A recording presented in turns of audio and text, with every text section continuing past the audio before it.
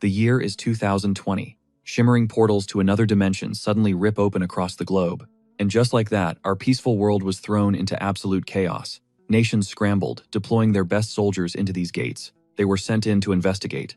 Not a single one ever came back. Then the real nightmare began. Hordes of grotesque monsters poured out from these hellish gateways, and against their insane power, our modern weapons were utterly useless.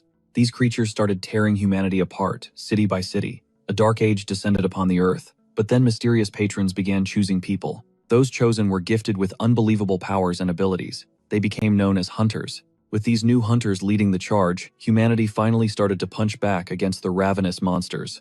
These patrons could even juice up active hunters with more power, making each one a unique force of nature.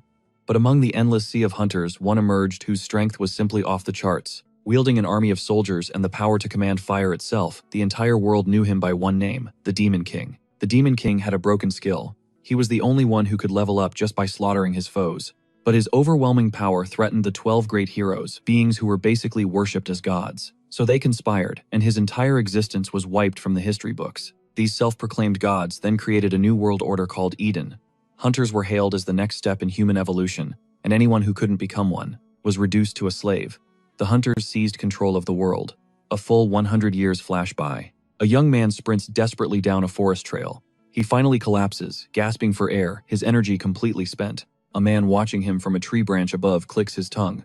"Already done?" he asks. The kid pants that he's hit his absolute limit. He has nothing left in the tank. The man just looks disappointed. "You said you wanted to change the world," he scoffs. "You really think you can become a hunter? With that kind of mentality, to get a patron's attention, you have to shatter your limits." The kid looks up, asking if Sung Hyun really believes that. "When your patron first found you, did you have to break your limits too?" Sung Hyun drops down from the tree and coolly replies that his patrons just started backing him. The young man's face falls. "That's not fair." Sung Hyun just nods.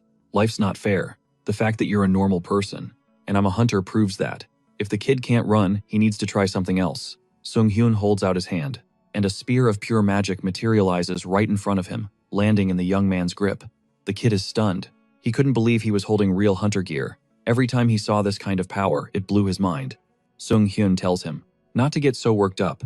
He'll get it when he finally becomes a hunter himself. The kid clutches the spear, saying that after hunters murdered his parents, Sung Hyun gave him a certain book to remember them by. It detailed all the twisted things the hunters had done. That's the reason he wants to fix this broken world. The boy looks down, adding that Sung Hyun kept him alive all this time, but seeing how little he's accomplished, it feels like becoming a hunter is just a pipe dream. In Eden, they preach that becoming a hunter is destiny, a gift from the heavens. Sung Hyun just shakes his head. "That's a lie. Don't sweat it," he says. "You'll definitely become a hunter." The boy nods, mentioning he never goes anywhere without the book, the last reminder of his parents. It is, after all, the autobiography of a forgotten hero whose legend was erased by 12 corrupt gods. Sung Hyun sighs, saying that if that hero was still around, the world would be a much better place. But as the mentor and his student talk, a figure high in the sky spots them. A woman gazing down from above announces, "Found them." Instantly, a devastating magical blast rains down from the sky. Sung Hyun's instincts scream, and he glances up, yelling that they're under a magic attack. He slams his hand into the kid's chest, launching him backward. The boy goes flying through the air just in time to see a massive beam of energy completely engulf his mentor. A hunter's attack, he thinks in terror. "But what would one be doing all the way out here?" The woman's voice echoes Neil, and against his will, the boy's knees slam into the dirt. He's completely shocked. His own body had betrayed him, following her command without question. He was totally paralyzed. The woman descends gracefully to the ground as several other figures materialize beside her, all of them radiating immense magical power. They drop to one knee, addressing her as the Queen of Eden. They hail Lady Athena. The kid's mind reels. Athena. As in the Athena. That would make her the supreme ruler of Eden, a hunter of the highest possible rank. But what was one of the 12 divine beings who built Eden even doing in a place like this? Athena speaks, her voice cold. "He couldn't have gotten far. Find him and bring him to me," she thinks to herself. The moment they finally pinpointed his location, he vanished. Just who was this man, and why did he show up here? Her gaze falls on the kneeling boy, and she notes that she can't feel a single drop of magic coming from him. The boy's heart pounds in his chest. The book he's holding, the Demon King's autobiography, contains the truth about the 12 heroes' dirty secrets. Secrets they've buried for over a century. He just has to pray that Athena doesn't figure out what he's got, and just walk away. To her, this kid was nothing more than a useless slave. He dared to hope. Did she actually leave? Am I safe? But as his eyes lifted, Athena was looming right over him, and that flicker of hope died instantly. She told him she'd almost overlooked the faint aura of magic clinging to him. It was nearly gone, but Athena's sharp eyes caught the telltale signs, the jackhammer rhythm of his heart, the rapid, shallow breaths. He was a deer in the headlights, and she knew he was hiding something from her, and she was right on the money. Athena's voice was ice as she commanded him, "Show it to me, now, and tell me everything." He had zero control. His own body started to betray him, moving on its own. It felt like the command of a god. He fought it, trying to lock his muscles down, because if that book ended up in her hands, it was game over. He was dead, but his body just wouldn't obey.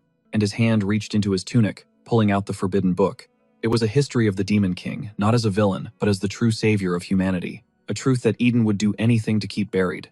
In that moment, a chilling realization hit him: everyone he loved could be slaughtered if this went south. His entire home district would be wiped from the map, completely erased. That was Eden's way. Annihilate anything and anyone who dared to stand against them. He could not let her have this book. Athena's eyes locked onto the object in his trembling hands. "There it is," she breathed. The autobiography of the Demon King. The title was right there on the cover, unmistakable. How a nobody like him got his hands on it was a mystery. But she didn't care. "That belongs to me now," she declared.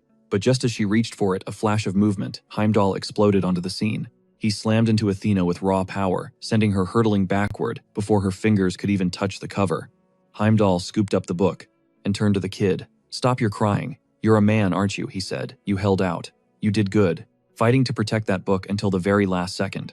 With tears blurring his vision, the kid looked up at his bald mentor and asked, Who are you? How could he just throw down with Athena, one of the 12 gods? Heimdall just shook his head. "Sorry, kid, no time for the full story. Didn't think they'd track us down this fast." Heimdall then pushed the book back into the kid's hands. "You've been saying it this whole time, right? You want to change this world." His mentor's eyes were intense. "The hunters, they play God, and they lord over everyone else. People like you with no power. You're just their pets, living and dying at their whim." Heimdall leaned in close. "But what if I gave you the power to change all that, the strength to defy the 12 gods themselves? Would you still fight to make this world better?" Just then, a roar of fury. Athena was back on her feet, her divine power flaring to life as she swung her blade. She charged, screaming his name, Heimdall. He didn't flinch. "She's on us. There's no more time. I can't take her alone. I need your answer. Now." The kid was completely floored, his mind reeling from the impossible choice. But through the shock, he found his voice. "Yes. If I had that kind of power, I would burn this rotten world down and build a new one. For the better. A future where everyone could be free." A flicker of a smile crossed his mentor's face. "That's the answer I was looking for." And then, Heimdall plunged his own sword straight through the young man's chest. The cold steel ripped through flesh and bone. As the kid stared down in disbelief, the bald man whispered, "If you happen to run into me over there, be nice to him. Would you?" And then impossibly his body, with the massive sword still skewering his torso, began to float into the air. He couldn't process any of it. Heimdall's words, the feeling of weightlessness. A voice echoed in his mind. "The contract is complete. As per the pact with the fallen angel, the boy had been granted a patron."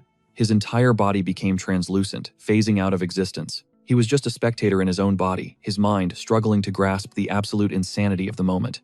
A moment later, he solidified, crashing back into reality. He stumbled, his hands flying to his chest, trying to make sense of it all. He was positive he'd been run through with a freaking sword, but there wasn't a single scratch on him. Not a drop of blood. But his body, it felt different, stronger. A raw power was thrumming through his veins, and a system-like voice announced, "Patronage has been acquired." He thought, wait, does this mean I'm a hunter now? But where in the world was he? He frantically scanned his surroundings. That thrumming magical energy, it was radiating from him. Could he be inside a gate? A scraping sound jerked him from his thoughts, and he instinctively dove behind a jagged rock. And not a moment too soon. A goblin armed with a crude club shuffled into view. Yep. No doubt about it now. He was inside a dungeon gate. Now everyone knows goblins are supposed to be the weakest of the weak. But that's a total lie. They're way more dangerous than they look. There's a reason they have a nickname, newbie eaters. Their sense of smell is insane, their hearing is razor sharp, and they hunt in relentless, vicious packs. For any fresh hunter who goes in blind, running into these things is a guaranteed death sentence. Crouched behind the rock, the kid held his breath, praying the goblin wouldn't spot him and just move on.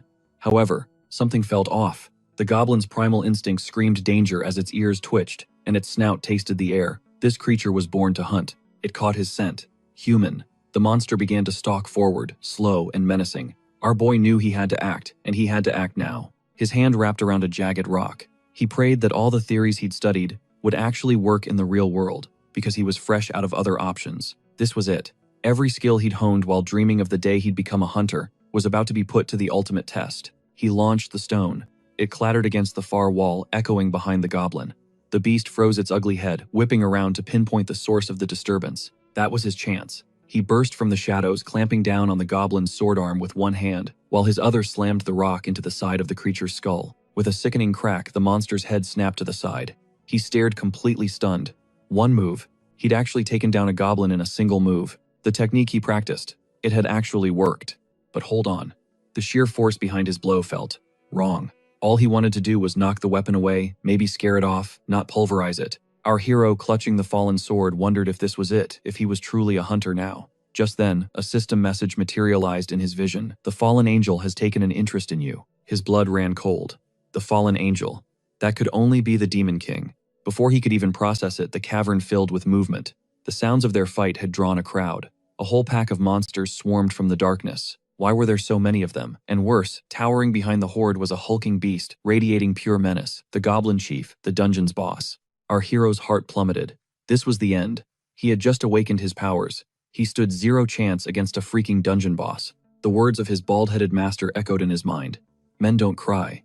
Even back then, he had faced his trials head-on and crushed them. He remembered his master holding a book, asking him, if you gained the power to change the world, would you have the will to see it through? And his answer back then was instant. Of course, if he ever got that kind of power, he would absolutely change this broken world. That memory ignited a fire within him. His grip on the sword tightened with both hands. No, he had no right to die in a place like this. He couldn't check out until he'd reshaped the world. Besides, the freaking Demon King had his eyes on him now. This was a test, a once-in-a-lifetime chance that most people never get. It almost felt like the fallen angel was giving him a standing ovation for his fighting spirit. A roar ripped from his throat as he charged straight into the swarm. He became a blur of motion, his new sword carving through any goblin foolish enough to stand in his way. There was no fear, no second thoughts, just pure, relentless survival. Then one goblin, way faster than the rest, darted under his swing. It got dangerously close, swinging a crude club for his head, but even this nimble enemy was instantly cut down. A notification flashed before his eyes. Level up. His mind raced back to his spear, training to his bald master, looking on in disbelief, muttering, simply incredible. Looking at you, his master had said, I finally understand what a true genius is. Most people have a ceiling they can never break through. But a student with a patron's blessing, they could become a hunter without equal. That thought fueled his rampage, and soon the last of the bloodthirsty goblins hit the floor. Silence fell. Only our hero and one other creature remained standing. The goblin chief. The final boss was all that was left. But he knew that even if it was just a goblin, he couldn't underestimate the alpha. The official guidelines are clear: to challenge a goblin chief, you need to be a C-rank hunter at minimum. Anything less is a death sentence. He thought about his own power. He'd just awakened. At best, he was a bottom-of-the-barrel F rank. How could someone like him, a total newbie, possibly defeat a monster on that level? But he had no other choice. The young man, spear now in hand, decided to bet it all on a single, decisive strike. The fallen angel seemed to approve, granting him a new authority, power over fire. This spear was a relic of the Demon King himself, and easily the most powerful weapon he had. Now our hero finally had the right to unlock its true potential. He burst forward, a comet of righteous fury, thrusting the now flaming spear toward the boss. The blazing tip plunged deep into the monster's flesh. The force of the attack was catastrophic. It tore straight through the creature's body, leaving a massive, smoldering crater in its wake. The young man could hardly believe his eyes. Did he really just do that? A new notification confirmed his kill and another level up, but it came with a price. Spear durability has dropped to 0. Pain flared across his own body. He was wounded, and his energy was plummeting. He had poured every last ounce of himself into that final attack. His vision tunneled to black as he crumpled to the ground, blood pooling beneath him. Much later, a team of hunters finally breached the dungeon. Their jaws dropped. What in the world could have caused this level of destruction? The entire dungeon was wiped out. Even the boss was dead. One of the hunters spotted a figure on the ground. "Hey," he yelled. "We've got a survivor over here." In spite of his grave injuries, our protagonist's eyes fluttered open in a hospital room. He was alive, somehow recovering from the brink of death. An array of medical machines were hooked into his body, their rhythmic beeps confirming he was stable. He blinked, realizing with a heavy heart that none of it had been a dream. Without warning, a woman materialized in his room. Athena. Her hand was reaching for the prize he'd claimed, the autobiography of the Demon King. The memories came rushing back, being stabbed by Sun Gyun, waking up inside that gate, and the desperate battle against the goblin chief that nearly claimed his life. Yet he was still here. He had survived, all thanks to that newfound power over fire. From the fallen angel before his world faded to black, his body ravaged by devastating wounds. Did the hunters who breached the gate somehow pull him from the brink? A nurse glides into the room, insisting he stay put.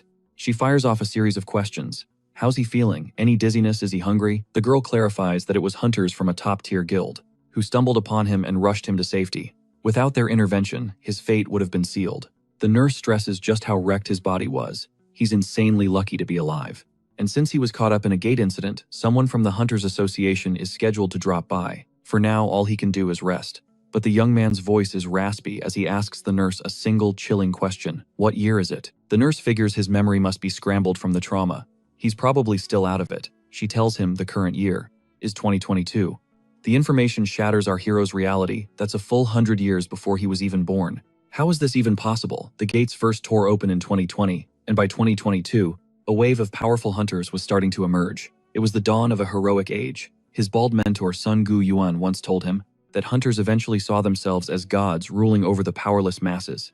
People as weak as him were treated like cattle, their lives hanging on the whims of others.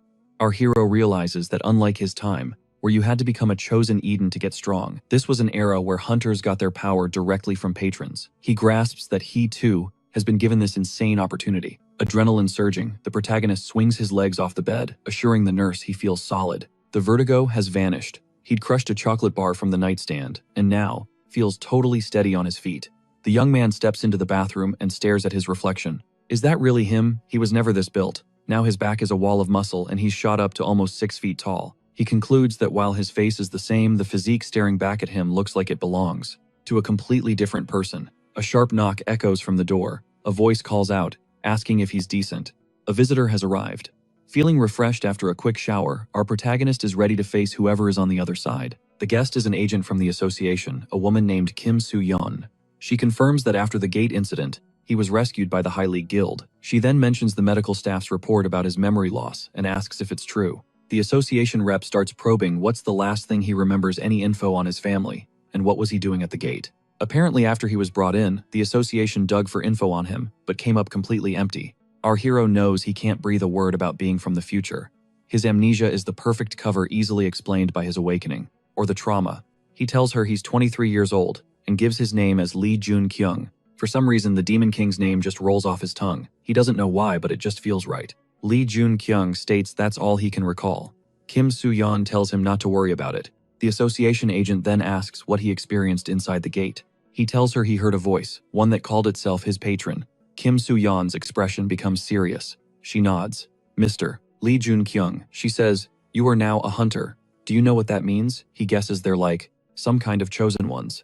The agent thanks him for his time, mentioning that other staff members might visit later on. She assures him the association will be in touch. Kim Soo-yeon gives him a deep bow, noting he must be overwhelmed. But that Lee Jun-kyung has just become an incredibly important person in this world. She wishes him luck and departs. Staring out the window, Lee Jun-kyung thinks about how formal she was. It's time. Our hero decides to check his status. He summons one of the Demon King's abilities. The system window flashes to life, revealing his trait player and his title Goblin Slayer. It all clicks into place. This is why the 12 heroes were so desperate to contain the Demon King. He leveled up at a terrifying rate, and they were so spooked by his potential that they tried to erase him from history. The Demon King was built different. He wasn't just a hunter, he was a player. While others needed patrons to grant them power, he could grind his way to the top all on his own, without anyone's help. He was a singularity, the only one who grew stronger just by hunting. The Demon King. And now he, Lee Jun-kyung, has inherited that game-breaking power. The nurse returns beaming and congratulates Mr. Lee Jun-kyung on becoming a hunter. He gives her a polite thank you, but he's genuinely confused. Is becoming a hunter really something to celebrate? The girl enthusiastically confirms it. Even a bottom-tier F-rank hunter can make an insane amount of money, more than a normal person could ever dream of. And even without fighting a single monster, countless doors swing open for them. You could become a world-class blacksmith, for instance, who can forge legendary items by pumping them with pure mana. Or you could be a bodyguard for the super rich, with a waiting list of billionaires, begging to hire you. Lee Jun-kyung thought he had the system all figured out. After all, if you're not one of the chosen, you're doomed to be a nobody. So why did this feel so wrong? The nurse handed him a bag, explaining it was from some guy from the Hunters Association named Kim Soo-yeon. Inside were the clothes he was wearing during the whole portal incident. They figured it was best to hang on to them, just in case he ever needed them. Lee Jun-kyung walked out of the hospital, and into the dizzying center of the city, just trying to take it all in. This was the era of heroes. Gangnam, a place his old self couldn't have even afforded to breathe in. Lee Jun-kyung couldn't help but notice how bright and unnervingly peaceful everything seemed. That's when Kim Soo-yeon, the association rep, walked right up to him, saying he'd been waiting. The suit from the association urged him to tag along. He made it clear that it wasn't safe for a newly awakened hunter to just be wandering around, but told him not to sweat it. The second he was registered, they'd hook him up with some seriously nice apartments. Kim Soo-yeon even congratulated him before the results were in. The test flashed back S rank. In the entire country, almost no one awakens with a rank that high. Shook Kim Soo-yeon ushered him into a luxury car, saying they'd hash out the details after he was officially in the system. Typically, when people awaken, they pull an F rank, maybe an E, if they get lucky. The hunter ranks are a straight shot, up the alphabet. The higher the letter, the more insane opportunities you get, and the more society basically worships you. Kim Soo-yeon confirmed that the registration was complete, and led Lee Jun-kyung to the apartment that was now his. The kid stepped inside the door, and was totally blindsided by the decor. It looked like something out of a history book. Still, he managed to say, "Wow, I actually really dig this." He thought to himself that this day was unreal. He was finally a hunter. For the first time in his entire life, he had a real home. Just then, Kim Soo-yeon mentioned someone important wanted to meet him. Our hero was totally thrown. Seriously, someone wants to meet him. Who could it possibly be? There was no way anyone here knew. He was from the future. Kim Soo-yeon explained, it was the leader of the High League Guild, the very same guys who saved him. They were apparently really interested in him. But he could totally turn them down if he wasn't feeling the meeting. The association rep added that this guild was a massive deal, constantly grabbing headlines. A moment later, Kim Soo-yeon was introducing them. The guild leader's name was Sun Gu-yuan, and the first thing he said was that Jun-kyung was tall. They needed guys with his build. That's when our hero realized he recognized the man. That bald head was burned into his memory. Sun Gu-yuan caught his stare. "What are you looking at, kid?" Lee Jun-kyung snapped out of it, averting his eyes. The kid stammered that he wasn't trying to be rude. It just sort of happened. He mentally kicked himself. He had almost messed up big time. He'd been completely caught off guard. Who would have guessed? He'd meet his mentor from the future this damn soon. Sun Gu-yuan just brushed it off, saying it was fine. But then he squinted. "Have we met before?" For some reason, he said Lee Jun-kyung just seemed familiar. Jun-kyung quickly fired back that he'd lost all his memories after his awakening, so he really had no idea. Our hero then gave a deep bow, thanking the bald man for saving his life, and for his team's help. Jun-kyung was thinking, I'm looking at a living legend who's going to close down countless gates, a man who will save millions. Sun Gu-yuan just thought he was a very well-mannered young man. Lee Jun-kyung knew better. He was looking at a forgotten hero, someone the world would eventually believe was dead.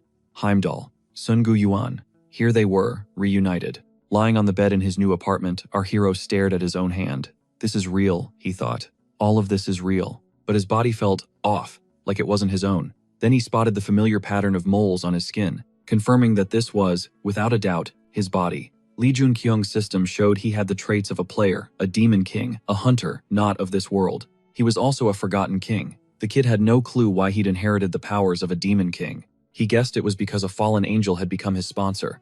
But what became of the original demon king? Our hero knew nothing beyond that. He figured answers weren't coming anytime soon. Lee Jun-kyung let the reality sink in. He had traveled back in time, and been given the single most broken ability imaginable. He had been handed the power, a power that could reshape the entire world for the better. Cut to the Hunters Association training class, where a bunch of rookies wait for their teacher. A man in dark sunglasses strolls into the auditorium and addresses the room. He introduces himself as Bae Sang-soo, one of their new instructors. A murmur shot through the crowd. Were they serious? Could that really be the Bae Sang-soo? A B-rank hunter. Scouting. Seriously, rumor had it, the association itself was looking for fresh talent among them. For most of these trainees, this was their big break. If they could just catch someone's eye, they could score a spot with the association or a top-tier guild. That was the dream everyone was chasing.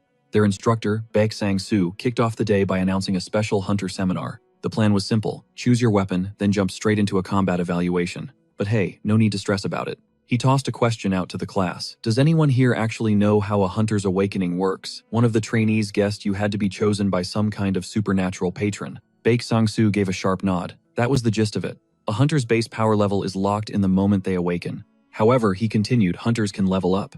So who can tell me how that's possible? A student shot her hand up, explaining it was either by clearing gates or pulling off some major achievement that gets your patron's attention. You can also get special skills or items from additional support, she added. An excellent answer, Bae Sang-soo praised. He could tell they all came prepared. All right then, he smirked, time for a real curveball. What is a patron's ultimate goal? And just like that, dead silence. It was the one question every hunter wonders about, but nobody has the answer to. Who are these patrons really, and why do they bother choosing regular people and turning them into hunters? Baek Sang-soo's gaze drifted over to one specific trainee. He couldn't figure this kid out. While everyone else was desperate for the spotlight, this guy couldn't seem to care less. You, the instructor called out. How about you answer the question, Baek Sang-soo made it clear that any theory was on the table. There was no right or wrong answer. He was genuinely curious about this kid's perspective. Surprised, Lee Jun-kyung finally looked up. Isn't it all just some kind of entertainment for them? Baek Sang-soo's eyebrow shot up. Entertainment? What exactly are you getting at? Lee Jun-kyung spelled it out plainly. They pick a character to go hunt monsters. The patrons get a thrill out of watching that character grind and power up. It's basically a game. The thought chilled him. The Demon King had assumed the patrons saw their world as nothing more than a game too. And despite all the insane power the Demon King had acquired, that one critical assumption still led to his death. One thing was certain, the patrons guarded their secrets with everything they had. The scene shifts to the arena, where the first challenger, a girl with a blade, stood ready. An excellent choice, Instructor Baek Sang-soo commented. She'd picked a sword. With a firm nod, the girl confirmed she was ready for the lesson to begin. But you could see a flicker of uncertainty in her eyes. Baek Sang-soo's voice boomed. You will be fighting a starved goblin. Its eyes were glowing a demonic red. And listen, he added, it doesn't matter if you can't beat it. I'll decide whether you pass or fail. Baek Sang-soo then mentioned the goblin had been brainwashed, so it couldn't actually kill a person or inflict any life-threatening wounds. The test began. The goblin exploded from its cage, immediately lunging at its opponent. But the girl didn't flinch, charging head-on to meet the monster. The young hunter's sword became a blur of silver. The goblin couldn't land a single hit. In a flash, the creature vanished, reappearing behind the girl and screeching as it dove in for an attack. This could be dangerous, Baek Sang-soo thought. But in a split second, the girl whipped around her blade, slicing the goblin clean in two at the waist. One swift, perfect swing. After the fight, the completely exhausted and emotionally drained hunter collapsed onto the arena floor. The severed parts of the monster lay scattered around her. Impressive, Baek Sang-soo declared. To pull off a counter in a situation like that and obliterate the goblin, that was masterful. She passes. And with that, the final contestant was called forward. Lee Jun-kyung stepped into the ring. In his hands were a spear and a shield. Baek Sang-soo found himself thinking that the combination was a little weird. Our hero knew this test was the only thing standing between him and getting into the advanced graduation courses. If he could prove his worth right now, the rewards would be huge. The instructor's voice cut through the tension. The final test will now begin. Unfortunately, he said with a slight smirk, we seem to have run out of goblins. So your test will be against a different monster. And since your opponent has changed, the rules are changing too. You don't need to kill this one. Just earn my approval and you'll pass. Baek Sang-soo also reminded him that this monster was brainwashed too, so it can't inflict any serious injuries. Besides, as long as a B-rank hunter like me is here, nothing's going to go wrong. Jun-kyung figured his opponent would probably be a kobold, since they were about as strong as goblins. I'm ready, the young man stated, his voice steady. Good, the instructor replied. In that case, let's begin. He then added, I was impressed by your answer during the seminar. I hope you don't disappoint me in here. But the monster that stomped into the arena wasn't a kobold. It was an orc. This beast had the raw strength of 2 adult men, and absolutely insane vitality. On the giant screens, the other trainees could only watch their jaws on the floor. Every hunter watching the monitor did a collective double take. An orc, in a training simulation. Since when was that a thing? Baek Sang-soo explained that this little surprise was thanks to a certain B-rank hunter who had appeared straight out of nowhere. This guy was already one of the most powerful hunters on the planet. Meanwhile, Lee Jun-kyung, a fresh C-rank, had just single-handedly wiped the floor with a swarm of goblins. And he even took down their leader inside a D-rank gate. How was it possible for a rookie to pull off something so legendary right at the start of his career? The association knew they couldn't let a gem like him just walk away. The fallen angel locked his gaze onto Lee Jun-kyung, watching every move. The orc charged a blur of green fury, but was instantly met with a spear that tore into its shoulder. A blood-curdling scream ripped through the air as the monster recoiled in agony. Lee Jun-kyung scoffed, thinking he was up against some brainless brute who just charges in with pure strength and zero strategy. The kid figured this would be an easy clap. But then his spear got lodged deep in the beast's flesh, refusing to budge. As Lee Jun-kyung yanked on the shaft, he felt the insane raw power of the orc pushing back. The spectators were freaking out. Isn't this way too over the top? The instructor needs to shut this down like right now. Even Baek Sang-soo had to give him props. The kid's opening strike was textbook perfect. If that had been a normal person instead of an orc, they would have been dead on the spot. But everyone had seriously underestimated this monster. Lee Jun-kyung was thrown on the defensive, his shield now his only hope. Okay, safety first. Baek Sang-soo's mind raced. If he didn't step in, this could get ugly fast. The magic sword flared to life. The colossal beast swung to crush its opponent, but our hero was a phantom expertly weaving and dodging every single attack. Seizing the perfect opening, Lee Jun-kyung launched a brutal kick that connected squarely with the monster's skull. The beast staggered from the concussive force. It was a critical hit, dealing massive damage. The hunters glued to the widescreen panel were shook. Who even is this kid? Is he really a newbie? One of the hunters pointed out how the kid had used the leverage from his stuck spear to throw the orc completely off balance. He literally schooled that orc in the middle of a class. The mentor's mind was blown. Was that a skill? A freshly awakened hunter with abilities like that? He didn't even chant an incantation, which meant it had to be some kind of high-tier passive skill. Suddenly, the shield's durability plummeted to 0. This had never happened before in the entire history of the hunter era. In that instant, the young man leveled up. His fire mastery surged to level 2. The monster was completely annihilated. Baek Sang-soo knew right then they could not lose this prospect. They had to get him into the association, no matter what it took. The mentor just muttered, "Unbelievable. Hunter Lee Jun-kyung, you've passed the evaluation." The protagonist gave the instructor a nod of thanks, his mind already racing. That fire ability was seriously overpowered. It wasn't just a skill, it was the core of the demonic control he once wielded. From the very start of his hunter journey, this was more than a simple skill. It was true power, totally different from what normal hunters possessed. Unlike regular skills that needed a patron to get stronger, this one could be leveled up through his own stats. There was a catch, though his current gear couldn't handle that kind of raw power. To even use the skill, he'd need equipment forged from, at least, a high-strength metal. Later, the rookies all met up to chill. Sung-hyun felt kinda awkward, wondering if he even belonged there. Lee Jun-kyung just clapped him on the back and said, "Of course he did. This was a housewarming party after all." The chill hangout then moved over to the hero's apartment. They kicked back with some food, chatting about the seminar and the big test coming up the next day. They also talked about all the places they wanted to check out. Kim Soo-yun, their appointed curator, then brought them back to reality. He reminded everyone that the final evaluation was going down tomorrow. It was going to be a live test inside a real gate. But he was confident Lee Jun-kyung would have 0 issues. Song Guiyan then cut in, asking what Lee Jun-kyung had decided about his little proposition. The guildmaster made it clear he wasn't about to let a talent like this slip through his fingers. Kim Soo-yun noticed it immediately. The whole vibe at the table shifted, getting super intense. One of the biggest guilds in the country was trying to poach this guy. It was a golden ticket, a once-in-a-lifetime shot. For Lee Jun-kyung, that is. But our hero looked him in the eye and said he'd have to pass.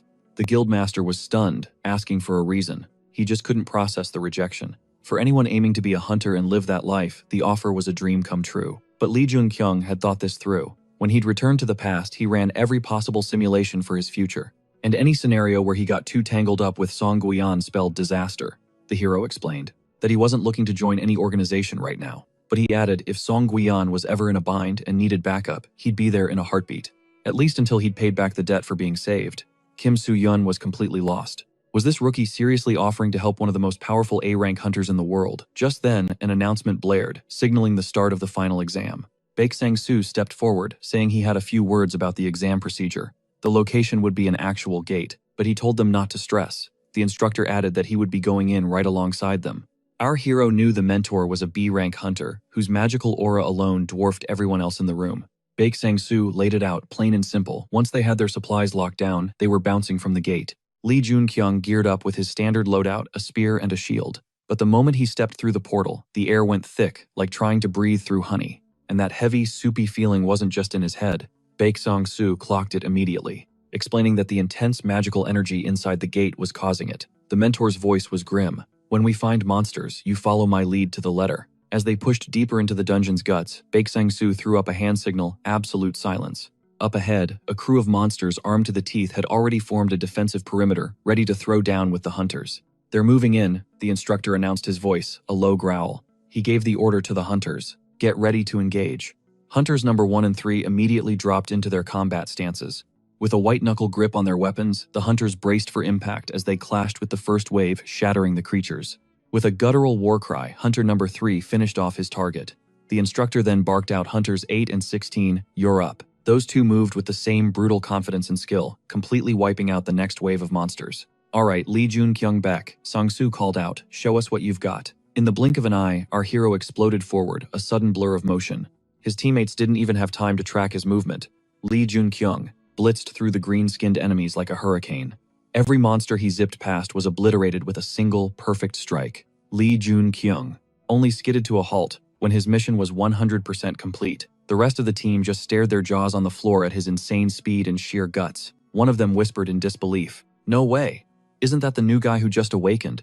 What is he even doing here in training?" Baek Sang-soo thought to himself that Jun-kyung's weapon handling was absolutely off the charts. He's already on par with a B-rank hunter. We can't let him get away. We have to recruit this prodigy. A notification dinged. The hunter's level had increased. The training squad, with Baek Sang-soo at the front, ventured further into the cavern. The mentor warned, "The boss room is right around the corner. But this thing is a whole different beast than the goblins we've been fighting, so you better be on your A game." Baek Sang-soo reminded them to get prepped, chug their potions, and double-check their weapons and armor. Meanwhile, Lee Jun-kyung was lost in thought about the Demon King. The guy had the power of a player but got wrecked by the 12 heroes before he could even hit his power spike. That never would have happened if he had just leveled up faster than them. The answer was crystal clear to Lee Jun-kyung. He had to do whatever it took to get stronger, way stronger than the 12 heroes of Eden, stronger than anyone. Baek Sang-soo snapped. We're moving out, and as they pressed forward, the hunters started to feel it. Something was dead wrong. Our hero was shook. What was this crushing magical pressure that was bearing down on all of them? An urgent command came from the senior officer. Everyone retreat immediately. Get to the gates, run.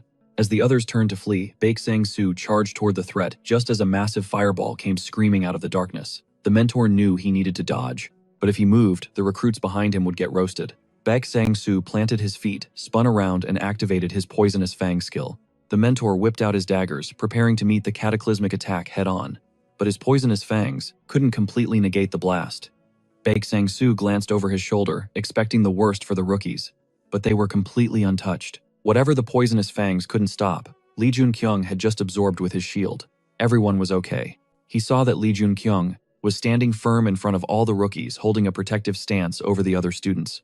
The mentor could only say, "Hunter, Lee Jun-kyung, you are absolutely unreal." The young man replied that he only pulled it off because the instructor had already soaked up most of the fire blast. A notification popped up. The fallen angel was requesting the player to eliminate the great goblin sorcerer. The hunters laid eyes on the beast, a monster that could easily clap a B-rank hunter. Are you kidding me? This is a low-level gate. The danger rating is so far off it's not even funny. No matter what, we have to bail. The only person here who stands a chance is Baek Sang-soo. He admitted that even for him, the great goblin sorcerer would be a seriously tough fight. All hunters exit the gate and radio for backup. But then, Lee Jun-kyung walked right up to the instructor and said he wanted to take on the great goblin sorcerer. Baek Sang-soo shot back, "Don't get ahead of yourself, kid. I know you smoked a bunch of goblins and even an orc, but the great goblin sorcerer's power comes from its magic, not its fists. Its spells can vaporize a B-rank hunter." Lee Jun-kyung calmly stated that he knew exactly how powerful the monster was, and more importantly, he knew how to fight it. Yeah, the great goblin sorcerer was a solid B-rank threat. It was a master of fire magic. Its main moves were fire arrows, fireballs, walls of fire, and shields of flame. Our hero looked his mentor dead in the eye and asked, "Are all the monsters in here really designed for rookies to be able to defeat them?" That's why he wants to shoot his shot, but Sang-soo is just thinking, what is this delusional confidence still he lets him cook? The kid unleashes a torrent of raw firepower, blasting it straight at the great goblin sorcerer. His opponent, completely blindsided by the sudden aggression, is visibly shook. The hunter mutters that this can't be the same Lee Jun-kyung he knew. He doesn't just block the fireball, he freaking redirects it right back. As a pro, Baek Sang-soo realizes with dawning horror that Lee Jun-kyung didn't block it. He absorbed it. But how the great goblin sorcerer frantically scrambles to throw up defensive magic circles, trying to shield himself from the rogue hunter's onslaught. A massive firewall erupts between them, a raging inferno that seems completely impassable. In that instant, the other hunters know they've made a huge mistake. They are so out of their league. They're about to get absolutely nuked by long-range magic. But Lee Jun-kyung isn't backing down an inch. In fact, he's just getting started. The great goblin sorcerer desperate pulls another move from his playbook. Our boy instantly clocks the clone jutsu. But Lee Jun-kyung was ready for it. The kid throws up a pocket around himself, a dead zone, totally immune to the sorcerer's oppressive fire magic. Lee Jun-kyung remarks that this fire control is on another level, and then blitzes straight through the inferno toward his enemy. He's on the goblin in a flash, turning its entire body into a pincushion of pain. His fellow trainees can't believe their eyes. Lee Jun-kyung actually did it. The newbie. He really took down the great goblin sorcerer. The fallen angel is absolutely vibing with this super rookie's epic performance. A notification flashes, mission accomplished. And for pulling off the impossible, the fallen angel officially becomes Lee Jun-kyung's patron. The young man takes the news in stride. Our hero has just unlocked another piece of the Demon King's legendary power set. Baek Sang-soo makes a beeline to report everything directly to the association president. The president just assumes the instructor wants to debrief about the chaos that went down during the final test. He has no idea. The president confirms that every last detail Baek Sang-soo reported is legit. That means there's not a second to lose. The president asks the instructor point blank, just how high is this kid's ceiling? Baek Sang-soo suggests that the ultimate goal the president has been chasing might actually be within reach now. The president decides this is now the #1 priority. He needs to meet this kid as soon as possible. Lee Jun-kyung is a little surprised when he sees that the others have already arrived. Kim Soo-yeon explains he's been waiting for the hunter alongside the head of the High League Guild. Kim Soo-yeon admits he was sweating bullets. He'd heard the gate the hunter entered suddenly spiked from an E rank to a C rank, but apparently that didn't slow him down at all. Song Gui-young cuts right to the chase, asking if Lee Jun-kyung got an invitation to join the association. And yep, our hero confirms he got the offer. The other hunters are floored. They tried to recruit him into the association. No way. Lee Jun-kyung just apologizes, explaining that he's not really looking to affiliate with any group at the moment. He knows joining the association would fast-track his growth, but it would also put him under a microscope, where he couldn't hide a thing. Lying low is his entire game plan, especially considering he's a time traveler from the future. Lee Jun-kyung figures the association president is just another major player in the system. He absolutely cannot get tangled up with him. He has to dodge the guy whatever it takes. Song Gui-young switches gears and asks a more personal question. Does the young man have any food he's into? This question somehow feels way more complicated than the whole association business. After a moment of intense deliberation, he replies that he likes ramen. Song Gui-young says that settles it, promising to treat him to a proper feast with plenty of meat. After that dungeon crawl, the first thing on our hero's agenda is a desperately needed shower. Lee Jun-kyung reflects on the insane power-ups he's gained since being yeeted into the past. He needs to check his status window, like now. He's now level 11, and thanks to the Fallen Angel's patronage, he can summon a single familiar. Summoning is not a skill your average hunter has. Only 12 legendary heroes have ever possessed this power. It's this very ability that allowed him to pull off all those insane feats. It's no wonder he managed to wreck the Bone Dragons Balrog and even Cerberus. Lee Jun-kyung realizes he's inheriting the exact same powers the Demon King once wielded. The familiars he'll summon will be just as OP as the Demon Kings were. The system has granted him one guaranteed summon, a gift from the Fallen Angel. The kid activates the summon. Just then, Kim Soo-yeon tells Lee Jun-kyung to check out the information popping up on his smartphone. It's an entire feed dedicated to him. Kim Soo-yeon had heard the rumors that Lee Jun-kyung took down the great goblin sorcerer. How did he do it, and why didn't he say anything sooner? Lee Jun-kyung was floored to see his face plastered on the front page, even if his personal details were completely blacked out. Of course, the top brass at the association, they already had the full scoop. Kim Soo-yeon casually mentioned that hunters were blowing up even more popular than most idols now. But you could tell the kid couldn't care less. Look, Lee Jun-kyung cut in, there are way bigger things I need to talk about. That definitely got Kim Soo-yeon's attention. The young man laid it out plain and simple he wanted back in the dungeons. He got his wish diving into gate after gate, and absolutely crushing every mission. He was even leveling up. The problem? Nothing. No reaction from the monsters he annihilated. Not even the final boss. How was he supposed to use them? He figured a familiar had to be either insanely powerful or have some kind of special cheat code skill, but after all that, he still hadn't absorbed a single soul. This entire time our hero was convinced he needed monster souls. Was his whole theory just wrong? After clearing yet another dungeon, Kim Soo-yeon was there to give him a pat on the back. The association rep pointed out that this was Lee Jun-kyung's 4th successful raid. He then asked if he had any loot to unload at the auction. The young man handed over his haul of trophy weapons. Kim Soo-yeon was impressed, noting how the kid mastered everything instantly, like he was born for this. As soon as the gear sold, the cash would be wired straight to Lee Jun-kyung's crypto account. Our hero just had one question. When can I hit the next gate? His contact shook his head. There are no more gates available to book. Lee Jun-kyung was stunned. The world was literally crawling with gates that no one could close, and he couldn't even reserve one. How was that even possible? Kim Soo-yeon explained, that some new guild just popped up and was making major moves. They had somehow managed to reserve about 20 low-level gates all for themselves. Lee Jun-kyung's mind raced. Even if they're low-rank gates, how could one guild possibly lock down all 20? Kim Soo-yeon confirmed it was sketchy. Normally, the association would shut that down immediately. But since the guild had a track record of clearing the gates they reserved ahead of schedule, the association's hands were tied. They had to greenlight the request. Lee Jun-kyung's voice was tight. Is the leader of this guild named Choi Yoon-seon? The man's face confirmed it. Kim Soo-yeon added that it was the Northern Army Guild founded by Choi Yoon-seon himself. Apparently, he was the original super rookie before Lee Jun-kyung exploded onto the scene.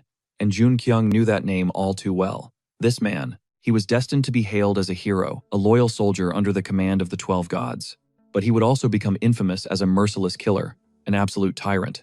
Lee Jun-kyung thought grimly, so it begins. He remembered the god of war, Gunther. He remembered peaceful citizens pouring into the streets, begging for construction to halt, screaming for their lives to be protected. Not even the pouring rain could silence their desperate protests. An aide frantically reported to his master that the riots were spiraling out of control. What were his orders? Gunther scoffed. They were nothing but ants. If their nests were crushed here, they'd just scurry off and build new ones somewhere else. Why should he care about the lives of a few insects? Gunther sneered, calling the protesters pathetic slaves. He'd already granted them the privilege of surviving. The fact they demanded more was insulting. As Lee Jun-kyung walked through that same city, the memory was a gut punch. After this incident, half the residents of his village were wiped out. A horrific, pointless tragedy. His thoughts were shattered by a cry for help. An old man was pleading with some thugs. How can you do this? Just because you're hunters. One of the punks answered by kicking the old man's cart, splintering the wood. Stop this madness, the old man begged. This is wrong. That was it.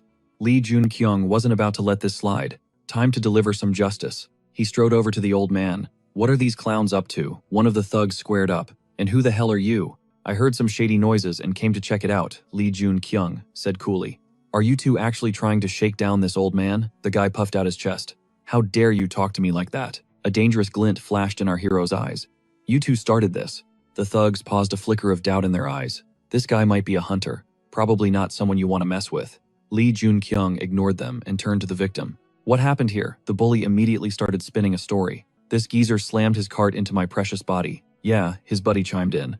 We're just demanding fair compensation. The old man was furious. That's a complete lie. You know that's not what happened. They kicked my cart first, and then started getting physical with me. Lee Jun-kyung's voice dropped ice cold with rage. Why did you break this man's cart? The thug smirked like he was explaining something to a child. Hey, you're a hunter, right? You get it. Anyone who attacks me is my enemy. So what's the big deal about breaking some old cart? You should really watch yourself, man, the thug added with a sneer. He was starting to take the kid's moves as a personal attack. Lee Jun-kyung offered to let them walk since they hadn't touched the old man. The thug's face twisted in rage. How dare some nobody give him orders? The goon lunged at our hero, but Lee Jun-kyung flowed into a close-quarters combat stance and effortlessly deflected the blow. The guy wasn't just blocked. He was thrown, slamming onto the concrete and injuring himself.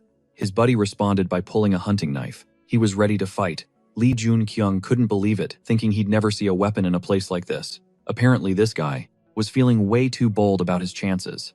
The goon with the blade, however, was visibly shaking. The villain sneered at his opponent. You don't even have a guild, do you? Then he charged, slashing wildly with his dagger. We're on a completely different level than trash like you. That was the wrong move. A flash of anger crossed Lee Jun-kyung's face as he countered instantly, neutralizing the attacker. The young man scoffed. Judging by your pathetic skills, your guild must be a total joke.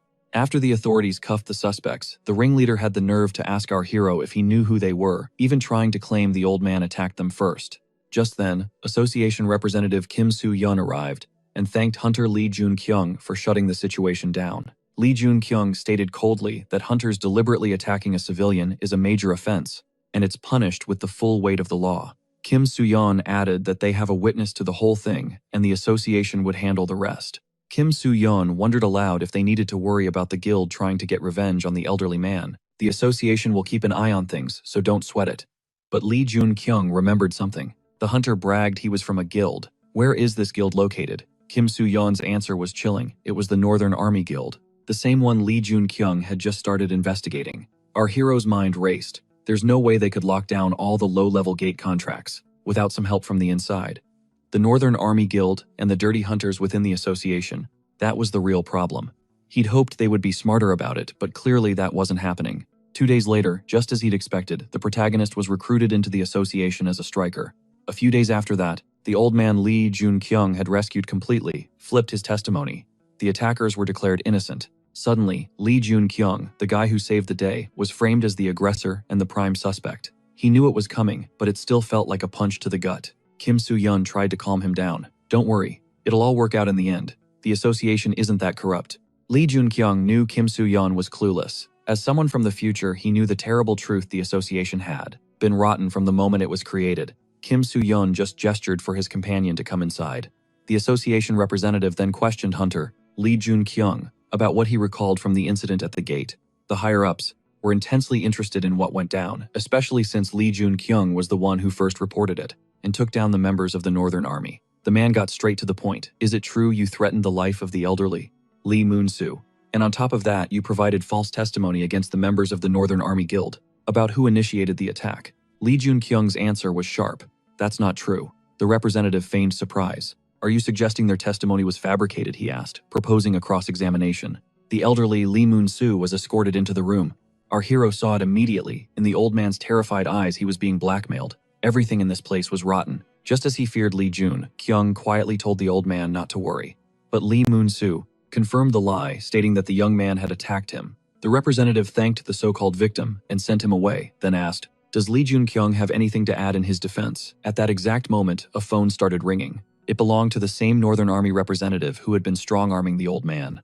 Our hero knew it was over. The association knew exactly why the testimony had changed, but the only person who would face consequences for perjury was the old man. There was nothing Lee Jun-kyung could do in this situation. He just didn't have the power. Later, Sun Gu-yeon met up with our hero, saying he'd heard what happened. Kim Soo-yeon explained that he'd called the guild leader directly, since he no longer had any pull within the association. Lee Jun-kyung thanked them both, saying they must have their own problems to deal with. Sun Gu-yeon insisted that Lee Jun-kyung was already doing great things. Suddenly, a figure approached them. It was the old man Lee Moon-soo. He collapsed to his knees, apologizing to Hunter Lee Jun-kyung with tears flooding his eyes. The old man choked out that those scum had threatened his granddaughter, leaving him with no other option. He couldn't risk her safety. Instead of helping the hunter who saved him, he just dragged him into deeper trouble. Kim Soo-yeon looked on, speechless with outrage. So did the Northern Army strong-arm the old man with threats? And if so, why is he only spilling the tea now? The old man breaks it down. If he'd breathed a word sooner, his granddaughter's life would have been on the line. But the damage was done. The past couldn't be rewritten. All he could do now was beg for forgiveness, which he did, right in front of the guildmaster. Song Gu-yeon immediately shut that down, promising the old man his granddaughter would be untouchable. He would personally see to it. He told the old-timer to stop stressing about those thugs and head home. Our hero, meanwhile, has picked up a crucial habit. He records everything. After getting caught in jams like this time and time again, he knows better than to be caught without proof. From now on, he can't afford to miss a single detail. Suddenly, a figure strides toward him, and he's stunned, saying, well, I never expected to see the leader of one of the biggest guilds out here. They were standing face to face with the super rookie, the one everyone was whispering about. It was the head of the Northern Army himself. Kim Soo-yeon was floored. How could this guy possibly know everything? Was it possible the rat inside the association was his own personal informant? The Northern Army's leader stuck out a hand, introducing himself with a smirk. The name was Choi Young-soo. Song Gu-yeon shook it, playing along with a polite, "Nice to meet you." But then, without releasing his grip, his tone dropped. He delivered a chilling warning. You better check that ego of yours before you make an enemy out of me. And this super rookie. Song Gu-yeon then leaned in closer.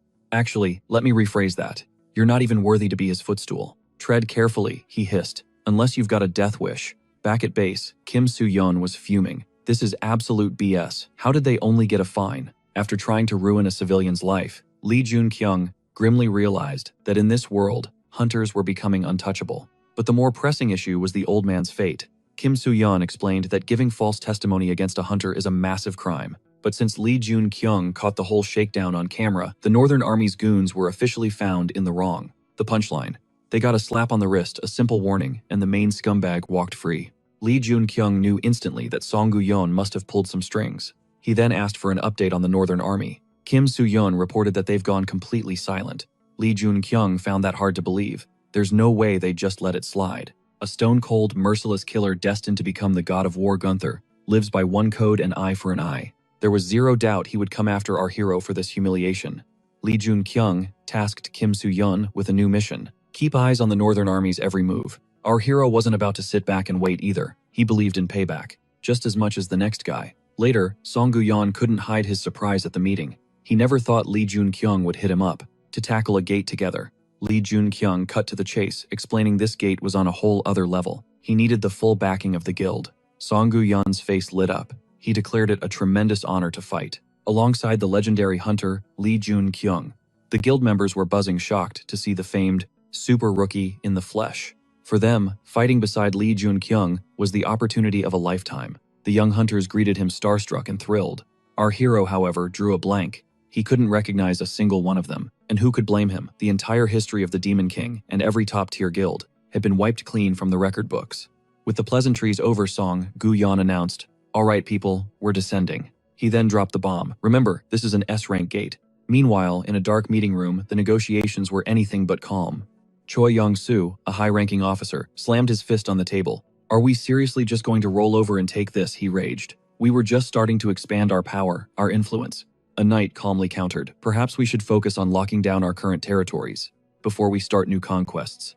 After that last disaster, doesn't it feel like our own members are starting to spin out of control?" This knight was none other than the Northern Army's second-in-command, Zhang In-chong. Choi Yong-soo scoffed. "Those lowlifes got what they deserved. Civilians are nothing but cockroaches, only alive because we hunters protect them. And you're telling me we bowed our heads and apologized to those insects?" The knight shot to his feet, his voice shaking with fury. "What did you just say, Choi Yong-soo? You want to step outside and settle this like men?" "Enough," a commanding voice boomed, silencing the room. The true head of the Northern Army Guild called them to order, adding, "Yong-soo has a point." The guild leader's voice dripped with venom. "For daring to cross us, they deserve the most severe punishment imaginable. And I, for one, am very interested in seeing it through." The leader smirked, noting that another powerful figure had said the exact same thing. Apparently, he also had a vested interest in this arrogant upstart. "The stage is almost set," he declared. "All you have to do is wait for my signal." Failure isn't an option in the Northern Army, so when the scout reported the dungeon traps were neutralized, it was a green light. The path ahead was clear. The squad commander gave the signal they were pushing forward, sticking to the planned route. But then an ambush explodes from the shadows. Just in the nick of time, a hunter slams his fist down and an earth shield erupts from the ground. Without missing a beat, another hunter winds up and launches a massive fireball, a blazing comet hurtling toward the dungeon freaks, charging them. Lee Jun-kyung watched, completely captivated. The craziest part, these were all skills you could actually learn here. Our hero couldn't believe it. He was seeing top-tier hunters in a real-life battle, something he'd only ever dreamed of. The monsters got absolutely steamrolled, wiped off the map. They never stood a chance. The squad leader's movements were flawless. Watching Sun Gi-yoon in action, Lee Jun-kyung could only think one thing: this guy was on another level. The guildmaster looks at Lee Jun-kyung and says, "Be real with me." He admits the whole call for backup was just a flex, a test to show off his guild's power. Lee Jun-kyung doesn't hesitate. "No cap, the top league is the real deal and you're one of the most incredible leaders I've ever seen." You could just feel the raw power radiating from Sun Gi-yoon, and it was obvious he was low-key holding back his true strength. One of the hunters smirks. "All right, enough about us. We want to see what this super rookie can do." Sun Gi-yoon nods, backing the challenge. Our hero figures there's no point in hiding his power from a guy like Sun Gi-yoon. He grips his spear, the air around him crackling. He dives into a swarm of armed, aggressive monsters, a whirlwind of deadly grace, and comes out the other side without a scratch. The other hunters were completely floored. Wait, how is he popping off skills without a chant? He's already mastered high-level abilities like he was born with them. This isn't a super rookie, he's a prodigy. Every single strike from Lee Jun-kyung finds its mark. The horde of monsters around him just melts away. Sun Gi-yoon realizes that Flaming Spear isn't just an ability, it's a manifestation of pure power. One hunter just shook his head. "Okay, I've seen enough. Super Rookie doesn't even begin to cover it. Not even our leader was on that level at his age." The hunter turns to his boss. "Dude, what were you doing? Why isn't this kid in our guild already?" Sun Gi-yoon calmly states that his offer still stands, adding, "Our guild is a powerhouse and we're only getting stronger." Sun Gi-yoon looks at him with a knowing gaze, sensing that the kid has been through hell and back to get to this point. Lee Jun-kyung was stunned. The guild leader just got him understanding his motivations and his ultimate goal on a deep level. Even Heimdall, with all his status, never had that kind of insight. The guild leader's tone then turned serious. "Those scumbags from the Northern Army won't just sit back and watch. But if you join us," he promised, "they wouldn't dare lay a finger on you." Sun Gi-yoon makes his final play, urging Lee Jun-kyung to join the highest league. Before dropping an absolute bombshell, he's willing to give him the guild leader position. The entire squad froze. He didn't offer a vice captain spot, he offered the entire throne. Our protagonist respectfully declines the mind-blowing offer, and Sun Gi-yoon, cool as ever, just nods. He understands. You could see it in his eyes. This kid was playing a much bigger game. Just then, his phone buzzes a priority message from the Hunters Association. They needed his help. The Northern Army and about 100 other hunters were being deployed. Sun Gi-yoon reads the alert. It's a hunter mobilization order, but seeing as the Northern Army is the main force, the whole situation feels sketchy. Lee Jun-kyung's mind raced. Could Choi Young-sun be manipulating the entire association? He knew it right then. This was where he had to start digging. Elsewhere, a knight from the Northern Army stared at the same message, completely shocked. Have we really fallen this far? Choi Yong-soo, his friend since they were kids, and his brother, Choi Yong-son. They were different people ever since they met that man. The Choi Yong-soo he remembered was aggressive, but had a heart of gold. Now he treats ordinary people like they're less than dirt. In the guild leader's eyes, everyone else is just an insect beneath his boot. It doesn't matter if they're civilians or other hunters. If anyone's actions dare to challenge the Northern Army's authority, they're marked for destruction. This guild is a cancer, rotted completely from the core, its honor a distant, forgotten memory. The knight knew deep down that he couldn't just abandon these two, no matter what. Then the same alert buzzed on his smartphone. He was staring at an impossible choice: justice or loyalty. Our hero, as these things usually go, found himself in a desolate industrial zone, facing down a rep from the Northern Army Guild before introducing himself. The knight shot back that he wouldn't be giving his name. A ridiculously reckless move, he thought. He scanned the area. There was no one else here. No way. Did this guy seriously show up to a meet like this? All by himself. Lee Jun-kyung just smirked, confirming it was just the two of them. No backup, no traps. Nothing to sweat about. The knight declared he had only one thing to say to his opponent. You got the mobilization order from the association, he stated. You need to refuse it. Lee Jun-kyung already knew their entire guild was being called up, didn't he? He calmly confirmed that he did. The knight scoffed. Since Jun-kyung was fresh meat, a newly awakened hunter, he probably had no clue how terrifying the big leagues could be, especially the head of the Northern Army Guild. That man was a walking disaster. Running into him on the street was bad news, but stepping through a gate with him, that was a death sentence. A thought clicked in Lee Jun-kyung's mind, so the Northern Army was a guild of chaos. These were the guilds with devils as their patrons, the ones who gave sick commands to slaughter people or cause mass destruction. A guild forged by a group like that could only be called a chaos guild. The knight looked absolutely stunned. What did this kid just say? Lee Jun-kyung fired back. Isn't that what Jung In-chang, your own deputy guildmaster, just told me? If he meant something else, there was zero reason to warn him about the danger. Lee Jun-kyung's expression was clear. He understood everything perfectly. Even after hearing the words Guild of Chaos, the knight was speechless. The knight finally erupted, screaming that Jun-kyung had no right to insult their guild. But the kid just said that Jung In-chang himself must already realize the truth. The Northern Army Guild was rotten to its very soul. The leaders they once believed in were gone, replaced by monsters. The knight's mind was racing. This kid had only been a hunter for a month, but with his insane leveling speed, it was obvious he was already packing the power of an A-ranker, maybe more. Jung In-chang realized this guy knew with absolute certainty that he wouldn't be attacked here. Was he really that good at reading people? This rookie even knew about him. The knight's thoughts spiraled. Who in the world was Lee Jun-kyung? Jung In-chang, codenamed Siegfried, was a legendary dragon slayer, but his most famous title was the Almighty Siegfried. He was the one who had stared down the most feared monster of all, the Demon King, and actually won. After that victory, his patron granted him a power beyond belief, an eternity to continue the battle against the Demon King. But on the orders of his closest friend Choi Yong-sun, his path to heroism was shattered, and he was ultimately destroyed by Choi Yong-soo. Lee Jun-kyung knew he had to win this man over to his side. Sure, he had the strength and the skills, but the real prize was his moral compass. In the corrupt hellscape of the Northern Army, he was the only one holding things together.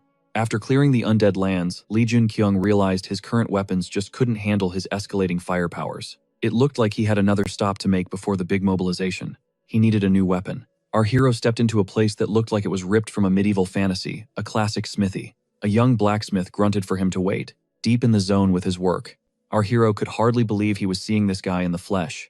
This was one of the hunters who awoke as a dwarf, the man who would one day become the legendary wandering blacksmith. A living icon for every hammer-wielding fighter, Park Jae-hyun. A full 4 hours crawled by before Jae-hyun was finally finished. The blacksmith turned and sized up the young man. Who are you? Lee Jun-kyung just smiled. After a 4-hour wait, now he decides to ask. I'm here to commission a weapon, he said, then casually asked if the blacksmith worked alone. Jae-hyun was thrown. This kid seriously came to him, a nobody blacksmith for a weapon. The whole situation was bizarre, and now he was asking if he was the only one working here. Lee Jun-kyung explained his curiosity. Because I noticed a second blacksmith's hammer. The smith admitted the kid had a sharp eye. It was someone else's hammer. But that wasn't important. The young blacksmith leaned in. So why me? I've never actually crafted gear for anyone before. This is all just a hobby. What brings a hunter like you to my doorstep? Lee Jun-kyung's answer was simple. My patron told me to come here. Jae-hyun's eyes narrowed. A patron working directly with this kid. It sounded completely unbelievable. Lee Jun-kyung knew the blacksmith had no reason to believe him, but he also knew the truth. He could feel his patron pulling the strings in his life. Park Jae-hyun was so legendary that his sponsor could literally dictate the destiny of every blacksmith out there. According to the Demon King's own autobiography, Park Jae-hyun was the master craftsman who forged all of the king's epic weapons, but thanks to the meddling of the 12 heroes, that entire arsenal was scattered across the globe. After that, Park Jae-hyun's forge only lit up for the 12 heroes. The Demon King even wrote, "If only Park Jae-hyun had stayed loyal to me, we would have reshaped history itself." Hearing this, Jae-hyun figured that, with patrons being this ridiculously strange, he had no reason to doubt the young man before him. Still, there was a problem. He flat out told the hunter he couldn't forge a single thing for him. Lee Jun-kyung wondered, is this guy just in a bad mood or what? So he asked him what the issue was. The blacksmith confessed that he and Fire were not on good terms. This was the insane reason he hadn't accepted a single custom order until now.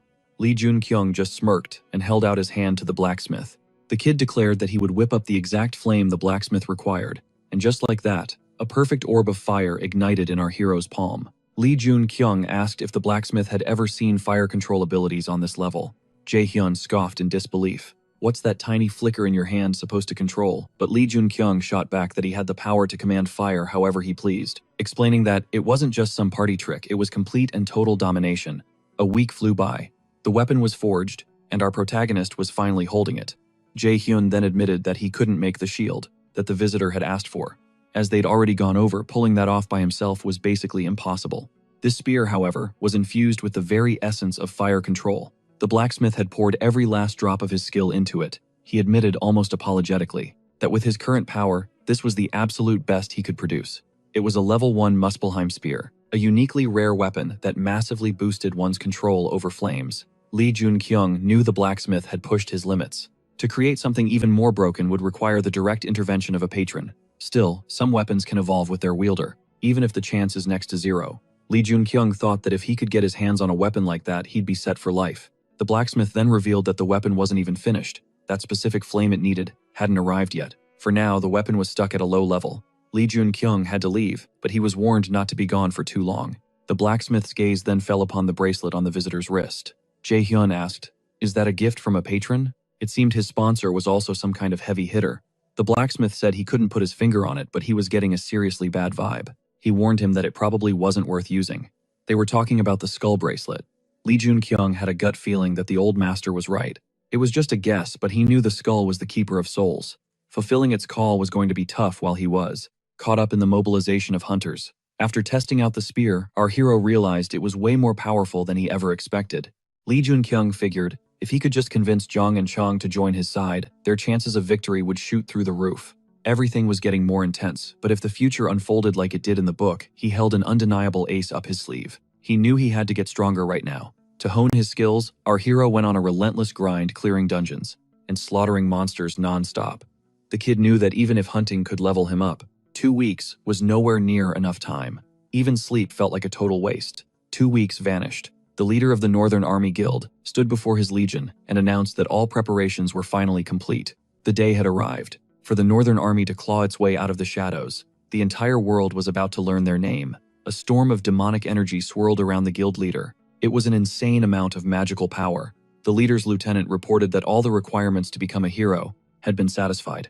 Everything was unfolding exactly as he had foreseen. The guild leader roared that today the world would be rocked by the name of the Northern Army Guild. The hunter thought to himself that he would finally seize the title of king. Kim Soo-yeon drove our hero in a government car heading straight into the danger zone. He begged him, "Are you really planning to go? Because you could die." The Northern Army Guild is far more vicious than they let on. The last guild that tried to raid the Northern Army was utterly annihilated. Lee Jun-kyung already knew all this. Kim Soo-yeon pressed again.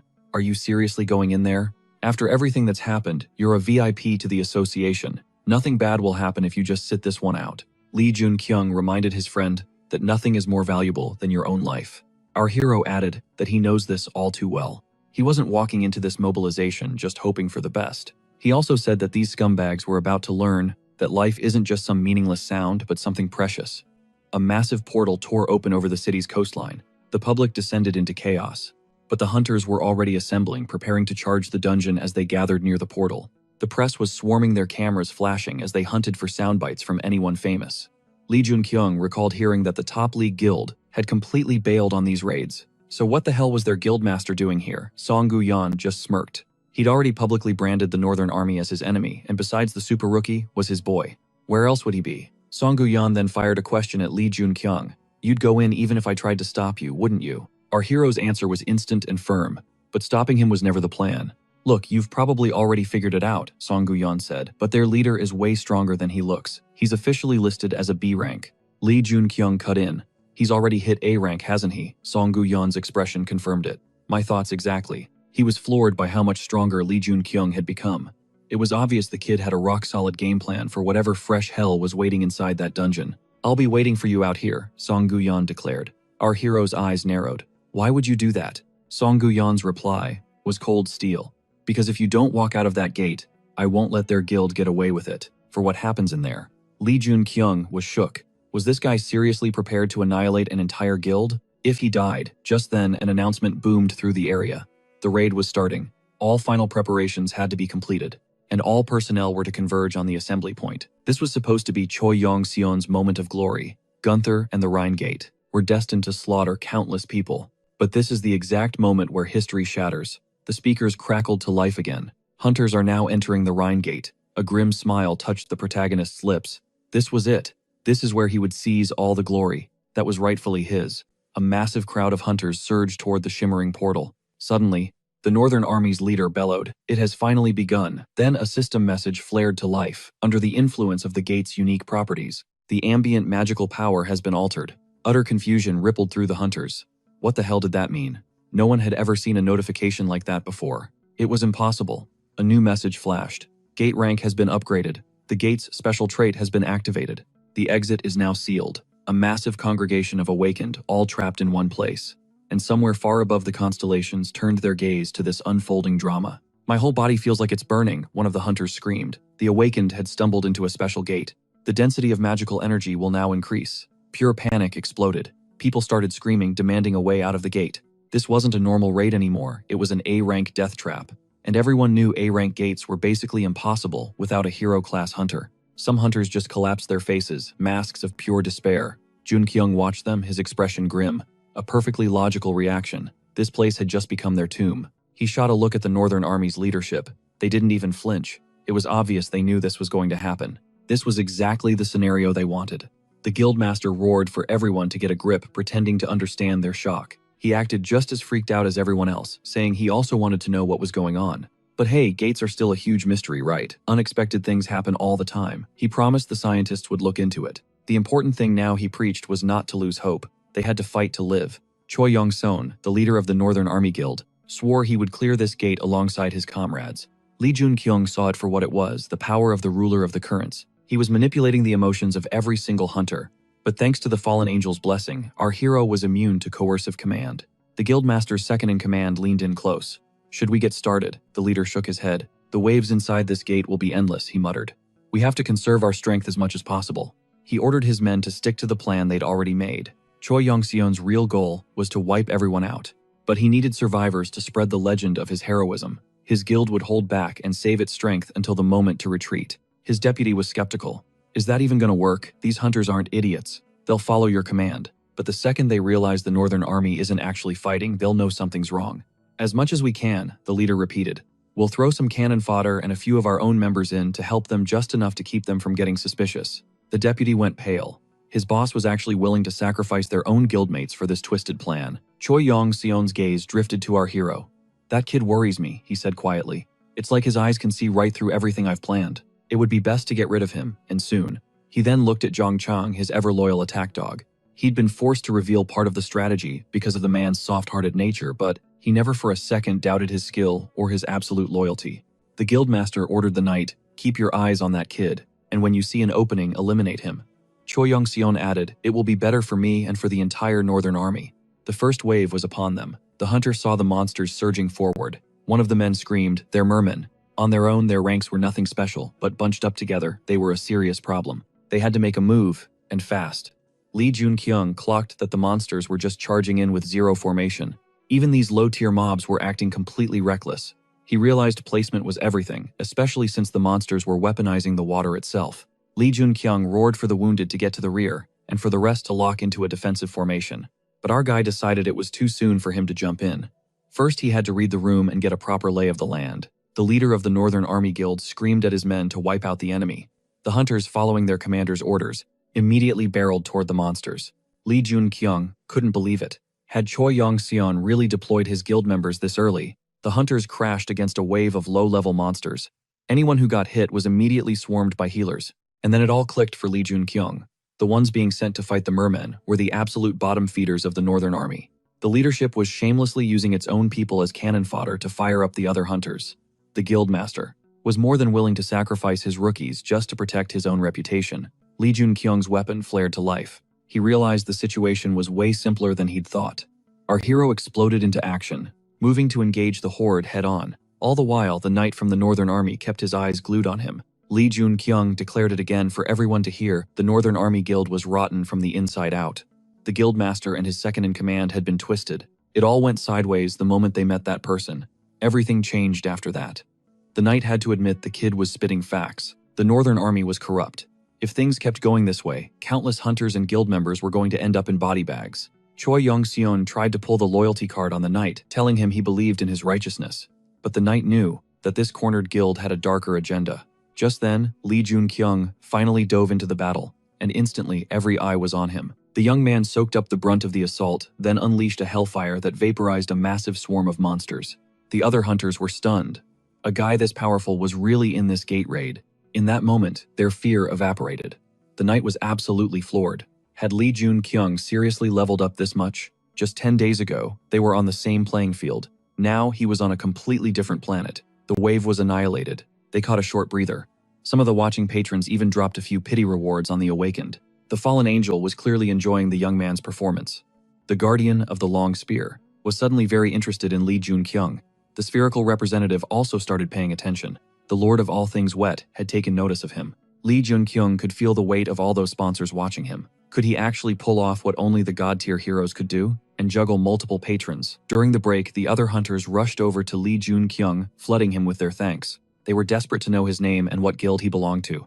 But Lee Jun-kyung just said, "This isn't over. There are way more waves coming. Everyone better get ready now. This gate has to be A rank at minimum." The hunters nodded in understanding and immediately started prepping.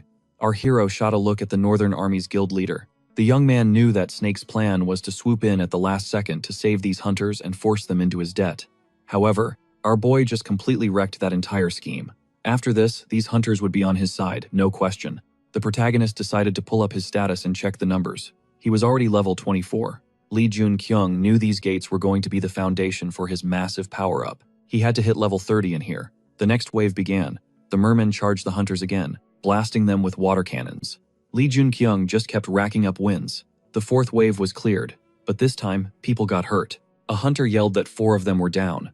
Were they going to make it? Lee Jun-kyung thought it was impossible. He was determined to clear this gate with 0 casualties. Our hero was baffled. Why was the Northern Army still barely participating in the fight? Lee Jun-kyung finally snapped, shouting, "I know what you're planning." The guild leadership was trying to preserve their army's strength by refusing to fully engage. Another hunter backed Lee Jun-kyung up. "Now that you mention it, he's right. Not a single member of the Northern Army has died. They don't even have a scratch." Lee Jun-kyung said they needed to at least pretend to fight properly. Or were they just going to chill in the back and watch? While the other hunters threw their lives away, the deputy turned to his brother asking, "Is this for real? How are we just letting this happen?" Choi Yong-seon could feel his whole plan shattering. The idea was to use the disposable guild members and hunters to clear the waves, and then he planned to turn on them. But that was a pipe dream now. They all knew they were being set up to be sacrificed. And just like that, panic began to ripple through the low-level guild members. The guild leader seethed. His perfectly laid trap was somehow playing right into this kid's hands. Choi Yong-seon barked an order to hold their positions. They needed to watch this play out just a little longer. In his mind, Lee Jun-kyung had to be running on fumes by now, making the power gap between them colossal. Finishing him off should be a walk in the park. On top of that, the guy was still fighting on the front lines, torching what was left of his stamina. The stage was set to deliver his final curtain call. The 5th wave of monsters finally crumbled, but before anyone could catch their breath, a semi-boss erupted into view, a water creature of unbelievable scale. "It's a water golem," a hunter screamed foolishly, charging in to attack. This thing, however, was packing some serious destructive force, and it was basically invulnerable. The golem's strikes hit with the force of a high-pressure fire cannon. There was no way to block them. How could they possibly win? As always, just when hope seemed lost, our protagonist made his move. Wielding a spear and shield, Lee Jun-kyung blazed forward, his fire magic erupting. It was a classic showdown, fire versus water. Who was going to come out on top in this elemental clash? With a single crushing blow, the water golem was grievously wounded. Lee Jun-kyung had just scored a huge victory. He then dropped some knowledge on the others. These gates are absolutely saturated with magical energy. You can't just rely on brute strength, he explained. You have to use your head, tap into the gate's own power. Imbue your weapons, fill them to the very top with mana. The archer was stunned. Wait, isn't that something only high rankers can do? But they had to trust him. The assault on the next water golem kicked off again, but this time with a whole new level of intensity. The hunters could feel it working. A jolt of hope shot through them. For the first time, they felt like they could actually win. We're hitting it harder, Lee Jun-kyung announced, but this level of damage won't be enough to take it down for good. He knew the real secret to killing this semi-boss. You had to destroy the core that housed all of its magical energy. But it wasn't time yet. He had to wait for the perfect opening. The other hunters watched in terror as the water golem began gathering its power again. It was gearing up for that same apocalyptic attack. They were going to have to scatter again. Lee Jun-kyung knew this was it. He was only going to get one shot to end this thing. The core was wide open. It was now or never. He blasted forward, spear first, rocketing toward the monster. With zero hesitation, his attack was a blur of motion so blindingly fast, the semi-boss had no time to even register the threat. His spear pierced straight through its watery form. The boss was obliterated. High above the patrons snapped their attention to Lee Jun-kyung. The young man simply held out his hand, and the spear shot back into his grip. That return ability he'd leveled up was proving to be insanely useful. One of the other hunters froze. Wait a minute, he stammered. I've heard the stories about a mysterious hunter with a long spear and shield. It was the super rookie. The hunters were absolutely buzzing, realizing they'd just met a true hero. Now they were definitely going to survive. All they had to do was trust the super rookie. Lee Jun-kyung felt a surge of triumph. He'd finally snagged the support of several patrons at once, but his victory lap was cut short. The fallen angel broadcasted its extreme disapproval, and just like that, the other patrons ghosted him, leaving Lee Jun-kyung crushed. He couldn't help but think the player's skill was still on point. He figured that even the legendary Demon King couldn't have handled multiple patrons at the same time. The guy was a legend. He wasn't backed by an army of patrons, but he still clawed his way to the top. Meanwhile, the leader of the Northern Army Guild was fuming again. How did this nobody get so powerful in such a ridiculously short amount of time? From what Choi Yong-seon was seeing, this hunter was already on the verge of A rank. He couldn't afford to underestimate this kid. His knight stepped forward and said, "Sir, it's time for us to make our move." Could everything that just went down have been part of the rookie's master plan? They couldn't just stand by and let him dictate the battle. The knight continued, "If your original plan has been completely wrecked, then we need to pivot to a new course of action and get moving." The guild leader erupted in fury. "Are you telling me to stop trying to kill Lee Jun-kyung? Do you actually think we've lost?" he roared. "I'm the one who built the Northern Army and raised it to these heights." He was not the type of hunter to ever back down. Choi Yong-seon addressed his hunters, his voice booming. "From this moment on, we are taking an active role in clearing this gate." The leader proclaimed, "A king will never allow his pride to be trampled." At his words, the knight removed his helmet, bowing before him. "I'm promoting you," Choi Yong-seon announced to deputy guild leader. Although he added with a smirk, "With that timid look on your face, you'll have a hard time keeping the other members in line." Choi Yong-seon scanned the chaotic battlefield and declared, "That opponent is practically begging to be put down." The Northern Army hunters charged at the monsters, fired up and ready to show everyone what their guild was really made of. But the super rookie wasn't just chilling on the sidelines. He was still a one-man wrecking crew clearing wave after wave without breaking a sweat. Our MC was just doing his usual grind, and to anyone watching, it looked like he was just gassing himself out. But with every level up, he was actually regenerating his stamina bit by bit. Locked in, Lee Jun-kyung was totally oblivious to the colossal, glowing-eyed monster creeping up on him. Suddenly, an unfamiliar voice screams a warning. Lee Jun-kyung snaps to attention just in time, blasting a wave of fire magic to deflect the monster's savage attack. He whips his head around and spots a girl standing nearby. She hits him with a, "Guess you don't have eyes in the back of your head, huh?" And that's when it hits him he's face to face with Jong-in Chong. Our boy just brushes her off, saying he doesn't need the help. Her face just falls. You can see she thinks he's completely disappointed in her, but she's not about to back down over something so small.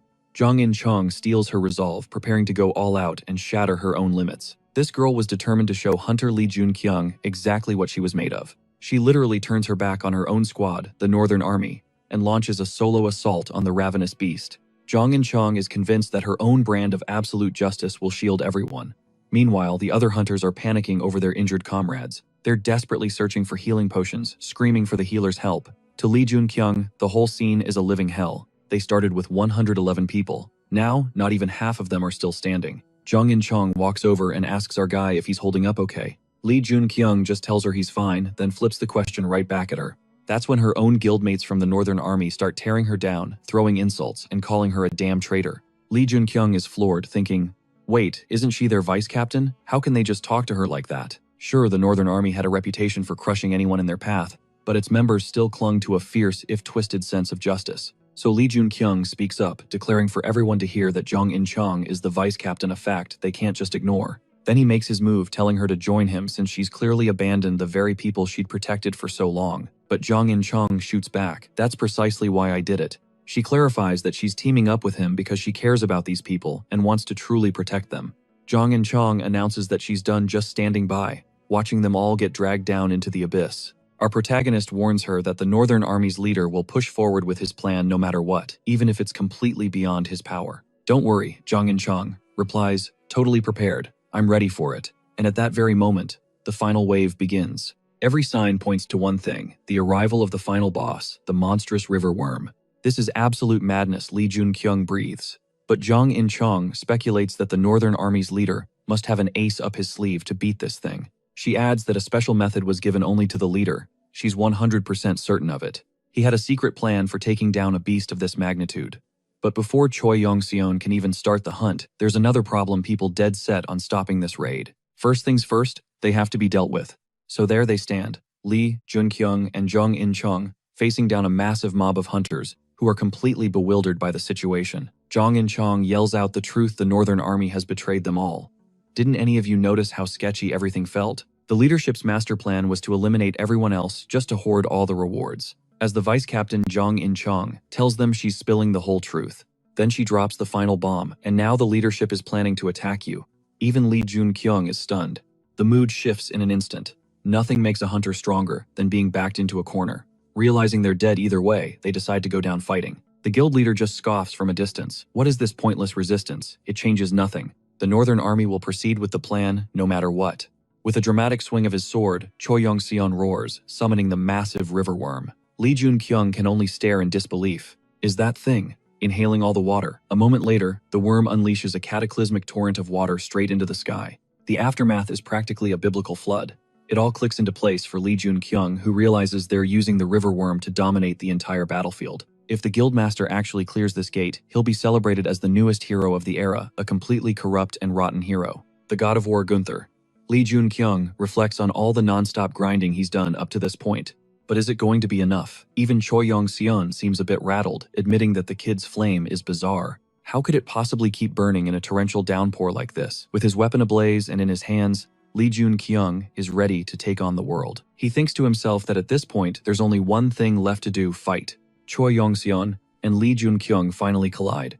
This battle was destined to happen. Burning with raw determination, our hero swings his weapon, aiming to shatter the leader of the Northern Army Guild. Choi Yong-seon was absolutely blindsided by the rookie's response. How could a mere boy radiate this much insane pressure? Where in the world did he get this kind of power, especially here, right on the riverbank of all places? The guild leader figured his own abilities should be surging right now, considering he'd already hit A rank. Lee Junkyung straight up admitted it, saying when he first stepped through that gate, he was leagues weaker than the guildmaster. But he sure as hell didn't just sit on his hands. A cold dread crept up Choi Yong-seon's spine. Had the kid's patron hooked him up with some game-breaking support while he wasn't looking? The protagonist just smirked, revealing he'd been sandbagging his energy, moving like a newbie, while secretly grinding levels and hunting. Our hero then dropped the bomb that none of that even mattered because that wasn't the point. The heat from his flames just kept cranking up relentlessly. At this point, all the water in the world couldn't snuff out this inferno. The guild leader knew he couldn't win a direct power clash. He had to get tactical. Choi Yong-seon bellowed, summoning the massive river worm to rise up and shield him. The villain scoffed, declaring that the kid only got this bold because he was gifted a tiny bit of support, but the power he'd been granted, oh, that was on a completely different dimension from whatever scraps this boy had received. He was about to hammer the reality of his true power into the kid's head. But Lee Junkyung anticipated it. The river worm's protective instincts were kicking in. It was coiled around him, guarding him like he was its own child. With the colossal monster looming at his back, Choi Yong-seon felt invincible, an incredible surge of power coursing through him. It's now or never, Lee Junkyung thought, and without a shred of fear, he blitzed straight towards the guild leader. Of course, Choi Yong-seon never imagined the kid would have the guts to pull a move like that. Our hero unleashed a devastating strike, but a shimmering barrier from the monster flared to life, deflecting the entire attack. High on the monster's power, Choi Yong-seon decided to launch his own counter, swinging his sword with absolute confidence. The guild leader sneered that if his opponent dropped to his knees and begged for his life, he might be shown some mercy. The Northern Army would be the sole victor here. But that's when Zhang and Chang crashed the party. The girl's voice cut through the tension. What about your oath? The one about protecting humanity? What happened to all your grand ideals? The head of the Northern Army and Li Junqiang, locked in a tense standoff, just kept firing verbal shots at each other. You're insane. How could you just dive into the worm's mouth? Choi Yong-seon yelled, but Li Junqiang just grinned. You've got it all wrong. I was just waiting for it to swallow you. When they guard their young, they can gulp them down and keep them safe inside their bodies. And no matter what kind of worm it is, it's always bone dry in there, the kid added, revealing his master plan. Inside that parched stomach, the power of the patron Lord of the Rivers would be totally nerfed, while his own fire abilities would get a massive power-up. Choi Yong-seon stammered that it was impossible. He was the king. He was chosen to be the king. The guild leader stalked toward our hero, demanding, "Who are you?" In response, Li Junqiang summoned his flames. He was about to show him exactly who he was, launching a ferocious attack. In that exact moment, the skull of the Guardian of Souls activated, absorbing the hero's soul. The kid knew it all along. The skull doesn't feast on monster souls. It craves powerful human souls, especially from those who have trained for ages, people who became heroes. And then the ultimate plot twist. The fallen angel descended and struck down the Lord of Rivers. All support flowing from the Lord of Rivers was instantly cut off.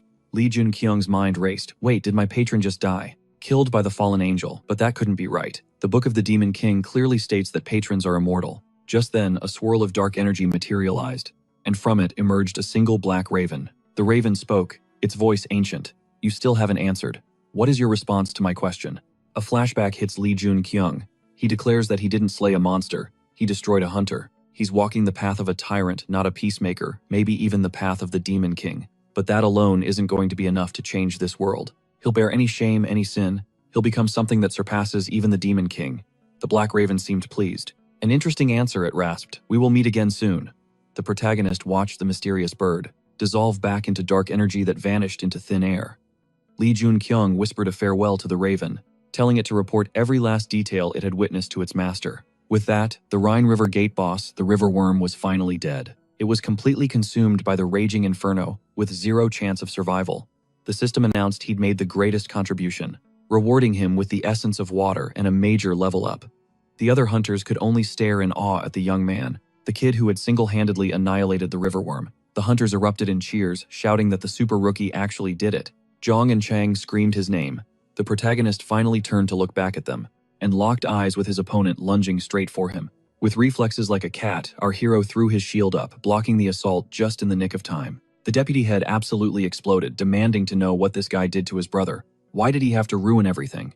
But Li Junqiang just kept deflecting the guild leader's brother's wild attacks, not even bothering to throw a single punch back. He waited until his opponent had completely burned himself out, before coolly pressing the tip of his spear against the guy's chest. Li Junqiang then dropped some serious truth, saying the whole reason they got these insane powers as hunters was to shield humanity from disaster. With great power comes great responsibility, fam. Anyone who uses their strength to prey on the weak has zero right to call themselves a hunter. Li Junqiang declared he'd seen more than enough pointless bloodshed for one day turning his back on the guild leader's little bro. He told him to reflect on his actions, and if he did, maybe, just maybe, he'd get to keep on living. But nope, the deputy guild leader pulled a blade from a hidden sheath, lunging at our hero and screaming that he was going to destroy him. In a flash, Zheng and Chang leaped between them, parrying the attack from her former ally. The deputy guild leader was completely stunned. How could she betray him like that? As the drama unfolded, the Soul Keeper's skull quietly absorbed another one of our hero's souls. You okay, Li Junqiang asked the girl. Zheng and Chang just shook her head, whispering that she should have stopped them way earlier. If she'd just stepped in, none of this tragedy would have ever happened. But our hero told her not to blame herself because she was nothing like them. The girl, however, was broken, saying this was the end of the road for her. She declared she no longer had the right to wield a sword, and would live only to atone for the Northern Army's crimes. A thought flashed through Li Junqiang's mind. Wait, has Zheng and Chang actually given up for good? No way. She's destined to become a legendary hero. He decided then and there he wouldn't let her waste her life like this. She deserved a much better fate. For now, all he could do was watch over her. The second they stepped out of the gate, they were absolutely mobbed by journalists and crowds of people. A rep from the Hunters Association stepped forward, telling the press to back off and give the hunters some space. The reporters were buzzing, demanding to know where the guildmaster Choi Yong-sun had disappeared to. And now that they mentioned it, Choi Yong-su was also totally MIA. What in the world actually happened inside that dungeon? And where did most of the Northern Army even go? Could the hunter standing dead center be the one who led the whole raid? The theories were flying, and everyone was dying to know what went down. The head of the High League Guild stepped up, confirming the biggest rumor. That's him, the newly awakened S-rank super rookie. He quickly added that these hunters had just survived a brutal gate clear and seriously needed time to rest and recover. Sun Guoyan insisted that the survivors be given a well-deserved break. The gate that 110 people had entered was now infamous. Only 39 people made it back from its depths. Word on the street was without the super rookie, that number would have been way smaller. Cut to a dark room where a black raven swoops through an open window, landing on a table next to a dude with an eye patch. The man noted that Hugin was late, musing that this new hunter probably knows about their little trick for controlling the river worm. He also knows the secret to becoming a hero, the man smirked. How fascinating. The raven let out a series of caws, a language only they understood. The man with the eye patch listened, a slow smile spreading across his face. So he gets stronger by hunting monsters.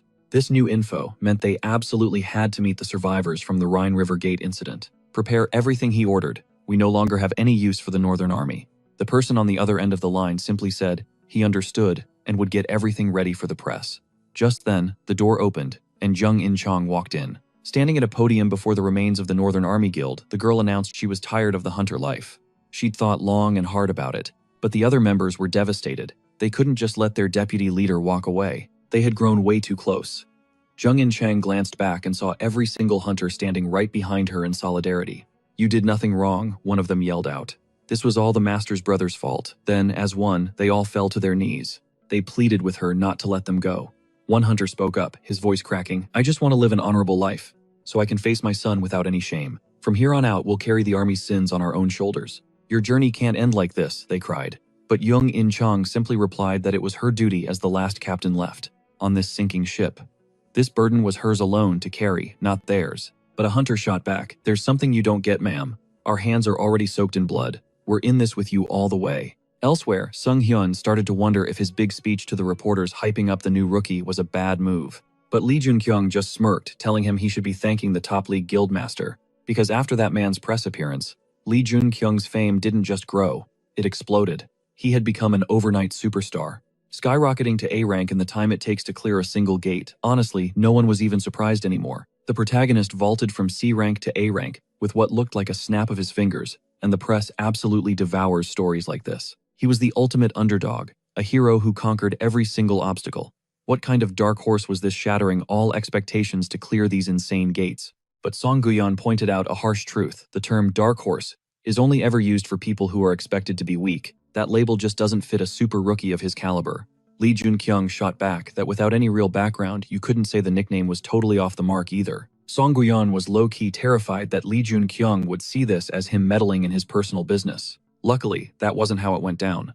Our hero just suggested that he should loop in the head of the top league guild on his next move. Lee Jun-kyung's eyes narrowed. How did you know I was weaponizing the concept of hero creation? The whole idea of manufacturing heroes was something nobody even talked about in this day and age. Song Guyan's voice was laced with disbelief. Are you telling me you can actually create a hero? Lee Jun-kyung just smirked, stating that the guild leader already knew everything because he too was a member of Asgard. The moment he spoke those words, a torrent of raw power surged through Song Guyan. His body temperature spiked, and his eyes began to burn with an intense light. Just then, an assistant approached the head of the association asking, "Is everything all right, sir?" The association head just smiled. "I think something interesting just kicked off." Lee Jun-kyung stared down Song Guyan, realizing, so this is your true power. The bald man was stunned. How in the world did you figure that out? Lee Jun-kyung's mind raced back to their first meeting. Heimdall had been part of Asgard from the very beginning. The young man demanded to know why Song Guyan would do all this. The answer was simple. His actions were driven by the fact that he knew the entire game plan. Song Guyan admitted that Lee Jun-kyung had simply beaten him to the punch, making his move first. He confessed he'd had his own suspicions about Jun-kyung. That insane growth rate practically screamed that he was hiding something major. Lee Jun-kyung sighed, realizing that's probably why Song Guyan laid the trap in the first place, and he, like an idiot fish, swam right into it. Our hero figured it wasn't malicious. He pressed him, asking why he felt it was necessary, but was met with dead silence. So Lee Jun-kyung dropped the bomb he planned to join Asgard, a clandestine society of unbelievably powerful hunters. The real war was about to ignite. Later, Jung In-chang confronted him, demanding to know why he wanted to see her. Lee Jun-kyung didn't waste any time. "I'll cut to the chase. I need you to join me again." In-chang shook her head. "I think my usefulness ran out back at the Rhine River gates. I have zero pull in the Northern Army anymore. I'm completely useless," she stated flatly, adding, "I'm not the kind of person who can do anything worthwhile." The protagonist immediately shut that down, insisting she was an incredibly valuable asset. She looked at him completely outraged. Lee Jun-kyung spoke as if he could see right through her. She finally broke, admitting the Northern Army was a dumpster fire, and she was complicit in all of it. He looked at her with genuine concern and asked what happened. Her voice trembled with regret. I was completely blind to it. She had no idea about the countless atrocities happening right under her nose. So many hunters just following the guild leader's orders, committing unspeakable crimes. A chill ran down Lee Jun-kyung's spine as he remembered what they tried to pull on him. In the shadows, they eliminated anyone who got in their way. To Choi Yong-sun, the Northern Army's guildmaster, normal people were no better than insects. Lee Jun-kyung knew this was bad. For someone with her moral compass, this kind of guilt was a crushing weight. If he did nothing, she would completely shatter, and he absolutely could not afford to lose the Dragon Slayer like this. Lee Jun-kyung leaned in, his voice intense. If things keep going this way, what's your move? In Chang, the gates aren't stopping, and hunters keep awakening new terrifying powers. Regular people don't stand a chance against that kind of unimaginable force. He reasoned that if this level of corruption was festering in a small guild like the Northern Army, you could only imagine the horrors happening everywhere else. Are you really going to turn your back on everyone who needs help? He challenged her. I plan to rip this problem out by the roots, to purge all the evil that's spreading around us. It's time to decide. In Chang, whose side are you on? Lee Jun-kyung doubled down, stating he wanted to completely obliterate the corruption she had witnessed. The girl stared at him incredulous. Do you honestly think you can stop all of this? I know you're strong, but do you have any idea of the kind of power they wield? I'm too weak to fight them. Even if you had a plan to change the world, what happens when enemies like that stand in your way? The young man took a deep breath and finally revealed his trump card. I came from the future. He continued, his voice grim. Something unimaginable is coming. The death toll will be staggering, the destruction, off the charts. When that day arrives, I'm going to need the power of Zheng In Chang. Lee Jun-kyung then asked, You're aware that the association is about to summon us, right? Fine. He'd see him there. The offer was still good. The news was blowing up with reports on the Northern Army Guild. All the monstrous things they'd been doing were finally coming into the light, including the slaughter of innocent people. Lee Jun-kyung realized this conspiracy ran way deeper than he'd ever suspected. Was this entire thing a setup from the start? Now that they'd served their purpose, they were just being thrown away like trash. This had one person's fingerprints all over it. Just then, the skull on his bracelet flared to life, pulsing with untamed energy. The Soul Keeper's skull had awakened. It was about to be reborn as his one true familiar. Lee Jun-kyung knew in that moment that the skull was finally complete. It had feasted on the souls of the guild leader and his brother, gorging itself on the waterworm's essence and the water golem's gemstone. A notification popped up. The familiar's name is Hunmu. To summon it, you must speak its name. Our hero couldn't help but wonder just how powerful this thing was.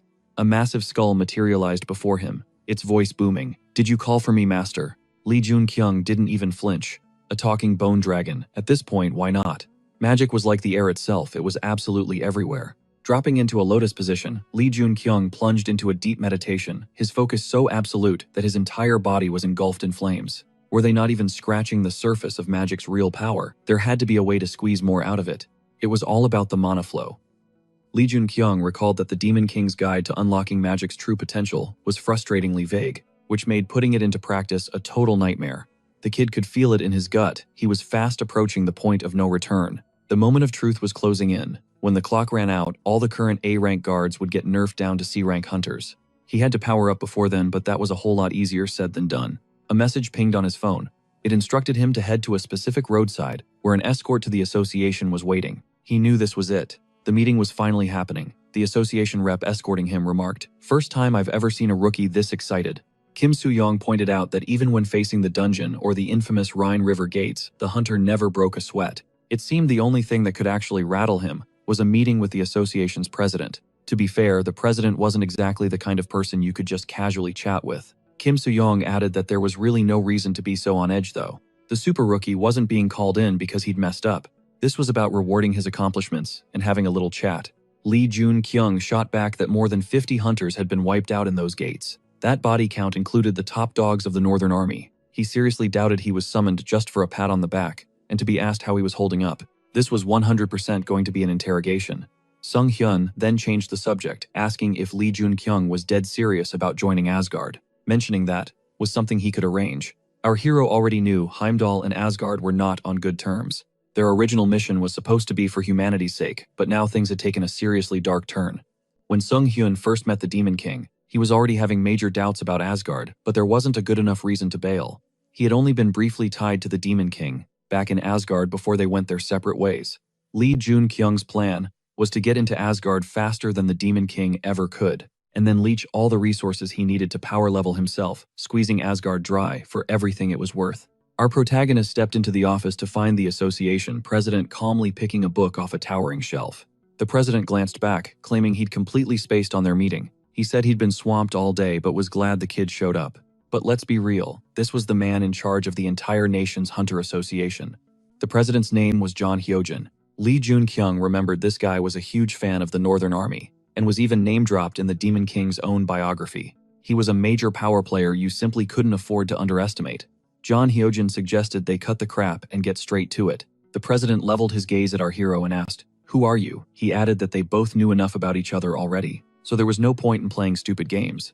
Lee Jun-kyung was already sitting on intel, confirming the president had backed the Northern Army. The book was clear you couldn't trust a single word that came out of Odin's mouth. Every last word was a lie. John Hyojin let out a sigh, saying he was bored, and now he was certain they were cut from completely different cloths. The association president admitted the kid was incredibly intriguing. Since awakening, he'd been tearing through monsters inside the gates, and even managed to take down the goblin leader. After a stunt like that, all the top-tier guilds were trying to recruit him. And get this, he also bodied the A-rank river worm solo. Jang Hyojin was shook. The kid's leveling speed was straight up insane, but not everyone was impressed. The association president steps up, demanding to know why our guy torched the hunter he'd personally mentored Choi Young-sun. Lee Jun-kyung just fires back that the president saw the whole thing go down with his own eyes thanks to that little spy crow of his. He laid it out plain and simple. They tried to end me, so I ended them. It's not complicated. The president seethed, claiming the young man had demolished a piece of his own legacy. Lee Jun-kyung shot back. He was just a pawn on your board, so why don't we cut the crap and get to the real issue? Then our hero drops another bombshell announcing he wants to join Asgard. Jang Hyojin just stared, thinking this kid had a serious talent for leaving people speechless. Did he even have a clue what Asgard was? Lee Jun-kyung didn't miss a beat, replying that it's the squad of first-generation hunters formed to save humanity. The kid then added with ice in his veins that he knew he was standing in front of Odin, the king of Asgard himself. Lee Jun-kyung doubled down, stating one more time that he wanted in. The book had spilled all the tea. Odin was never a good guy. That whole kind-hearted act was just a front. He'd always been a ruthless operator, but even a king has his weaknesses. The association president was completely floored. How in the world could this kid know all that Lee Jun-kyung was betting his life on the intel he'd dug up from that book? And the gamble paid off. Jang Hyojin was too intrigued to turn him away now. His own curiosity had him trapped. The president admitted that his all-seeing eye had zero effect on the kid, then asked, "You know about my eye, don't you?" Our protagonist smirked. "You mean the one that's supposed to pierce through any lie?" Turns out the fallen angel had thrown up a firewall blocking any kind of mental attack from this patron. Jang Hyojin's lips curled into a grin as he conceded, "All right, kid, I'll let you into Asgard. But he warned you've got to pass a few tests first. Based on how you do, we can think about an official application." The president then laid down the law, imposing a mental ban on everyone in the room from ever speaking about what just happened. Lee Jun-kyung silently noted that his patron hadn't just blocked the truth-seeing gaze, but it had completely deflected the gag order too. It was a good thing Odin was totally oblivious. Lee Jun-kyung's mind raced. If his patron could bounce back a mental command like that, then the fallen angel could probably negate any mental attack thrown at him. If that was true, wasn't that ability just way too OP? After the intense showdown with the president, our hero found In Chang. He walked up to her, asking what she was still doing there. In Chang looked devastated, admitting she never even got the chance to ask him why he'd done everything he did. Lee Jun-kyung figured the association president just wanted to cut her loose now that she was a liability who knew all his dirty secrets. He then asked her, "So why did he just leave you be? Was it because you're innocent or something?" The girl replied that the president literally invents new sins to pin on innocent people, so trying to do anything was pointless. The young man told her the truth was much simpler and much colder. "The only reason you're alive is because you mean absolutely nothing to him." The president figured that whether she lived or died, it wouldn't change a single thing in his grand plan. As long as the Northern Army existed, he could just wipe it off the map as a warning shot to another, more useful guild. "And that's exactly why I'm reaching out to you," Lee Jun-kyung declared, "because I'm going to turn this world on its head. You can call me arrogant or whatever he said, but you've got nothing left to lose. It can't get any worse for you." Naturally, a secret meeting like this could only go down in one place, a grimy, abandoned factory in some industrial wasteland, far from any potential witnesses. In Chang finally looked at him and asked, "So what are you going to do now?" The young man changed the subject, suggesting she'd found herself a patron back inside the Rhine River Gate. "So, which patron has their eye on you?" he asked. In response, the girl revealed a glowing red stone. She admitted she wasn't sure how to use it, but that her patron, Prince Charming, had gifted her the Dragon's Bloodstone. According to the Demon King's autobiography, a stone like this had only surfaced 3 times in all of history. The Dragon's Bloodstone is the one thing you need to gain Siegfried's eternal life. And then, In Chang said, she was ready to give the stone to Mr. Lee Jun-kyung. Our hero was stunned. "Do you even realize how priceless this thing is?" The girl offered a faint smile. "Judging by your reaction, you know its value way better than I do." Our hero, of course, was dying to get his hands on that stone, but was she really just going to hand it over? Lee Jun-kyung questioned if it was really okay for her to just give away a gift she received from her own patron. The girl explained that it was a gift meant for the one person who recognized her worth and actually believed in her. "I'm looking forward to the moment we start working together," she said. And with that, Lee Jun-kyung replied that he understood completely. He was bracing himself for a hell of a grind to get his hands on the Dragon's Bloodstone, but plot twist, it turned out to be ridiculously easy. Staring at the girl, a thought crossed his mind. Is she for real this naive? Do people like that even exist anymore? Just then, Lee Jun-kyung reappeared at the blacksmith's forge, asking how he'd been holding up after all this time. The blacksmith was totally caught off guard. What in the world was Lee Jun-kyung doing here? Our guy's eyes scanned the blacksmith's latest creations. And damn, the rack was loaded with some seriously impressive weaponry. "This is insane," the protagonist breathed. But the blacksmith warned they were still a work in progress. Thanks to his help, the forge's fire was burning perfectly, and the blacksmith was beyond grateful. But their stockpile of raw materials was looking pretty pathetic. Lee Jun-kyung knew that even with the blacksmith's god-tier skills, you can't forge masterpieces out of garbage. This whole thing was moving way too fast. Prime materials don't just magically appear overnight, in this time frame anyway. That's when our hero unveils the Dragon's Bloodstone. The dwarf's eyes went wide. He'd never laid eyes on a mineral like this. "Don't get it twisted, this isn't a gift," Lee Jun-kyung stated flatly. The blacksmith just nodded, knowing full well that no sane person would just accept an artifact this legendary and priceless for free. Without another word, Lee Jun-kyung snagged a heavy hammer from the wall, muttering that he was just borrowing it. The blacksmith stared, completely baffled by what he was about to do. Our boy slammed the Dragon's Bloodstone onto the anvil and raised the hammer high. "Watch close," he commanded, right before bringing it down with full force. "Wait, stop," the dwarf bellowed in a panic. But our hero didn't flinch until the stone cracked clean in 2. The blacksmith snatched up the 2 halves, only to watch them instantly morph into 2 whole identical stones. He was absolutely floored. "So that's how you were supposed to use it." The ancient text mentioned that if a dragon stone was saturated with enough blood, it had insane regenerative powers. In other words, you could literally duplicate it. Lee Jun-kyung immediately fused 1/2 of the dragon stone into the Muspelheim spear. But he knew this was no time to get reckless and experiment. Lee Jun-kyung then revealed he had big plans for the second half too. His gaze then fell upon a specific gladius, a blade that was a dead ringer for Siegfried's legendary gladius from the old stories. Our hero declared that the other piece of the stone belonged right there. After that blacksmith visit, our hero's combat game leveled up hard. The Dragonstone eagerly drank the blood of every orc they slayed. In Chang and Lee Jun-kyung absolutely steamrolled the rest of the dungeon. Afterwards, the girl admitted that the one-handed sword he gave her was completely insane. She'd never wielded a weapon that felt so perfect. It was like the blade had become a part of her. Lee Jun-kyung smirked to himself. Classic Ap Jae-hun. The man's a legend when it comes to smithing. He turned to his companion, asking for a status report on the Dragonstone's power level. She checked the gem. "Looks like it's charged up to about 2%. The more monsters they took down, the faster that meter climbed." In Chang was still reeling from the discovery. 1 stone splitting into 2, and 2 becoming 4. A feedback loop of pure power. Giving him that stone was the best call she'd ever made. But their conversation was cut short by the arrival of another beast. It let out a deafening roar, a sonic blast designed to stun them and leave them wide open.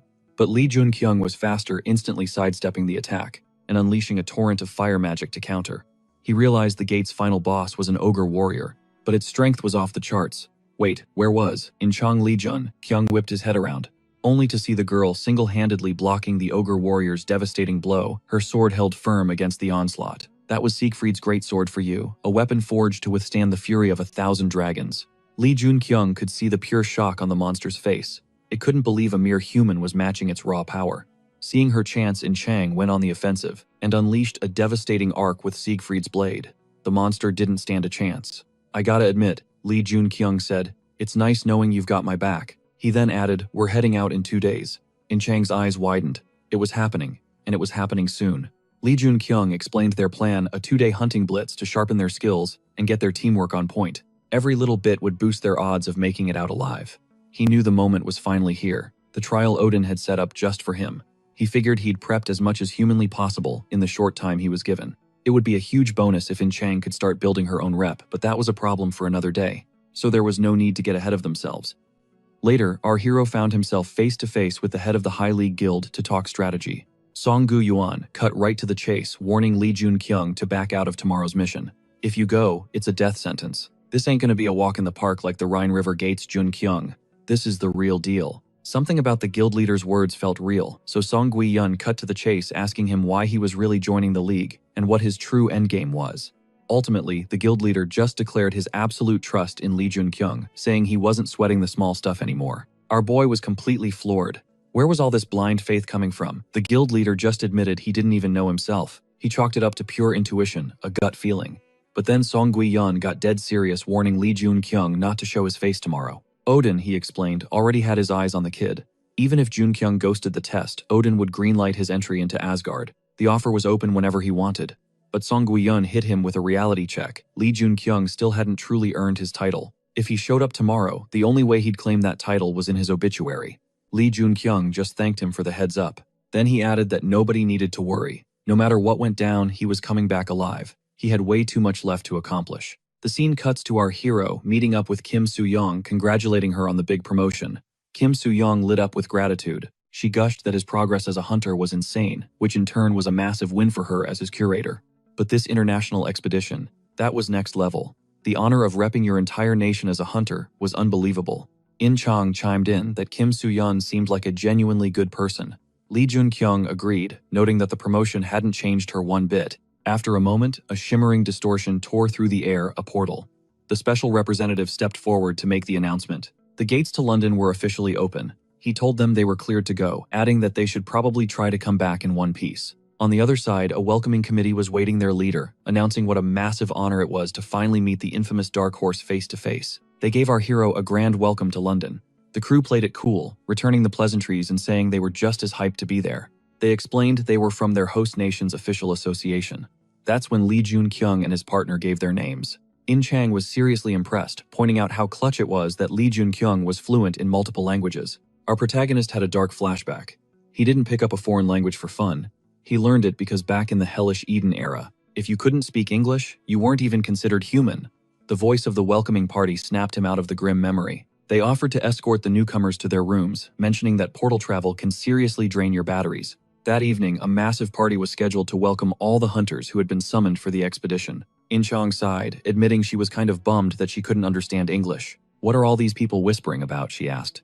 Li Junkyung didn't sugarcoat it. Some were thrilled to meet her, but others were dropping some seriously racist trash. Suddenly, the entire crowd parted like the Red Sea as a mountain of a man stomped into the hall, completely ignoring the dress code, and he clearly didn't give a damn.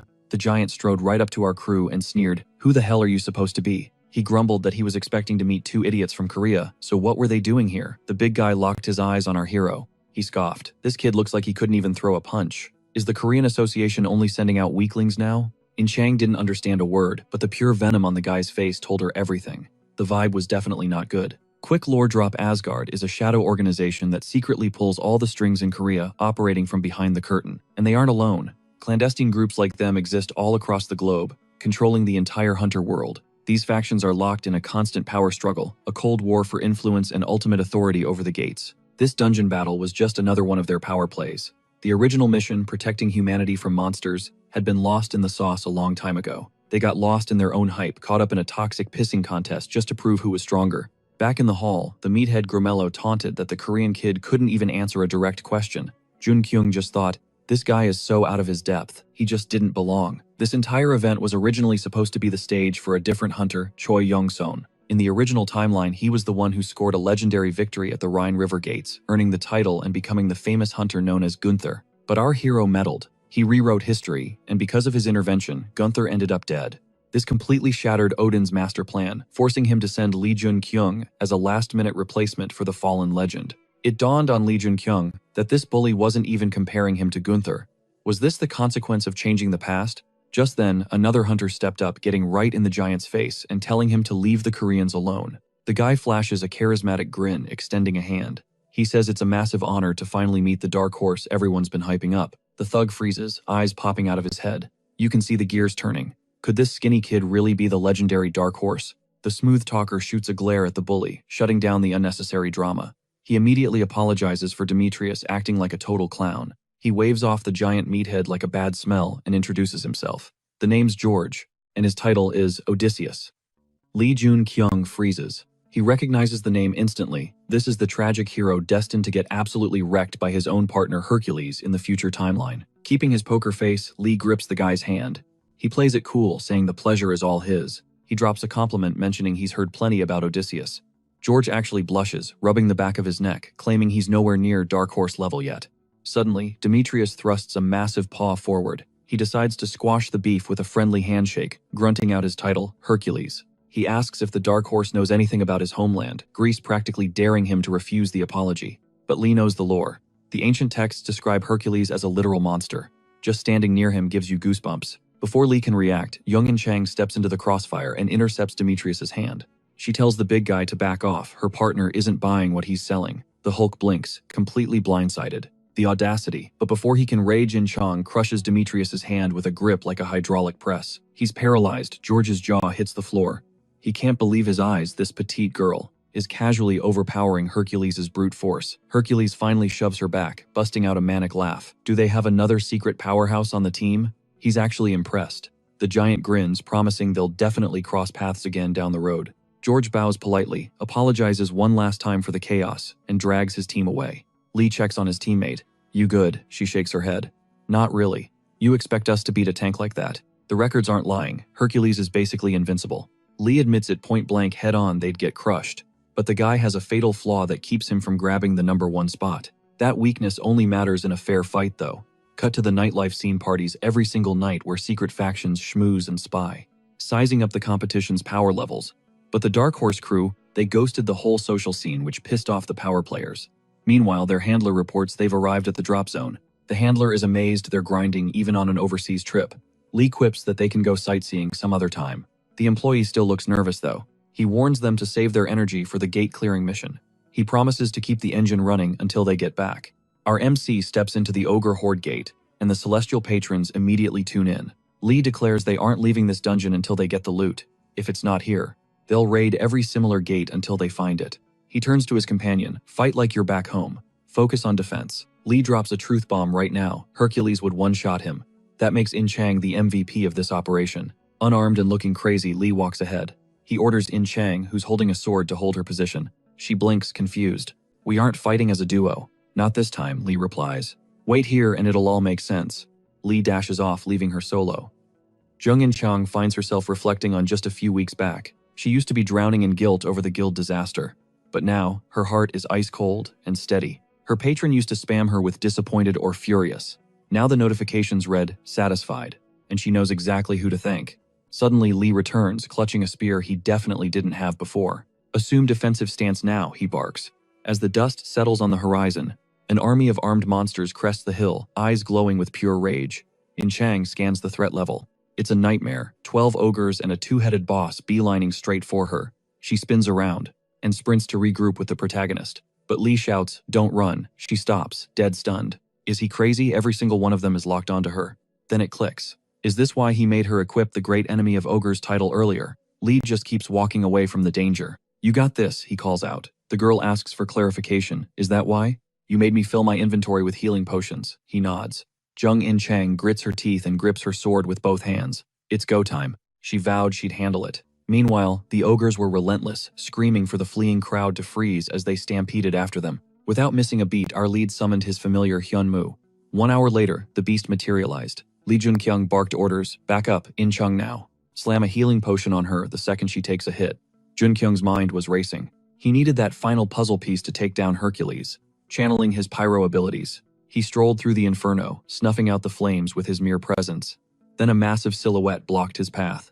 It was the one fight they wanted to dodge. Future heroes would call this nightmare the Red-Eyed Ogre Mage, because of his insane power level. Cut to the Association HQ. The Haley Guildmaster barged into the president's office, zero clearance. The assistant panicked. Sung-hyun, what are you doing? The president just waved it off. It's chill. He signaled the aide to clear the room. All right, spill it. Why are you storming in here like a maniac? Sang-hyun glared. Don't play dumb. You know exactly why. The president smirked. Actually, I'm drawing a blank. Snap. A silence barrier went up instantly, locking down the room so not a single whisper could escape. Now we can talk shop, the president said, his tone dropping. I'm curious, is your guild actually going to follow Asgard's regulations? Song-hyun blinked. Was this guy seriously lecturing him on the rulebook right now? What about fighting for humanity? Did that core principle just get buried under a mountain of red tape? The president raised an eyebrow. Was a guild leader actually throwing shade at him? Sang-hyun didn't back down. I'd lecture you if I thought you'd actually listen. This is about Hercules. The president froze. Hercules, what are you getting at? This next fight is the endgame for taking him down. Is Olympus trying to void our contract? Sang-hyun insinuated the president sent Hercules personally, but the reality was way darker. Are you out of the loop? Or are you seriously sending this kid to a slaughter? Don't you care about the super rookie? Sang-hyun snapped. I'm going in. The president held up a hand. Relax. Him dying isn't part of the script regardless of the chaos. Besides, we have a pact. If he's in real trouble, I'll get an alert instantly. The president smirked. Olympus broke the deal first. That means the gloves are off for me. Sang-hyun analyzed him. This guy is slick. Did he 4D chess this whole situation? The pact was a safety net, sure, but the guildmaster couldn't shake this nasty feeling in his gut. That disaster was incoming. Little did Odin and Heimdall know, the pact was already shattered by the fallen angel. Back at the blaze, a behemoth stalked toward the burning house. Lee Jun-kyung, clutching a fireball, decided to play with fire and lure the beast away. I figured it out, he muttered. I know why this ogre mage anomaly is here. This was the key, the critical weak point. For the showdown with Hercules, the Titan charged him, and for a split second, pure fear spiked in his chest. He bolted. The monster thundered after him. Jun-kyung couldn't process it. How can something that massive move that fast? This thing was Hercules-level dangerous. Can I even kill it? He knew he should be dodging fights like this to save energy for Hercules. But running wasn't an option. He had to win. He slammed on the brakes, spun around and blasted the beast with high-tier fire magic. Gates cleared. Jun-kyung exhaled. That could have gone south fast if he landed a hit. Getting injured before the dungeon raid, potions wouldn't have fixed that mess. But it looked like In Chang handled the boss. That girl is a solid ally. Meanwhile, Demetrius grumbled to Odysseus. Haven't seen the guy since that day. The Korean must be grinding, Odysseus mused. Demetrius groaned. I'm bored out of my mind. Can I just crash the gate? Bad idea, George cut in. He didn't need Demetrius causing more drama. The guy was a walking headache, who already ignored Olympus's orders to brawl in the dungeon. Hercules scoffed. What did I do wrong? Why throw a match when I can crush them? I'm a warrior. I don't do losing on purpose. George rubbed his temples. Demetrius was driving him nuts. The dungeon raid was starting. Chill out, Demetrius smirked. I've got Odysseus covered. That dark horse won't survive one hit anyway. Besides, I'm into that girl, can't miss my shot. George tallied up the few rivals he actually respected, scoffing as his gaze landed on the so-called dark horse. But for some reason, a cold shiver ran down his spine, a massive bad omen. Jung In-chang was itching for action, asking her partner if he was going on another hunt. She was ready to ride or die. Lee Jun-kyung shut that down immediately. He was at 100%, but she was definitely not combat ready. In-chang demanded to know whose fault that was. Jun-kyung reminded her that the ordeal had unlocked a seriously broken skill for her. It was a buff that would skyrocket her physical stats and max out her endurance. Rest up, Jun-kyung ordered, turning his back. I'm running this raid solo today. And just like that, he was gone. He found himself on Alchemy Street. The mana density here was suffocating, she had to be close. He ducked into a random shop, tossing a casual apology to the air as he entered. The girl at the counter of the phone booth welcomed him. One look and Jun-kyung knew he'd hit the jackpot. She raised an eyebrow. Rare to see a fellow Korean around here. What's your business? Looking for a special brew. Or maybe something for a little. All shady business. Jun-kyung cut the chase. Your Park Yujin. The owner's eyes narrowed instantly.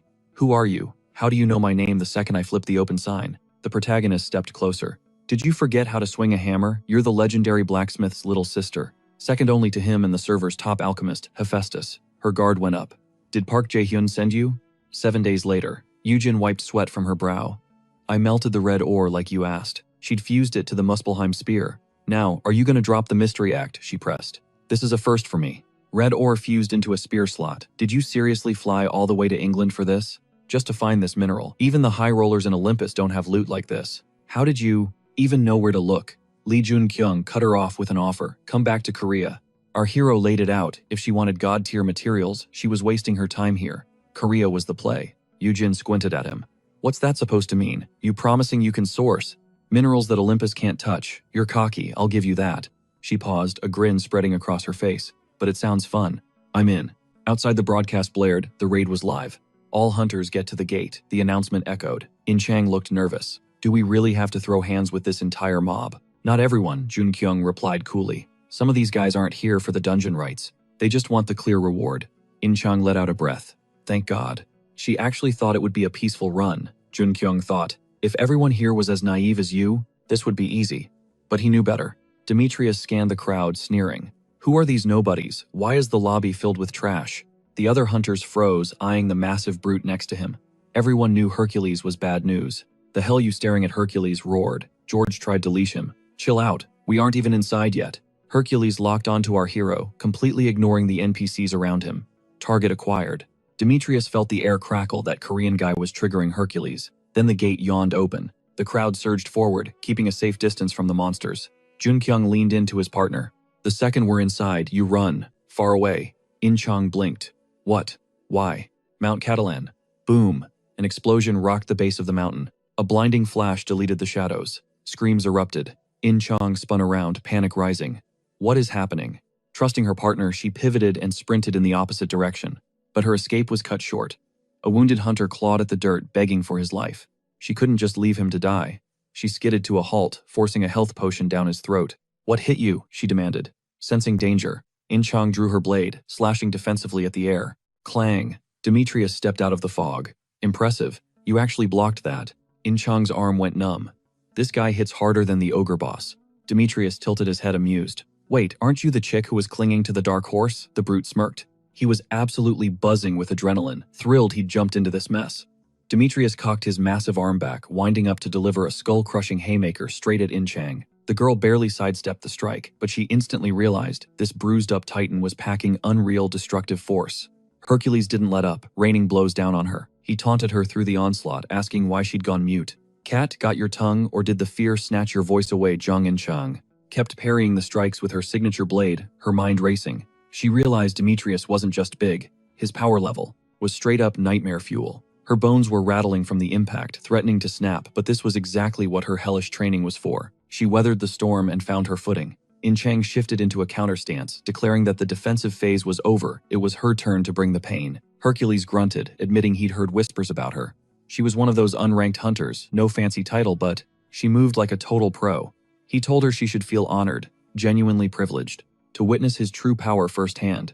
Demetrius triggered his wild beast skill, and rippling with catastrophic energy, he launched himself at her. Lee Jun-kyung watched from the sidelines, realizing the power gap was way too toxic to continue. He shouted to his partner that they needed to bail immediately. The girl didn't need telling twice. She spun on her heel and hightailed it after Lee Jun-kyung. The duo skidded into a safe zone. In Chang reported the intel the second they spawned into the gate. A massive explosion had gone off. A whole squad of hunters got caught in the blast, vaporized instantly. Jung In Chang looked at her teammate, totally bewildered, asking what the hell was actually happening. Lee Jun-kyung dropped the truth bomb. It was a setup. The girl assumed that Demetrius was the mastermind behind the trap. Lee Jun-kyung shook his head, total opposite. As soon as they entered the gate, someone had jumped Demetrius. That cheap shot triggered the giant, sending him into a blind berserker rage. In Chang's eyes went wide. Had Lee Jun-kyung predicted this entire chaotic mess? Is that why he told her to run? The young man noted that this drama was far from the season finale. To be continued. Zhang In Chang exhaled, saying she was lucky she didn't get flattened by that attack. Demetrius had been charging up. She asked what the game plan was now. Lee Jun-kyung replied that the current objective was simple: survive this A-tier nightmare. Suddenly, A-rank monsters mutated cattle, and lions burst from the tree line. It became crystal clear that Demetrius wasn't the only threat on the board. Lee Jun-kyung summoned his familiar skull. The summon reported 0 hunters pinging on the radar nearby. The young man ordered him to keep scanning the perimeter. If any threats popped up, return and snitch immediately. Lee Jun-kyung told his partner it was time to rotate. But the girl hesitated, staying behind for a moment. With Hyunmo watching their six, Lee Jun-kyung didn't press her. Still, In Chang looked off. She was quietly burying the bodies of the fallen enemies. Zhang In Chang flashed back to the guy's earlier words about the 2 paths to victory. Did Lee Jun-kyung want to raid the boss, or focus on the PvP chaos? The young man admitted the boss would be an absolute tank, and trying to duo that beast would be a grind. In Chang asked if he seriously thought Demetrius was the bigger threat. Did Lee Jun-kyung even have a strat? The protagonist smirked, replying that he had a plan to clear both objectives in one run. Hyunmo materialized, reporting 3 hunters with skull ink lurking nearby. Our hero immediately clocked it. These were the guys profiting from the chaos. He explained that these were the trolls who poked the bear, provoking Demetrius the second everyone spawned. Jung In Chung suggested it might be smarter to ghost them rather than risk a fight. The young man countered that he had a play, and he was executing it now. Cut to the 3 tattooed hunters, captured and trussed up against a massive tree. A looming shadow engulfed them. Demetrius arrived. He told George he'd tracked the Dark Horse's trail, but asked who invited these 3 clowns. George noted that judging by their ink, they were affiliated with Borgen. Borgen, a shady syndicate with deep roots in North Africa. They specialized in psychological warfare. Trafficking drugs and kids was their hustle. George added that these were the guys who ambushed Demetrius at the spawn point. The thugs saw the giant and immediately started begging, claiming it was just a mistake. Hercules shrugged, saying he had zero beef with guys who did whatever it took to catch a dub. He respected the hustle. The Titan added a caveat, as long as you follow the code. Then Hercules unleashed devastating blows, pummeling the 3 captives. Spawn camping people entering the gate was strictly against the dungeon's rules of engagement. Hercules muttered that next time they'd better follow the rules, assuming they respawn in another life. Moments later, the Borgen agents were completely wasted. The patron of the monster tramplers gave a nod of approval. George looked shocked, since when did Demetrius care about rules? He ghosted Olympus and absolutely curb-stomped Theseus. He had to be muttering that to himself in disbelief. Hercules smirked. This Dark Horse turned out to be a total riot. Odysseus chimed in, asking if they could really count this lucky break as a gift. Suddenly, a squad of armed hunters blocked the path in front of Hercules and Odysseus. Demetrius actually looked surprised. Were these the newbies' goons? Apparently, he wasn't the only one itching for a brawl. The bruiser grinned, adding that he was really starting to vibe with this. In a heartbeat, every single hunter was wiped out. Odysseus shook his head. This guy's hobbies were straight up gruesome. George asked if Demetrius would ever use an actual weapon, just for the sake of looking normal. The guy was a fighter class after all. It wasn't just Demetrius's insane strength that freaked George out. The brute replied that to really enjoy the hunt, you had to feel the bones crunch under your bare knuckles. A lightweight like George wouldn't get it, wouldn't understand that Demetrius was a war junkie with pure adrenaline and battle lust pumping through his veins. The second he entered the fray, he went full psycho. George was honestly sweating about the inevitable clash between Demetrius and the Dark Horse. Lee Jun-kyung and Jung In-chung moved silent and lethal along their route. Approaching a small rise, a massive wave of magical power hit them. They realized they had stumbled right into the boss monster's den. Peeking over the hill, they spotted a group of hunters. Lee Jun-kyung signaled to hold fire, no killer intent coming off them. The hunters eyed our hero skeptically. Was he really the Dark Horse? And seriously, wasn't he a little late to the party? They'd been camping out waiting for him forever. Lee Jun-kyung was visibly confused. One hunter stepped up, asking if Asgard was the one pulling the strings. Lee Jun-kyung nodded. The hunter introduced himself as Inev. He hailed from the Nile territories. They were stationed here to carry the rookie, but it turned out the guy didn't even know the script. The outcome of this dungeon raid had been rigged ages ago. Asgard takes the win, period. Lee Jun-kyung's mind raced to the Egyptian Nile. We're talking global powerhouses like Asgard or Olympus. Inev admitted he didn't know if Olympus triggered this mess, but Lee Jun-kyung showing up just made everything way more complicated. That's why they were here, to be the safety net, guaranteeing his win. Lee Jun-kyung realized this was the secret sauce behind Cho Young-su's victory in this war. Inev urged them to move. They'd help crush the boss, so they needed to speedrun this right now. Duoing a monster like that would be a nightmare. Lee Jun-kyung shut him down cold. He was taking out Demetrius himself. The rookie knew that taking the easy win meant he was just another puppet on a string for Odin, blindly following orders.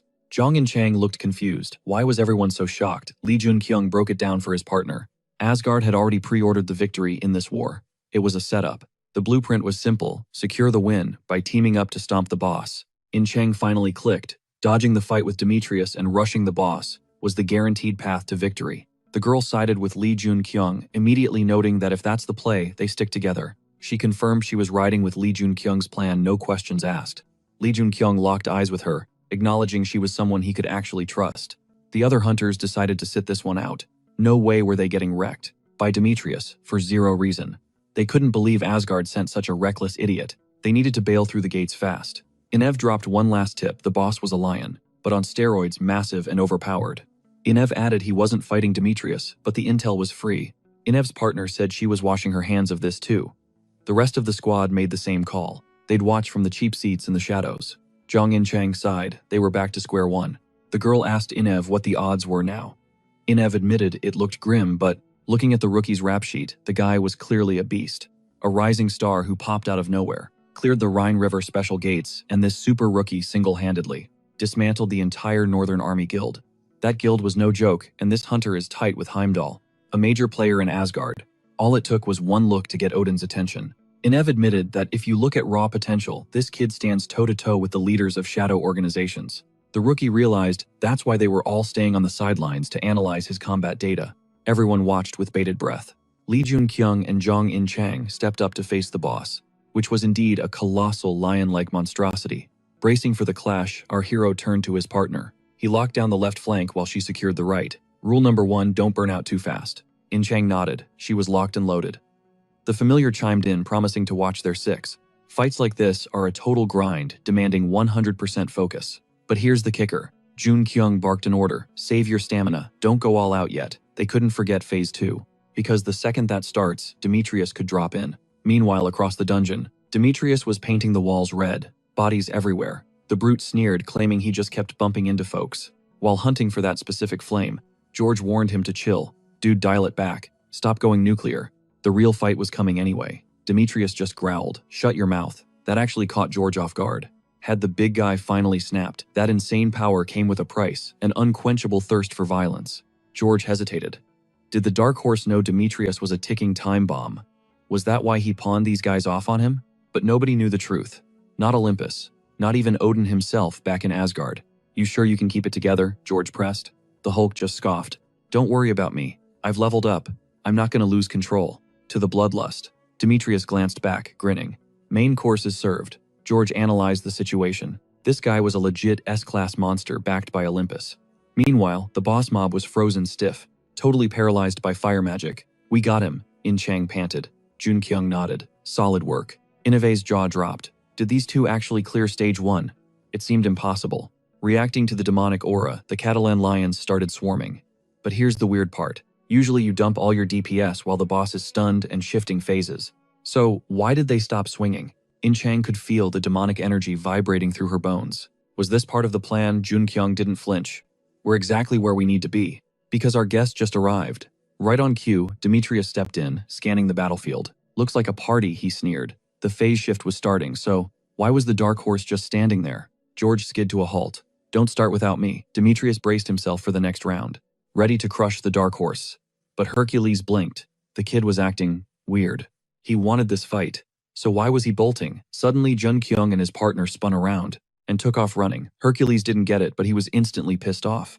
The giant charged after them with the boss monster hot on his heels. In-chang yelled back. They're gaining on us, both of them. But why wasn't Catalan aggroing on Demetrius? Jun Kyung shouted, we drew the aggro first. Just wait, he's about to unleash that demonic energy on everyone. They just needed to stall. It was a chaotic conga line, super rookie Demetrius, and a raging boss monster. Suddenly, the monster let out a deafening roar, turning hostile toward anything breathing. Hunter's monsters didn't matter. The boss and his minions started tearing into everything in range. The hunters realized too late the boss had gone full berserker mode, consumed by demonic energy. Only Demetrius was loving it. He cackled like a maniac, unleashing his full power on the monsters that dared to touch him. Demetrius bought us a window, Jun Kyung said, but it's closing fast. He tossed a vial to In-chang. Use this. Now. She stared at it. What is this stuff? Secret weapon, he smirked, coating his spear tip. The weapon instantly flared up, crackling with overflowing energy. The spear surged with power as the dragonstone sucked the red ore dry. Jun Kyung blinked. The dragonstone absorbed it. That wasn't supposed to happen. He had no clue what the side effects would be. Looks unstable, In-chang noted. It's our only shot, he replied. He lunged, driving the red ore-charged spear into the boss. Demetrius didn't hesitate, jumping into the fray and unleashing his signature beast roar. Odysseus joined the pylon. Amid the chaos, the kid shouted at Demetrius, told you to bring better gear, should have listened. The bruiser grunted. Yeah, I'll put it in the suggestion box. Odysseus clocked that spear instantly. It looked different. The Dark Horse was definitely 10 steps ahead. Turns out that spear packed a debuff similar to Demetrius's beast roar. But Hercules, he barely flinched. He noted that a cheap shot like that wouldn't even scratch his HP bar. The Dark Horse was nothing more than a buzzing mosquito to him. Demetrius scoffed, saying that's exactly why he ordered George to squash this pest. He had bigger fish to fry the real beast. George, however, was salty. He could feel his boss looking down on him. Jung In-chang couldn't believe the audacity. A bully talking trash like that. Suddenly, the girl clashed with George. Steel meeting, steel in a shower of sparks. George froze. How was she charging up that much key energy? From that kind of range, he figured she was just a rookie lacking experience. But then, George blinked, and she was gone. Vanished. Why didn't she go for the kill shot right there? Instead, she slammed the ground. And suddenly that skull turret blasted him with this sticky, sweet-smelling goo. Wait, monster pheromones, bingo. George realized too late as the horde started swarming him. Did they seriously just weaponize a potion to flip the script? Yup, he walked right into their trap. Lee Jun-kyung was stunned. How was this hunter tanking Catalan, a beast leaking demonic energy? Just how OP was he? But thanks to some 200 IQ plays, the rookie and his partner were watching it all go down, from the VIP seats. He gave the girl props, she handled Odysseus like a pro. In-chang admitted Hyunmoo came in clutch with the assist, but Lee Jun-kyung knew they were on the clock. They had to wrap this up, before Odysseus respawned. In-chang nodded. Demetrius, though, he was loving this. He was grinning, saying everything looked perfect. Just another day at the office. But Lee Jun-kyung knew, it's showtime. Demetrius was holding it together for now, but the cracks were forming. Berserk mode was loading. Lee Jun-kyung laid out the strat. In-chang aggro Catalan and Demetrius. He's gonna destroy himself. Lee Jun-kyung figured there was no need to wipe him out completely. They just needed to crit while he was vulnerable. The 1v1 finally kicked off. Lee Jun-kyung smirked at Hercules. Yo, why aren't we playing together? Hercules shot back. Game's already started, kid. Or are you lagging? The bully's eyes started glowing. I've been waiting for this. This wasn't just a fight. It was gonna be a highlight reel. Lee Jun-kyung steeled himself, thinking everything was going exactly to script. Hercules wasn't impressed. Unreasonable, he scoffed. Did this newbie really think a mana-filled shield could stop him? Please. Now. He was gonna teach the Dark Horse a lesson in pain. In-chang panicked. Did this guy not read the wiki on Demetrius's power? Sure, his shield was stacked with mana, but blocking the rhinoceros strike, that's a death wish. Demetrius scanned the area target lost. Suddenly, Lee Jun-kyung ghosted right behind him. Critical hit. The spear pierced the brute's shoulder. Demetrius roared, swung his arm wild, and launched his opponent across the map. The brute laughed. You think a mana shield makes you invincible? You really are a Dark Horse kid. But are you ready for round 2? Lee Jun-kyung was reeling. The damage output was insane. How did the guy tank that spear shot so easily? Demetrius mocked him. Who do you think I am? That was a paper cut. It'll heal in seconds. Except, it didn't. The wound festered. Hercules realized too late the spear was laced with poison. His veins were burning. Lee Jun-kyung dropped the lore red ore, also known as the Ore of Madness. Demetrius screamed, losing his mind to the pain. This ore boosted regular ogres past boss-level strength, making humans obsessed with harnessing it. It turned animals into monsters, and monsters into raid bosses. Originally called the Ore of Liberation, scientists wasted no time testing it on hunters. It buffed their stats like crazy. But since the side effects were literally insanity and death, the banhammer came down hard. Hence the rebrand Ore of Madness. Lee Jun-kyung knew the magical output was off the charts. The whole Catalan mountain felt like it was quaking. Demetrius howled. What did the Black Horse do to me? Lee Jun-kyung warned that George was dead meat if he got close. But George ignored the red flags and rushed to help his boss. Lee Jun-kyung watched in horror. History was repeating itself, and this time, he couldn't stop the tragedy. Demetrius had completely snapped, and in a dark turn of events, George paid the ultimate price for trying to intervene. George stepped up to the plate, convinced he could talk. No jutsu Demetrius back to reality, since the madness was fresh. But our MC wasn't about to let that tragedy replay. Lee Jun-kyung flashed in, physically blocking the young man's path. He leveled his spear eyes locked on the target.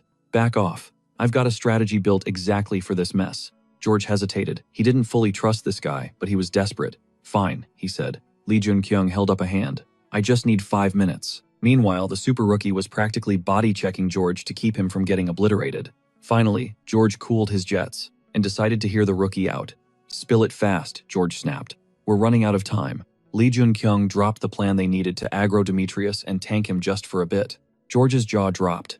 Did this rookie seriously think he could stall a berserk Demetrius for 5 whole minutes? The guy was absolutely feral, radiating pure chaotic energy that screamed game over. Demetrius wasn't even registering them anymore. He blitzed past Jun-kyung and George like they were NPCs, locked onto the boss monster with total tunnel vision. Nothing else existed. The crash was inevitable.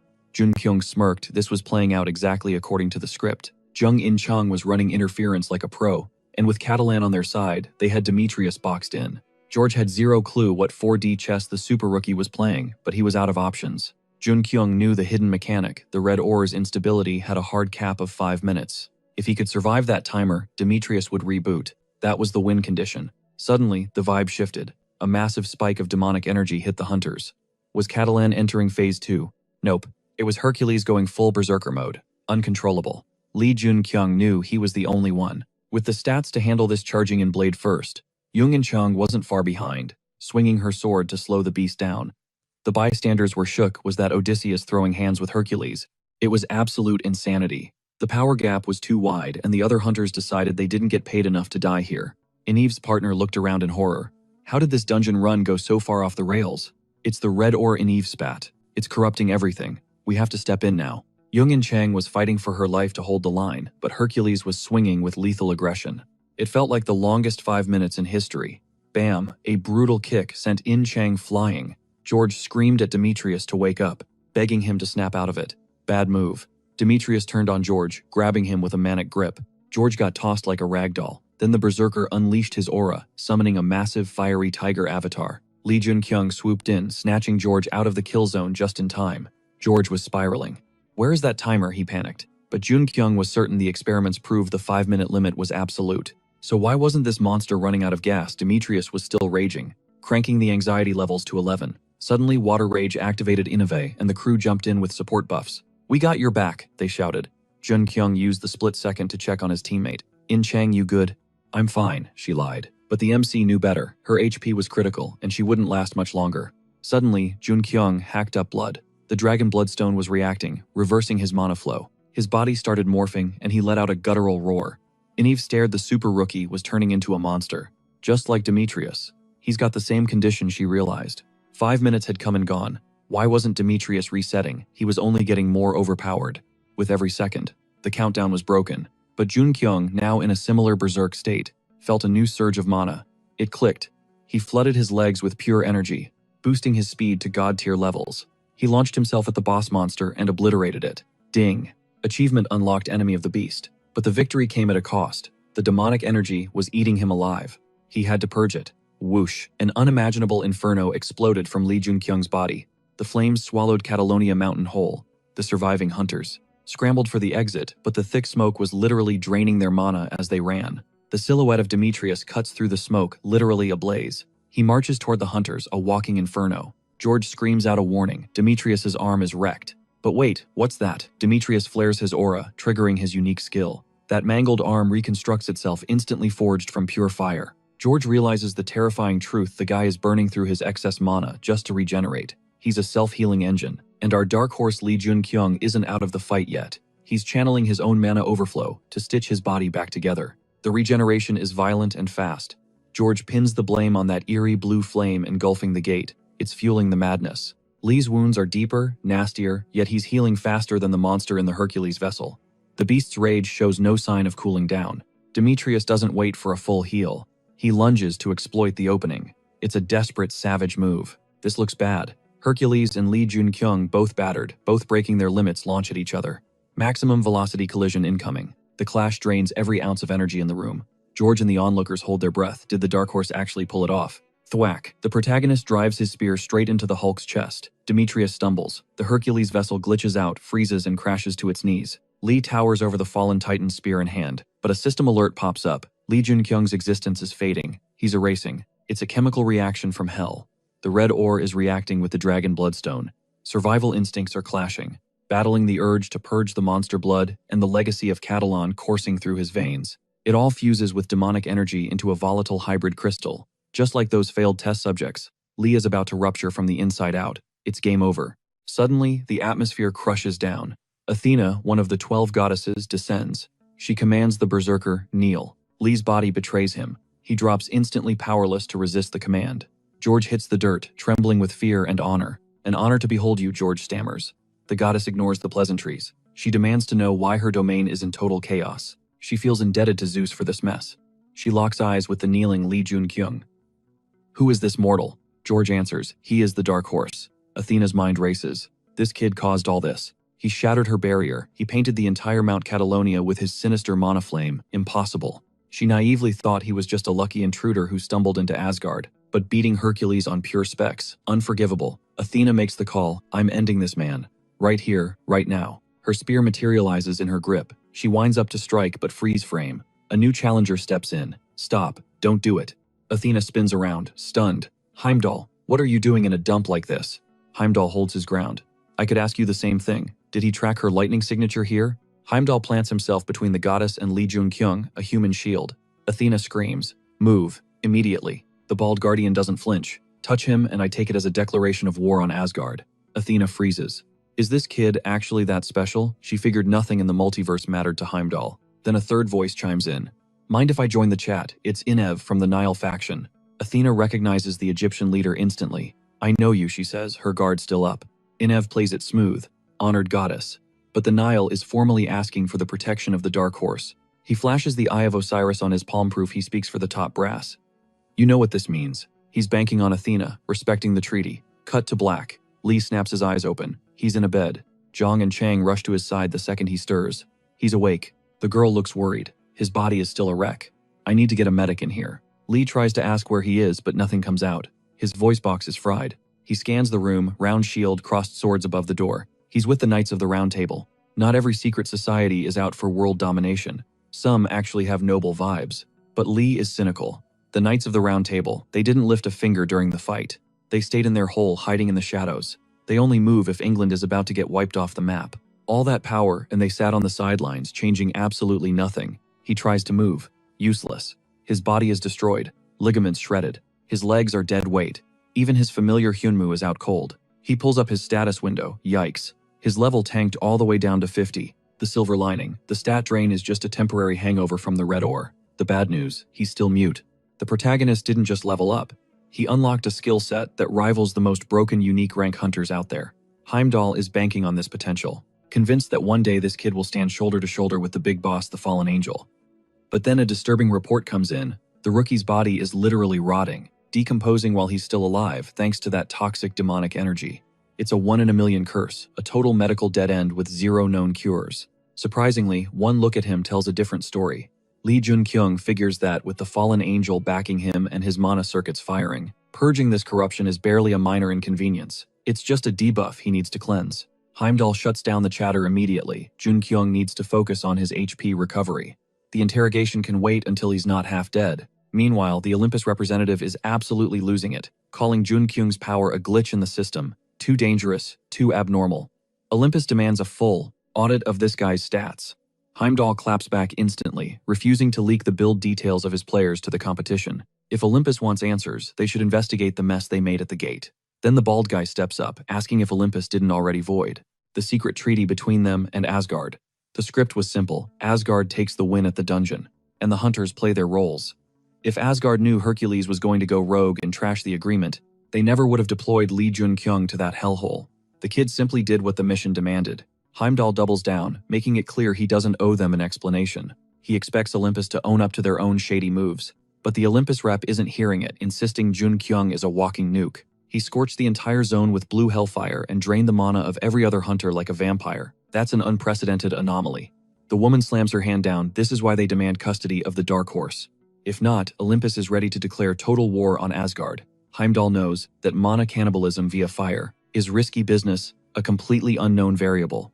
But let's be real, aren't all hunters walking disasters by default? Heimdall reminds them that before awakening, these guys were nobodies. Now, their very existence strikes fear into regular people. So, for Olympus to threaten war over this, it just proves they're a bunch of degenerate trash, needing a reality check. The Olympus rep snaps, blaming everything on him. What is Heimdall even doing here? Just being near him clouds her mind with red-hot rage. She's praying that once this drama wraps up, she never has to see his face again. Suddenly, a notification pops. Mana flow activated. Lee Jun-kyung can finally sense the current and harness it. He cracked the code by analyzing how mana cycled inside Demetrius, channeling everything in the environment to mimic that god-tier pressure. Jun-kyung realizes the potential. If he dumps this into an attack, his DPS goes through the roof. If he uses it for defense, he becomes practically unbreakable. That's the true meta of mana flow. But right now, he needs to channel that energy into self-repair. The synergy with his natural regeneration is insane. His recovery speed starts ramping up exponentially. But then, a system error occurs. The kid starts hacking up blood. But Jun-kyung realizes this isn't damage, it's his body rejecting the toxic impurities from the Dragon Bloodstone. He can finally scrub those blocked zones clean, using the mana flow as a detox. The protagonist pinpoints the bottleneck, a dense black sphere lodged in his back, choking his circuits and disrupting the rhythm. He realizes he has to manually override the system, and reroute the mana. Cut to the training room. George and In Chang are going hard, sparring with live weapons. George nods in approval. The girl is actually keeping up.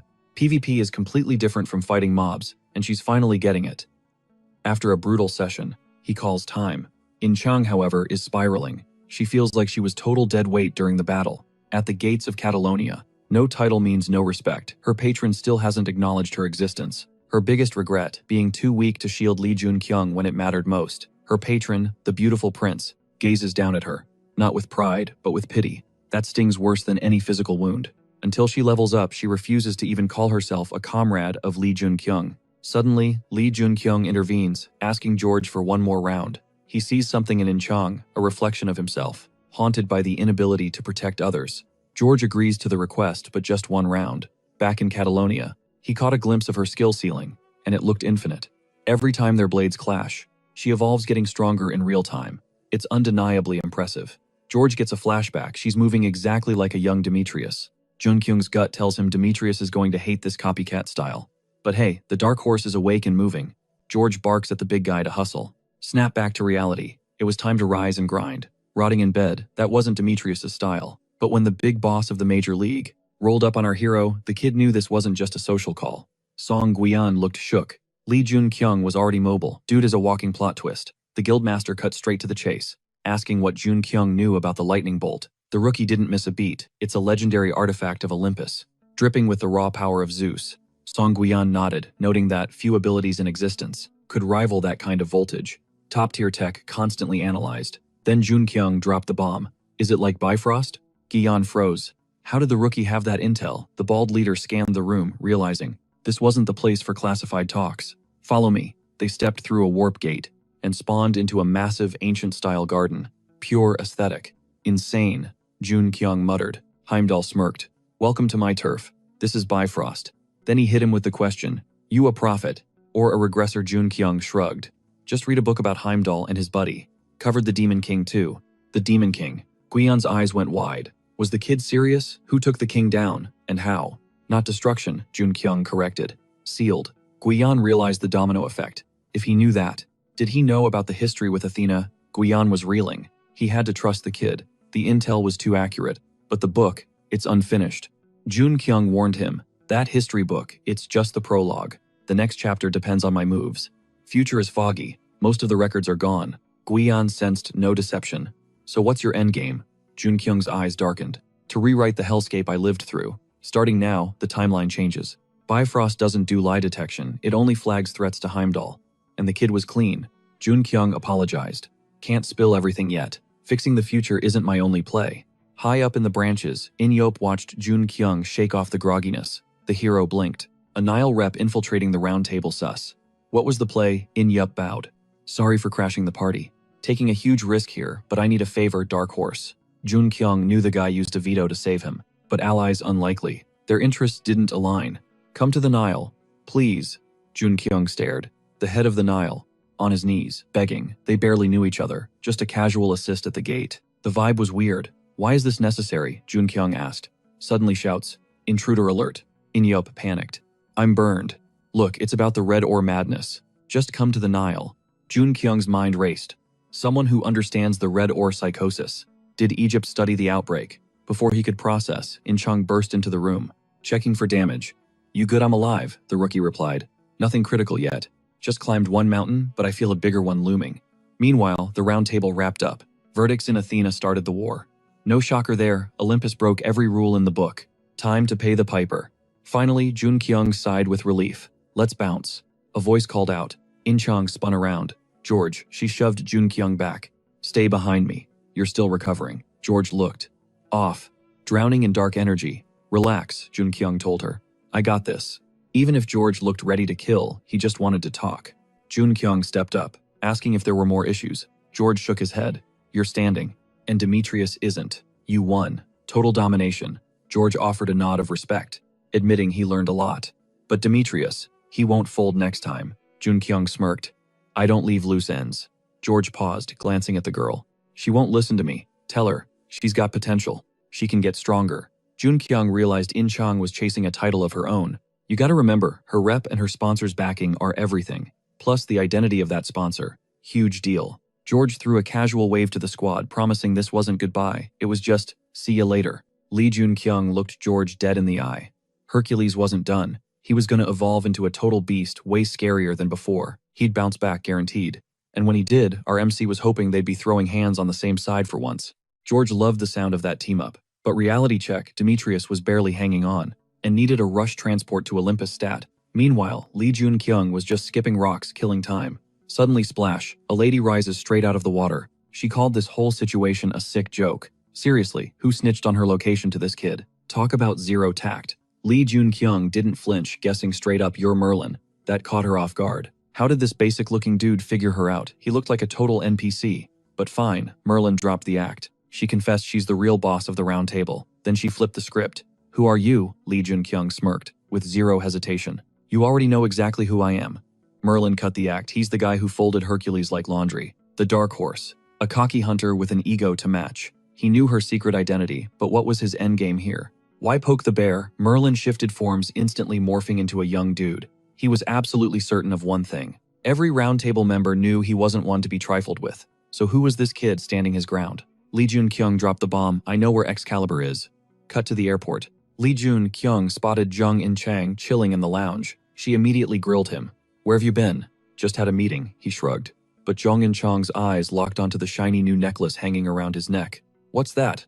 Was he seeing someone? Jung In-chang started low-key panicking. She connected the invisible dots. He was totally stashing a secret harem here in England, wasn't he? Song Gu-yan cut in asking if they were set. Lee Jun-kyung fired back, checking if the guild leader handled his business. Song Gu-yan confirmed it. Everything's handled. It was time to head home. Suddenly, a stranger flagged them down. Hold up, he said. Merlin sent me. The wizard knew Lee Jun-kyung would be right here. The message, you owe me for that necklace. Time to pay up. Song Gu-yan's jaw dropped. You know, Merlin. Lee Jun-kyung just nodded. We made a deal. He flashed the jewelry. The guild leader squinted. That's Merlin's. Lee Jun-kyung confirmed it. And added, yeah, and it nearly got me killed. He filled them in on the shape-shifting craziness he just witnessed. He wanted the full scoop. Meeting face-to-face was risky, but he needed that necklace bad enough to push his luck. Wheels up.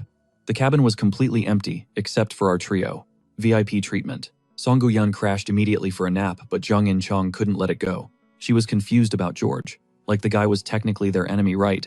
Yet he helped train her, gave her advice. If Hercules had done that to Lee Jun-kyung, she would have been out for blood, consumed by revenge. She just couldn't wrap her head around it. Was it some high-ranking hunter nobility thing? The way George treated them was just different. Lee Jun-kyung offered a theory. Call it intuition. George probably just realized Lee Jun-kyung wasn't looking to brawl with Hercules unless he had to. The intercom crackled, descent started. Buckle up, we're landing. The airport was a zoo. Journalists swarmed the place, desperate for a quote. Giant banners screamed, "Welcome, Dark Horse." The guy who humbled Hercules was everywhere. Song Gu-yan explained the narrative. Hercules challenged the rookie, and the rookie won. Lee Jun-kyung side-eyed the guild leader. Why didn't you warn me about this circus? Surprised, Song Gu-yan grinned. This is the fame you wanted, right? Jung In-chang cut in, asking what the plan was now. Too much to do, he sighed. Priority 1, fixing his gear. His spear was wrecked from the dragon bloodstone, and that red ore backlash. Plus, Hyunmoo was still out of commission. Fighting without his familiar, a nightmare. And apparently some crisis just popped up in Nile. But first, I'm moving, he announced. It was his childhood dream to finally own a place. Jung In-chang blinked. Moving house, that was the big emergency, she figured. He wouldn't need her help for a while. But she had one last thing to say. Jung In-chang stood tall and declared she was ready to go solo, no more hand-holding. She told him their dungeon run was a blast, a total XP goldmine. But George's words had lit a fire under her. She needed to prove she could stand on her own 2 feet. Jun-kyung watched her silhouette fade into the distance. The real Jung In-chang was finally waking up. He knew it. She was about to level up into an absolute powerhouse. Suddenly, his phone buzzed. It was Kim Soo-yeon from the association. The big boss, the head, was summoning him personally. A chauffeur would be there to pick him up tomorrow morning. But wait, Jun-kyung froze. He'd totally spaced on the most critical piece of the puzzle, Odin.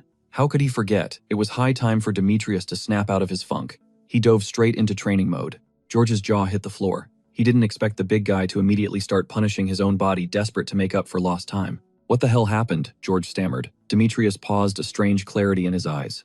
Tell me, George, is this the first time you've ever seen a hunter take an L? George realized he was right. Demetrius had never tasted defeat before. But looking at him now, the rage was gone. His soul seemed peaceful, completely unlike the aggressive berserker he used to be. George pressed him again. Seriously, what changed? Demetrius smirked. The dark horse. He never wanted to be our enemy. Don't worry, Demetrius said, flexing his hand. I've put a leash on the madness. It's fully under control. He could channel that raw power now, without losing his mind. The giant laughed. Jun Kyung hadn't just beaten him. He'd handed him this upgrade on a silver platter. Jun Kyung called it earlier. Hercules wasn't finished. He was evolving into a monster way, scarier than before. He was back on his feet. And Jun Kyung, he was banking on that beast being an ally. Next time they'd be wrecking havoc side by side. Cut to the wasteland. Absolute carnage. Monster corpses were piled up like trash as Jung In-chung plowed through. She was soloing dungeon after dungeon. But her streak hit a wall. A massive behemoth wielding a giant blade stepped into her path. 3 days of non-stop grinding. She blinked, stunned. Where did the devs spawn this nightmare from? It gave her flashbacks to the Hercules fight. The killing intent radiating off this thing was suffocating. Her patron Prince Charming trickled in a tiny heal, but her HP was flashing red. She was running on fumes. Even with the buff, she was barely standing. But looking at the beast, it was gassed too. This was it, sudden death overtime. The monster lunged. She dodged by a hair, the wind of the blade cutting her cheek. Now she prepped the counter. She launched herself into the air gravity, becoming a suggestion, and came down with a planet-crushing strike. She didn't stop there. You're not walking away from this, she screamed. Victory was right there. The beast stumbled, crashing to the dirt. One final swing cleaved through. Down goes the giant, just like the rest of the trash mobs. Deleted, but the adrenaline crash hit hard. Her legs gave out and she face-planted into the ground. 0 potions left. Muscle failure total. Was this how it ends, rotting next to a dead boss? She couldn't even lift a finger. Suddenly a shadow loomed. A cloaked skeleton materialized from the void. Thirsty for a potion hunter. Who the hell was this edgy bone guy? Her system pinged Prince Charming just granted her the title Siegfried. Her eyes fluttered open. The skeleton was gone. Standing there casual as ever was Lee Jun Kyung. Where? She croaked. Still in the gate, he replied. She checked her status, full health. Her body felt lighter, supercharged. It was a wild sensation. Where did he snag a high-tier elixir like that? Jun Kyung just grinned. I think congratulations are in order. She blinked, confused. For what exactly? Panic set in. Wait, where's my sword? Jun Kyung laughed. I almost stepped in to nuke that monster myself, but I held back. Just thought about it. I'm not a kill stealer, you know. I let you handle your business. She thanked him, realizing his restraint let her earn the kill and the title. Suddenly, boom, a pillar of neon green light blasted down from the sky, engulfing them both. A notification popped. Her patron was the ogre Prince Siegfried. The little legend hopped right onto her shoulder and made himself comfortable. He's all yours now, Jun Kyung quipped. She froze. How exactly do you interact with a legendary pocket-sized ogre on your deltoid? Think of him like the Black Warrior Jun Kyung explained. With that title, you're officially a top-tier hero now. She looked at the creature. She'd actually felt a connection since their duel. It was kinda adorable. Jun Kyung winked at the little guy. Hey handsome, keep the princess safe, all right? The guy asks if In Chang picked out a name for him yet. She shoots back, a quick negative, not happening yet. It's all a total head trip. Is she seriously the prince while this mini ogre plays the princess role? Then the little guy speaks up. Gong. Just like that, In Chang claims it. The patron Prince Charming flashes a satisfied smirk. The patron. Fallen Angel just cracks up at the sheer absurdity of it all. Lee Jun Kyung figures she definitely clapped that ogre mage in the 1v1. Jung In Chang is matching the Black Warrior step for step. She hits Lee Jun Kyung with the big question, how'd you even end up here? He hits her with the classic, it's a long story. Usually she clears these gates in 48 hours max, but he was starting to low-key panic. It's been 3 whole days since she ghosted into this dungeon. Lee Jun Kyung tries to pivot the conversation, but priority 1, radar pinging a hostile incoming from the northwest. Boom, 2-headed freak appears on the horizon. Lee Jun Kyung drops a reminder to clear the gate. They gotta wipe the floor with every mob first. In Chang feels that new heroic title surging through her veins, pumping her body full of raw mana. The boss of Ogre Village, a double-headed nightmare. She decides this beast is the perfect punching bag to test her new stats. Jung In Chang doesn't waste a single second on pleasantries, and launches an assault on the monster. Mid-air sword swing, suddenly Gong yeets himself off In Chang's shoulder, and rockets toward the beast. The 2-headed ogre didn't even have time to blink before Gong made impact. In Chang barely registers the blur before both monster heads go flying. Clean decapitation. Lee Jun Kyung eyes Gong, and thinks, yeah, she doesn't need a prince, she's got a wrecking ball. Gate cleared. Good game, Jung In Chang calls it. Then circles back to the mystery. Why is he here? Lee Jun Kyung drops the bomb. He's headed to China. Is she riding shotgun? Odin's trial aced it. Our MC was curious if the taboo would hold, but he cheesed the system with Merlin's pendant. Lee Jun Kyung finds himself in Asgard. He's infiltrating some shady deep state cabal, pulling the world's strings. Hunmu's all grown up with a perfect physique. He's not quite on the undead army king's level yet, but he's puppeteering 7 skeletons now. Junkyung spots a new skull on his bracelet, a fresh soul currently buffering. Blacksmith Park Jae-hyun fixed the spear, but there's a catch. It's gone full demonic, literally draining its user's life force. That's why Lee Junkyung has to hit China easily, one of the deadliest PvP zones on Earth. They couldn't plug the gates fast enough, so China basically turned into a monster kingdom. But the guy who can scrub the black marble clean is somewhere in that mess, right in the future epicenter of the apocalypse, the Northern Front. These aren't mindless beasts. Armed monsters are marching in formation, straight at the enemy. The hunters spot a massive wave of snow orcs closing in. 3 hours of tension. Then bam, the orcs get ambushed and torched instantly. Hunters are shook looking around. Who unleashed that heat? They look up 2 silhouettes on the hill. Lee Junkyung and Jung In-chang looking epic.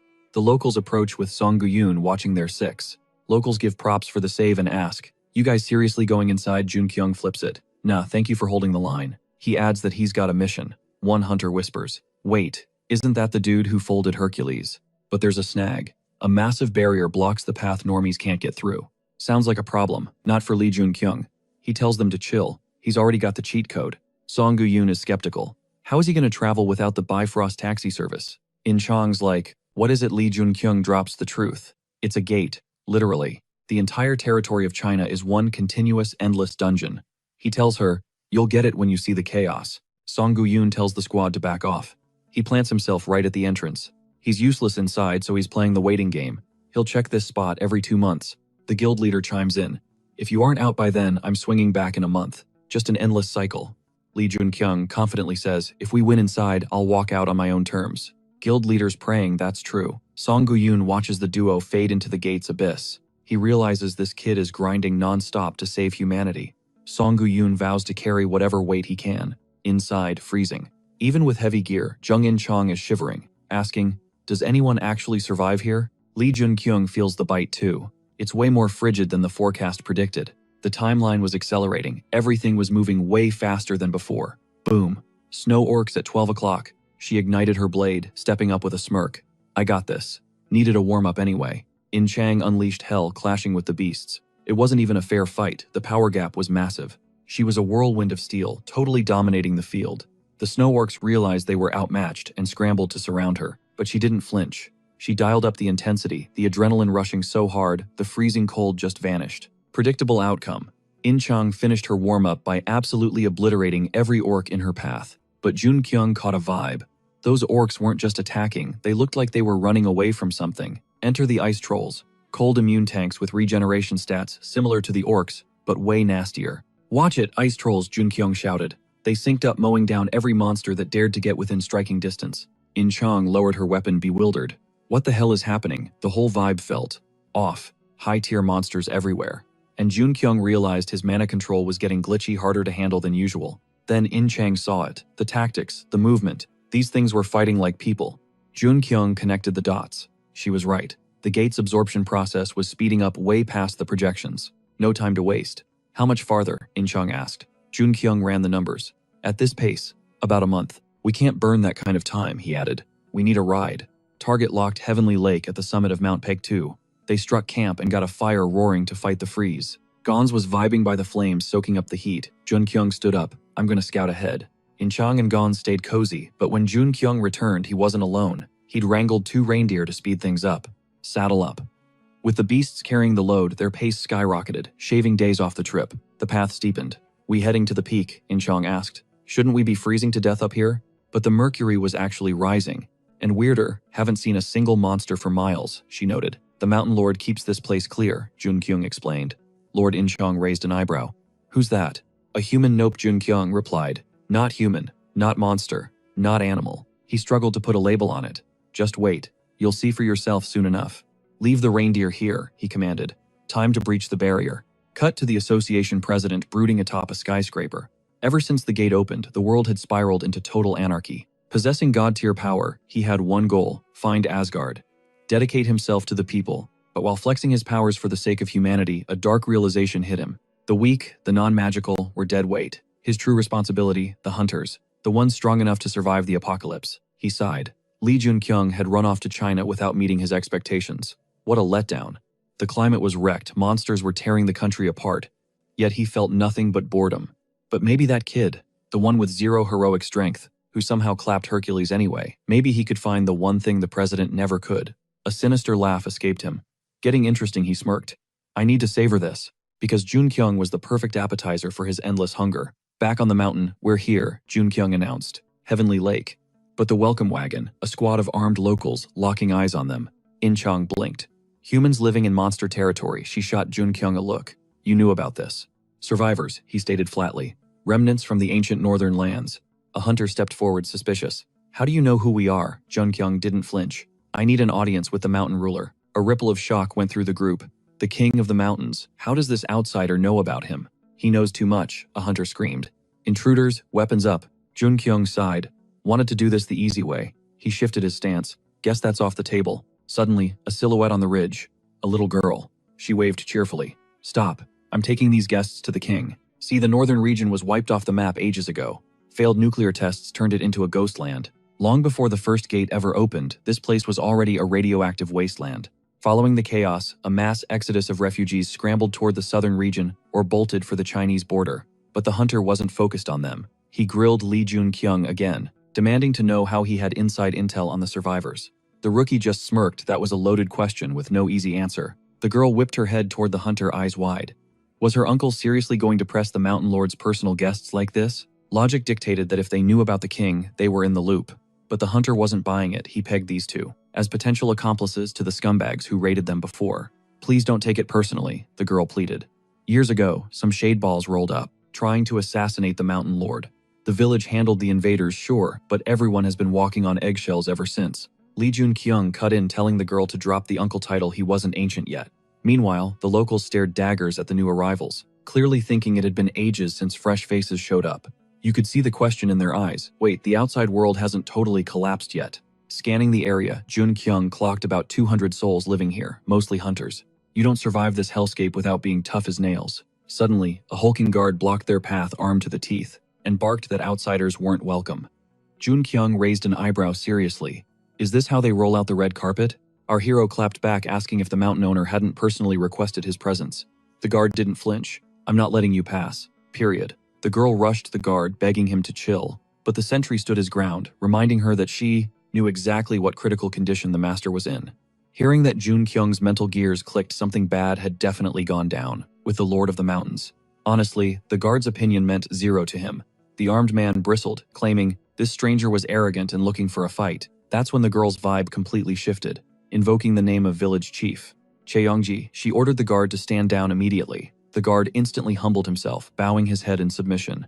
Turning to the guests, the girl signaled them to follow her straight to the mountain lord. The duo trailed behind her, stepping into a cavernous unknown. The young man glanced at his partner. You know anything about the myth of Tangun? It's a forgotten folk legend about how Hwanung came down from the peaks and founded Korea, basically creating humanity there. In-chang blinked, confused. Why bring up history class now? Jun-kyung pointed out that the locals were clearly operating off that ancient playbook. Following the girl Jun-kyung, and In-chang finally reached the presence of the mountain ruler, the white tiger. Jun-kyung stepped up, asking the beast point blank if it was the boss around here. The tiger rumbled back, claiming its power eclipsed Jun-kyung's entire military force. And yeah, it knew exactly who he was. Regardless, the beast welcomed the young hunters as honored guests, introducing itself as the protector and master of Mount Paktu. So what brings you to my domain? Both Jun and In-chang felt a spine-chilling aura radiating from the creature. Jun-kyung didn't sugarcoat it to the Lord. That power you're using to protect this place, it's running on fumes. He realized the tiger was dying because its battery source, Mount Paktu itself, was slowly being obliterated. The protagonist dropped a deal he could save the mountain lord, but honestly, he wasn't interested in the cat. He wanted an audience with the true master of the mountain. The beast let out a deafening roar, calling him out for his disrespect. Jun-kyung held his ground. You can detain me, he shrugged, but it's not right for a mountain lord to just roll over and die. His terms, take him to the intruder, and he'd save the tiger and Cheonggi village. Deal sealed. Once they were back in the fresh air, In-chang turned to her companion, asking who exactly the master was. Jun-kyung shook his head. That wasn't just some monster, the young man explained. That while the girl might see it like a reindeer pulling a sleigh, that thing was a way more advanced being. Basically, after soaking up magical energy leaking from the gate, its personality and appearance leveled up. In-chang wasn't convinced. That doesn't explain how it talks, hoards magic, or acts like a human. Junkyung nodded. The girl wasn't totally off base. Even before the magic juice, that tiger was built different. You know what an alpha is, right? Alphas are born bigger, stronger, and smarter than the rest of the pack. Give them time, and they become the stuff of myths and fairy tales. But the master of Mount Paektu, he's in a league of his own. The young man added that this was thanks to his patron. The girl looked puzzled, but Junkyung dropped the bomb. The true master. He was a hunter just like us. But now he's critical wounded by some intruder who breached Paektu. So the mission had changed. It wasn't just about survival. They had to hunt the intruder too. Cue the girl performing a ritual and shouting, opening the portal. Junkyung and his crew watched in awe as reality tore open, revealing a gateway to another world. It was go time. Seizing the split-second opening, he threw himself off the precipice, diving straight into the abyss while the girl executed the seal sequence. She locked reality behind them, vowing that everyone had to make it back in one piece as our duo breached the temporary dimensional rift. Inside the sealed zone, In Chang's jaw dropped, struggling to process the chaotic landscape, but Lee Jun-kyung had seen this glitched geometry before. He broke it down. These were nested dungeons, gates spawning inside other gates like a Russian doll of danger. Since the entire northern region and its neighbor are technically massive gates, every dungeon inside is just a temporary instance, and In Chang groaned about the sudden blistering heat. Just moments ago she was shivering in the cold, but Jun-kyung framed it as a hardcore endurance test to toughen them up. Basically, if they survive the oven, they level up. Right on cue, the beautiful prince, her celestial sponsor, dropped a clutch heat resistance buff on her. Jun-kyung smirked internally. That's exactly the kind of overpowered perk you'd expect from a hero channeling the legendary Siegfried. Clearly the constellations weren't stingy when it came to handing out cheat codes, while In Chang went full berserker mode on the spawning mobs. True to her brutal style, she didn't just kill them. She sliced the monsters into ribbons as Jun-kyung scanned the battlefield. He confirmed the area was clear, and In Chang let out a breath, realizing her fire control proficiency had just spiked significantly. Jun-kyung nodded, he knew it. The Cheonji gates with their infernal temperatures were the ultimate XP farm for fire-based skills. Catching her breath, In Chang questioned the identity of that mysterious kid from the village, wondering if, was she the one who constructed this sealed dimension? Jun-kyung corrected her. She didn't build the cage. She baited the monster into it. They were standing at the spiritual heart of Mount Baekdu, a nexus where all the ley lines converged and trapped the intruder. This is the battery source for the Mountain Lord himself, and that girl is actually the legendary Bear Woman from the creation myths. She's the living generator, pumping energy into the mountain, funneling her power directly to the Lord of the Mountain. In Chang realized the hierarchy was twisted. The apex predator here wasn't the mountain master, but the village head herself. Her true name is Unyayo, but Jun-kyung warned that the prisoner locked in here with them was in a league of its own, far deadlier than any nightmare fuel they had faced before.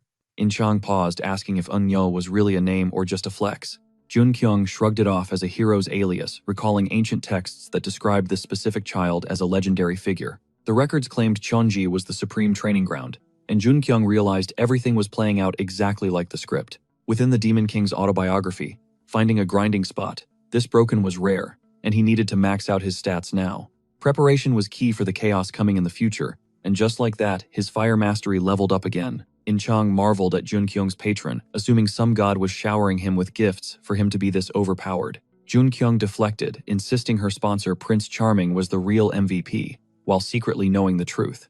It wasn't a god making him strong. It was his broken player trait doing the heavy lifting as the girl approached the fading mountain lord. She checked his status, but the tiger just rumbled wearily.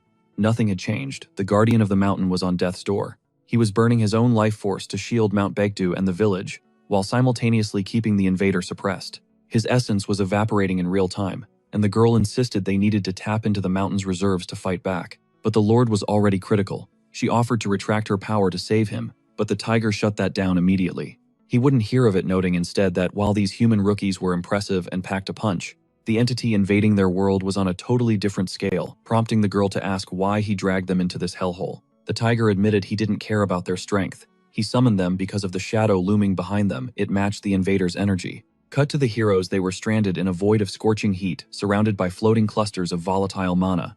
Suddenly, a small child materialized in front of them, and the girl snapped, demanding to know if this pipsqueak was the threat. Jun-kyung cut in. She was dead wrong. That thing wasn't human, and judging this book by its cover would get them killed. Before In Chang could clarify, the air screamed as a massive, translucent energy avatar erupted from the child's silhouette. The entire dimension quaked under the pressure, and the warrior girl stammered, questioning if this was even winnable. The child snarled, eyes glowing with hostility. In Chang drew her blade, and Ogong braced for the clash. Sword raised, In Chang closed the distance, ready to strike, but the entity didn't even flinch. It just detonated. A shockwave of raw power blasted outward, launching In Chong backward like a ragdoll, leaving her stunned by the sheer kinetic force. Jun Kyung stepped up to tank the aggro, gripping his spear and charging straight at the pint-sized calamity, thrusting with lethal intent. The impact shattered the ground, but the entity hopped away effortlessly, forcing Jun Kyung to reset his stance. He channeled his mana, prepping a fire-based nuke, and threw himself back into the fray against the intruder. The whole world was a raging inferno. The ground beneath Cheonji village wasn't just shaking, it was convulsing like a dying beast. "Get everyone out," now the girl screamed over the roar. They had to scramble to find cover for the wounded before the village collapsed. A hunter rushed up to her, panic written all over his face. "Hey, you really think we're gonna make it out of this?" "Chill," she snapped back, masking her own fear. "Even if the plan goes sideways, the Mountain Lord and I have this under control. They just had to speed up the evacuation." But deep down, she knew if they lost this fight, she and the big cat couldn't handle the fallout alone. The entire fate of Cheonji rode on those kids coming back in one piece. No pressure, right? Cut to the battlefield, absolute carnage. Gon was face down in the dirt, out cold. In Chong looked like he'd been through a meat grinder. Even the girl was barely staying upright. But the enemy, that kid was unleashing some next-level energy attacks. He had totally paralyzed our hero, locking him down. And the look on the kid's face, pure, unadulterated aggression. The power level was off the charts. Lee Jun-kyung was hanging on by a thread, gritting his teeth against the massive onslaught. He figured his magic growth was cap-nerfed. But wait, the mana flow had actually spiked his stats earlier. Still, his mana flow was stuck at level 1, his fire mastery completely stagnant. No way to level up here. Time for a Hail Mary. Our hero tapped into his deepest reserves, burning every ounce of internal energy he had left. But this kid, he just shrugged it off like it was nothing. The kid landed a heavy hit. Our boy clutched his chest, gasping for air. Okay, that was way too close. Mana flow usually kicks in when you're about to die, but he'd never felt it trigger against regular mobs like this before. This was different. Lee Jun-kyung gripped his spear. It hummed to life. He knew it. This kid wasn't just another boss fight. He was in a league of his own. Realization hit him, but barely in time. Suddenly, mana flooded every single cell in his body. Total rebirth. Meanwhile, the boy was practically glowing with dark, chaotic energy. Jun-kyung swung that flaming spear. This might sting a little. Boom. Massive XP gain unlocked. Skill activated sunburst. In Chang's jaw dropped. Was that spear literally sucking mana out of the air? Reality warped around him. His fire control just skyrocketed to level 10. He flooded the zone with flames, crushing the kid's energy beast. Jun-kyung walked through the inferno like a boss. Game over. The beast was broken. The rage in its eyes faded, replaced by pure, crushing sorrow. It was ready to serve. Above the patron, Fallen Angel watched the live stream with interest. Jun-kyung got right in its face. Ding, the Fallen Angel gifted a new skill, bonding. He laid a hand on the creature's head. It closed its eyes, totally submissive. But don't let the cute act fool you. This thing used to be a world-ending demon, the Demon King's right-hand man back in the day. The Demon King's son, the Snow King, Beast Lord, the saber-toothed god. Yeah, he had a resume. Jun-kyung looked at him and said, "I'm calling you Fenrir, bonding complete." Back at the village, the ground stopped shaking. Silence. Then she saw them walking out of the smoke alive. But wait, Jun-kyung was carrying a kid. The girl panicked, thinking he brought the enemy back. Mountain Lord, help. A massive tiger materialized, growling. "Explain yourself," the girl demanded. Jun-kyung smirked. "Promise kept." The tiger narrowed its eyes. "You played us. You said you'd destroy the threat." "Correction," Jun-kyung countered. "I said I'd save the Lord and the village. I never said I'd kill him. Besides," he added, "he's harmless now." The kid hopped down, eyes wide and innocent. He gave the girl a polite little bow. She looked like she'd seen a ghost. Jun-kyung grinned. "See, told ya." He tried to get the kid to say his name. "Say Jun-kyung." No luck. The kid's vocal cords weren't there yet. He realized the kid was mute. Then In-chong walked up and said the name perfectly. The boy growled at the girl, protective mode engaged. In-chong laughed. "Fenrir, chill. She's friend, not food." Fenrir ignored him and tackled the little ogre in a bear hug. Jun-kyung sighed. "Hey, cut that out." Then again, whatever. "Let him play." Jun-kyung shrugged. "They're just kids after all." In-chong shook his head. "I don't think that's the point." The girl turned to the hero. "Why did you summon me?" Jun-kyung answered. He'd sworn a blood oath to the Mountain Lord, crush the invader, and rebuild the ruins. "Pull this off," the young man promised, "and you're coming with me." But the protagonist made it clear not today. First, he had a score to settle in the neighboring lands. Once the dust settled there, he'd be back. "Get ready," Lee Jun-kyung commanded, driving his blade deep into the lakeshore soil. He tasked her with guarding the steel. "Perform a ritual right here. I need this blade blessed for when I return." Lee Jun-kyung's expression darkened. "It's crucial. This sword is a gift for a very specific someone." Further down the narrow path, locals blocked the group's way not to fight, but to beg. They stammered apologies for the earlier chaos. Foreigners usually just pillage us, they admitted, heads bowed. Lee Junkyung waved it off. Water under the bridge. We're good. Leaving already, the girl asked, voice trembling. Clock's ticking, Lee Junkyung replied. But I'll be back. That's a promise. And then he added, I'm taking you with me. She blinked, totally confused. What? Lee Junkyung sighed internally. Amnesia. Or are the side effects frying her memory? She didn't remember a thing from yesterday. Ask the Mountain Lord for a fix, he told her, adding a snarky whisper, and tell that old man to watch his health while he's at it. Back in the frozen wasteland, the vibe shifted. In-Chang looked crushed, her shoulders heavy. Hate leaving them behind, she admitted. Lee Junkyung cut through the gloom. Relax, we're coming back. Kid's got a heart of gold, he thought. Then he made it official. Soon as we handle business next door, we're making a pit stop right here. In-Chang frowned. Wait, weren't you here to smash the gate? Clear that out, she reasoned, and we could just catch a first-class flight or ship back. She eyed him. This guy beat Hercules and tamed a mythic wolf. He was basically a walking cheat code. You can't just solo the gate next door. Lee Junkyung's face went grim. Not this one. Nobody on Earth can solo that nightmare. In-Chang's jaw dropped. Then, why did we even come back? I love Mount Paektu, but this cold is brutal, she shivered. And Lena's long gone. What's the plan? Lee Junkyung didn't answer, he just whistled. Hey kid, need a favor. Boom. A massive snow beast materialized from the whiteout towering over them. Uber's here, Lee Junkyung smirked. Hop on. They scrambled onto the beast's back, gripping the fur for dear life. The beast launched forward, tearing through the drifts. Skidding to a halt on a ridge, they looked down, total chaos. Orcs and trolls tearing each other apart. Bon appetit, Fenrir, Lee Junkyung commanded. Make it quick. He knew the wolf was starving. He turned to the girl. School's in session. I want to see what makes you tick, that weird power, that speed. I'm teaching you mana flow, he announced. Master this and you'll level up without needing a handout from the system. In-Chang gasped. Solo leveling, no blessings. Is that even possible? So that's his secret, she realized. Lee Junkyung narrowed his eyes. She already had a spark of mana flickering inside. Hope flared in her chest. I can actually get stronger. Lee Junkyung opened his hand. A blinding core of pure energy pulsed there. It was dense, raw mana. She's a prodigy, he realized. A total natural. Focus, he instructed. Don't just look, see the flow. Feel it. You have to pull it inside you, he explained. In-Chang frowned. Sounds simple. Feels impossible. Stop thinking, Lee Junkyung snapped. Your brain can't grasp this. Your body has to. I'm going to force seal the mana into you, he warned, stepping closer. It's gonna hurt. Like hell. In-Chang didn't flinch. Do it. I'm done being dead weight, she declared. Darkness fell. The protagonist lit a fire, watching the flames dance in the silence. In-Chang was out cold in her sleeping bag, exhausted from the ordeal. Tough kid, Lee Junkyung mused. Most grown men would have passed out from that agony halfway through. He walked over to Fenrir. The boy was staring into the abyss. Whatcha? Looking it down in the valley, a colossus. A massive drake.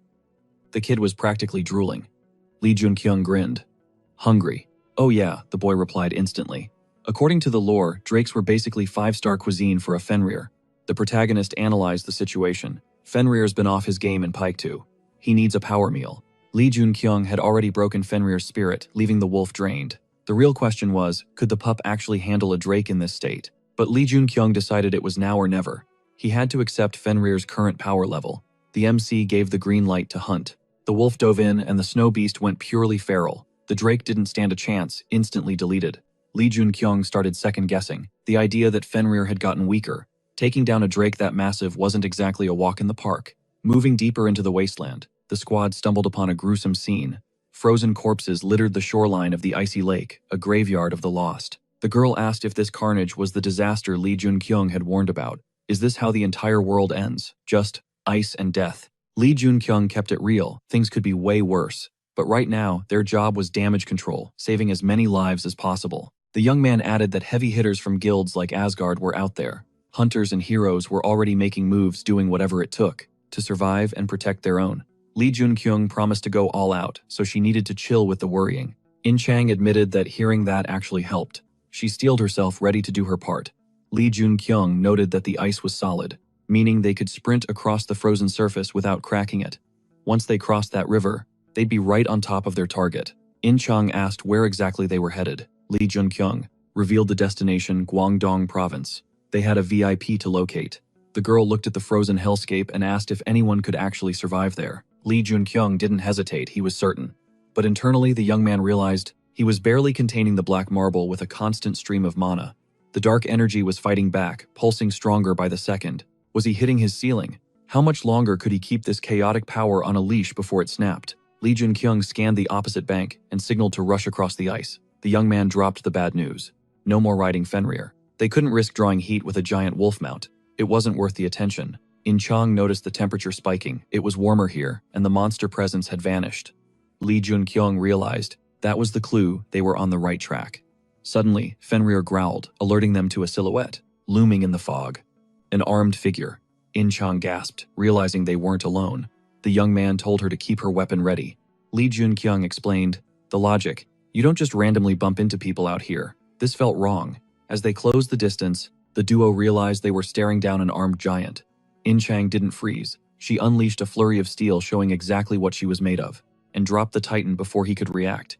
But In Chang noted something was off. He had appeared on the horizon looking like a soldier, but up close, the giant attacked like a starving animal. Lee Junkyung theorized that this guy was a rogue, an exile. Giants kicked out of their clans for being weak or sick, usually, end up feral like this. That explained why he went down so easily compared to a prime warrior. In Chang shuddered, saying she didn't even want to imagine what a full squad of healthy giants would look like. The duo stared into the white void. The young man grimaced. There wasn't just one, and they weren't getting a break. Giants mounted on monsters, massive ice drakes, were thundering toward our heroes. In Chang couldn't believe her eyes. Cavalry riding literal dragons of the north. One of the titans boomed a question. "Who are you?" Lee Junkyung glanced at Fenrir and sighed. Does this dog seriously want to eat a drake right now? Suddenly, a massive net cast a shadow over them. In Chang spotted the trap instantly. She flared her sword aura, ready to slice the net to ribbons. Lee Junkyung told In Chang to stand down. He didn't sense any killing intent. The group was instantly scooped up by a colossal giant. "You're coming with us," he rumbled. The Titan cavalry turned around, continuing their patrol with their new captives. Lee Junkyung, In Chang, and Fenrir ended up in a cage, hauled by the giant like luggage. The Titan asked if they were locals. Lee Junkyung replied they were travelers from way beyond the borders. The giants muttered that since they were caught with the special one, they were safe for now. Lee Junkyung noted that these guys were nothing like the horror stories. The records painted them as mindless beasts, but these warriors were sharp, intelligent. The young man asked if they were being taken to Utgard. The giant flinched in surprise. How did this tiny outsider know about their hidden city? He confirmed the route, repeating that they didn't hurt strangers without cause. The giant introduced himself as Shachi, a proud warrior of the ice giant tribe. The protagonist introduced himself in return. A brief scuffle broke out nearby, and Shachi effortlessly wrecked his enemies with elite skill. Dusting off his hands, Shachi said he had a few questions. Depending on the answers, he'd let them walk. Shachi emphasized that they had free will here. He wasn't going to force them, provided they played their cards right. No matter the decision, Lee Junkyung was certain of one thing: they were making it to that finish line. And way faster than expected. They were basically speedrunning straight into the heart of the action. "Welcome to Utgard," Shachi bellowed as the massive gates groaned open. He swooped into the city atop his giant snow goose. The crowd erupted, their champion was back. But In Chang wasn't soaking in the festive vibes. "Are we in a time warp?" she muttered. "This place feels straight out of the Dark Ages." The cheers died down as the locals spotted the cage. Confusion spread. Why drag these strangers in chains? What was their crime? Then they clocked Fenrir. Whispers flew through the mob. Shachi didn't just bag a prisoner. He captured a werewolf. That is legendary loot. Shachi barked orders to clear a path to the chief. Junkyung stayed cool, signaling the team to play it chill. "Don't sweat it," he signaled. Even Fenrir was calm. Until suddenly the vibe shifted. The wolf's hackles rose. He sensed a massive energy spike upstairs. "Enemy," he growled, eyes locked on the ceiling. Shachi hauled the cage toward the guards, announcing his presence. They stepped aside, clearing the lane to the throne room. And there he was, the king looming on his throne. "More uninvited guests," he rumbled. Junkyung's mind raced. Was this the guy? Fenrir sensed. They must have thrown down before the wolf got exiled to Mount Paektu. Shachi dropped to a knee, playing the loyal soldier. "Chief, I've brought the werewolf and his crew. And get this, the beast wants to stick with them." The chief blinked. "Humans taming a werewolf. Yeah, right." Shachi doubled down on the claim. The chief waved a hand, ordering the warrior to leave the guests. But Shachi stood his ground. "I gave them my word," Shachi stated firmly. "Warrior's honor. You cannot touch them. They leave here in one piece. Don't make me break my oath, chief." Back in the cell, In Chang rattled the bars. "Locked tight," she sighed. "But let's be real. I could snap these like twigs." Junkyung cut in. "Do that and you trigger a war with every giant in the city. Confidence is key, but we are deep in enemy territory." In Chang frowned. "Aren't we already in deep trouble?" "I don't trust that chief," she whispered. "He is plotting something nasty, especially with how Fenrir reacted." The wolf felt that pressure. "So what is the plan?" While Fenrir and Gon toasted by the fire, Junkyung remained ice cold. "Relax," he said. We can bounce whenever we want. But right now, we rest. It has been a long trip. He suggested laying low, but in his head, he saw the worst-case scenario, the city in flames, giants going berserk. The Demon King's archives were clear, the war with the giants was absolute hell. But Junkyung was puzzled. Sure, their king was a monster in combat, but one-on-one giants are weaker than humans. So how did they almost wipe humanity off the map? Suddenly the door creaked open. A girl stepped in with a tray. Tea and cookies, she offered softly. Junkyung probed. Does the chief treat all prisoners this nicely? She shook her head. No. Junkyung raised an eyebrow. So, what makes us special? She froze, eyes darting nervously. She was terrified to speak. That is when Junkyung clocked it, a surveillance bug. He had missed it earlier. A magical necklace hanging right there, broadcasting everything. If he had been solo, he might have missed it. But he quietly deployed a barrier to jam the feed. Audio and video cut. Your name is Su-in, right? He asked. You can talk now. The bug is dead. But keep it down. Su-in relaxed. I have been here a year, she whispered. Others, much longer. Junkyung did the math.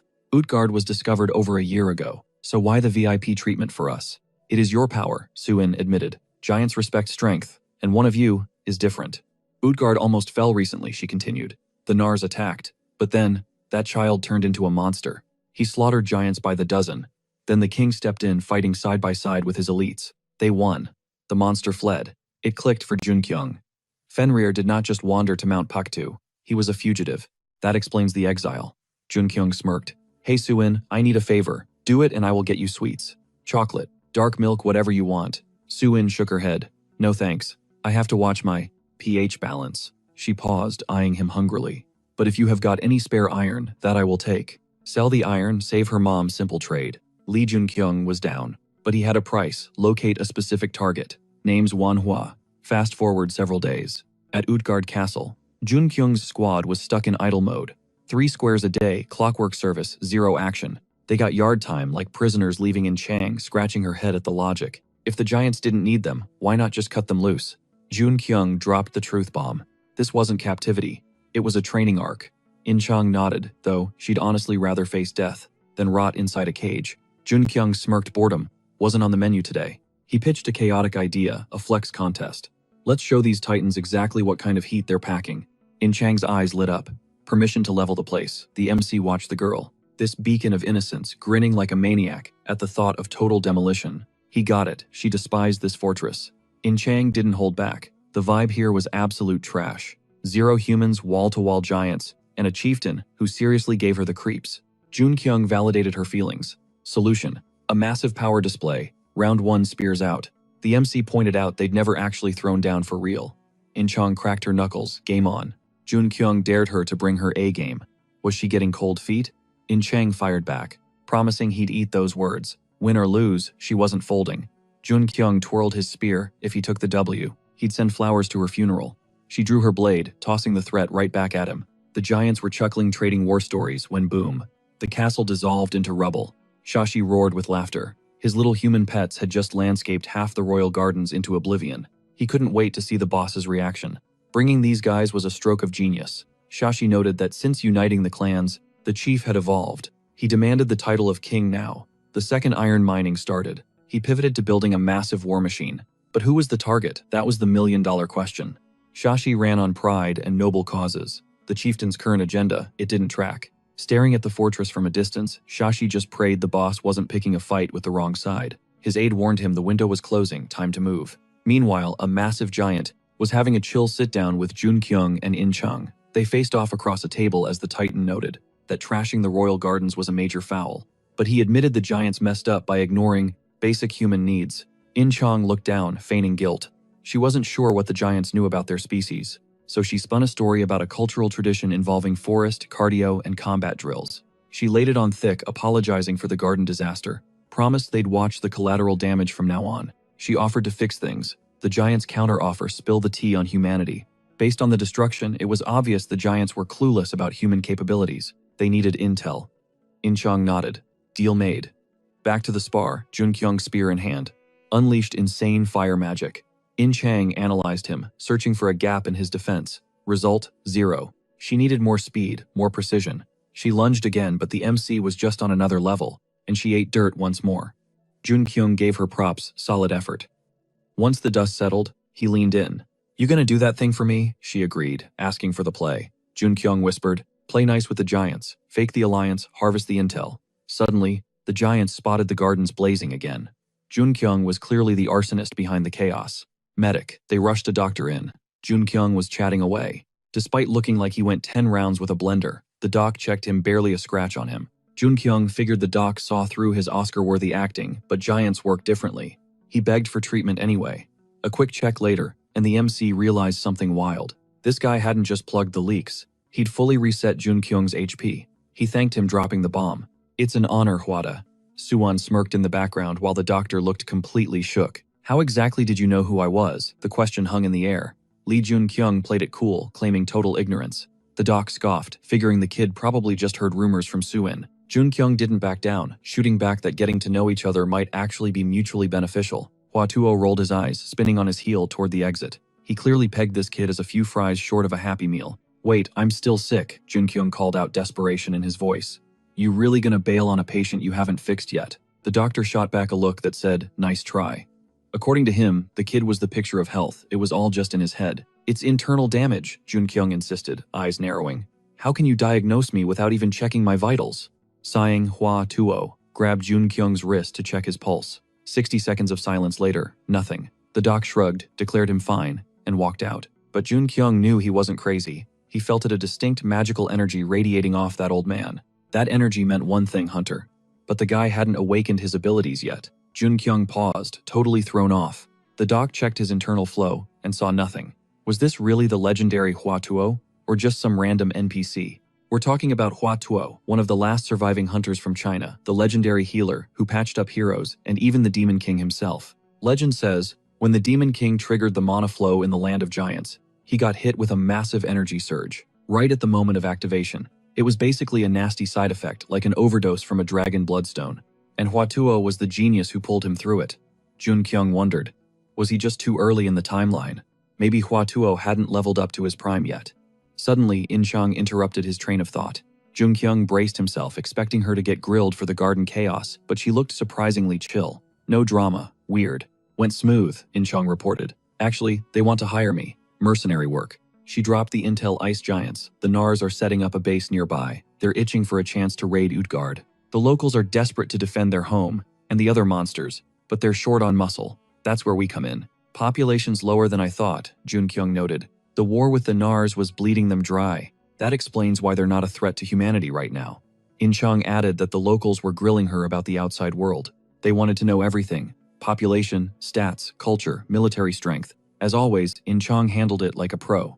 She took the compliment, then pivoted. You find anything? Jun Kyung shook his head. Zilch so far. But the night is young. Jun Kyung muttered that the plan was grab and go, find the targets, then bounce immediately. Why stay? He asked. In Chang shrugged. The giants treat the humans well here, no oppression. But leaving Utgard meant death in the wild. Basically, they were trapped by their own safety. I want to help them find a way out, she admitted. Jun Kyung paused. His original plan was just to extract Hua Tuo and a few key players, then bail. He realized In Chang had a heart of gold. Him, not so much. Sacrificing the few to save the many. It sounded logical, but Jun Kyung realized he was dangerously close to becoming the kind of monster he despised. Signing the mercenary contract bought him a ticket to stay, but the local hunters weren't buying it. Whispers followed him everywhere. Is that the guy with the wolf? What's his deal? Jun Kyung could feel the hostility radiating off them. Outsiders definitely weren't trending here. In Chang felt it too. They were unwelcome guests. Just then, Suin ran up, beaming with gratitude for saving her mom. She's doing great, she chirped. Behind her, Dr. Hua Tuo loomed. And how's the patient? Much better, thanks to your magic touch, Jun Kyung lied smoothly. Hua Tuo nodded. Come back if you relapse. Jun Kyung's eyes narrowed as the doc walked away. He had intentionally messed up his own mana flow right in front of the guy. A real master would have spotted that instability instantly. Hua Tuo missed it completely. Something was seriously off. Did Jun Kyung get the intel wrong? Is this guy a fraud? In Chang waved a hand in front of his face. Hey Earth to Jun Kyung. You good? He shook his head, clearing the doubt. Don't stress. In Chang smiled. We'll find our target. Time to gather intel, Jun Kyung decided. He cornered a hunter. So give me the numbers. The hunter squinted. You really want to know? How many giants we got? Maybe 1,000. Another guy scoffed. Try tens of thousands, idiot. Jun Kyung pressed on. And the Nars. The local explained that Utgard used to be crawling with giants way more than now. But internal drama started, fights broke out, and one of the chiefs took his crew and split. Those defectors became the Nars. Junkyung raised an eyebrow. What about the ones who stayed? Civil war killed most of them, the man grunted. The rest got wiped out by some weird plague. They couldn't handle the environment. Junkyung nodded, then dropped the real question. Any other strangers passed through here recently? Aside from him, the answer was a solid yes. But Lee Junkyung had one burning question. Was this mysterious stranger actually the Demon King in disguise? The diary dropped some major clues he'd trekked through China before hitting the City of Giants. If Junkyung played his cards right, he might just find the guy's trail. But the intel was cold. According to the locals, those outsiders had already bounced, and nobody had actually laid eyes on them. Of course, that was just the Giants side of the story. They claimed they'd spotted intruders who vanished into thin air, but something didn't add up. Lee Junkyung knew he had to dig deeper. He figured he could leverage some outside world intel to get the Giants to spill their secrets. It was a classic information broker move, dropping knowledge about the chaos outside to gain their trust. And it paid off big time. The meeting was a goldmine. There was definitely a healer in the mix, someone powerful enough to halt the infection spreading through the Giants and gain VIP access to the castle. All signs pointed to Hwada. As Lee Junkyung pieced this together, he ran straight into Shachi. The Giant clocked him immediately. Is this the crazy human who torched the castle gardens? Surprisingly, Shachi didn't attack. He thanked him. A rare reaction considering most races like dwarves absolutely despised humans. Shachi mentioned he was heading out on patrol. The Nars were ramping up their raids and things were getting hairy. He hit Junkyung with an offer. You want in on this action? Lee Junkyung didn't hesitate. He rolled out with Shachi to intercept the Nars, but they ran into a nightmare scenario. Standing in their path was none other than Shrim, the warlord of the Nars tribe. The tension spiked as the two warriors dismounted for a face-off. They locked eyes, the air crackling with hostility. Junkyung's instinct screamed danger. A giant named Shrim wasn't a coincidence. This guy was radiating pure, dark, demonic energy. It was obvious Shrim was in a completely different weight class compared to Shachi. We're talking King of Giants levels of power here. Junkyung realized he needed to understand their conversation fast. The alien dialect was gibberish until the fallen angel buff kicked in, downloading the giant language straight into his brain. Now fluent, he heard Shrim demanding to know why Shachi was still clinging to his stubborn ways. Shachi clapped back instantly, refusing to take orders from a traitor. That clearly struck a nerve with Shrim. You're really gonna keep bowing to that idiot? King Shrim scoffed. Look how low your tribe has fallen. It's pathetic. He accused Shachi of disgracing the warrior code, insisting his side weren't traitors. They just refused to be slaves to Utgard. Shachi snapped, shouting for him to shut his mouth. He was done listening to the propaganda. A massive axe materialized in Shachi's grip.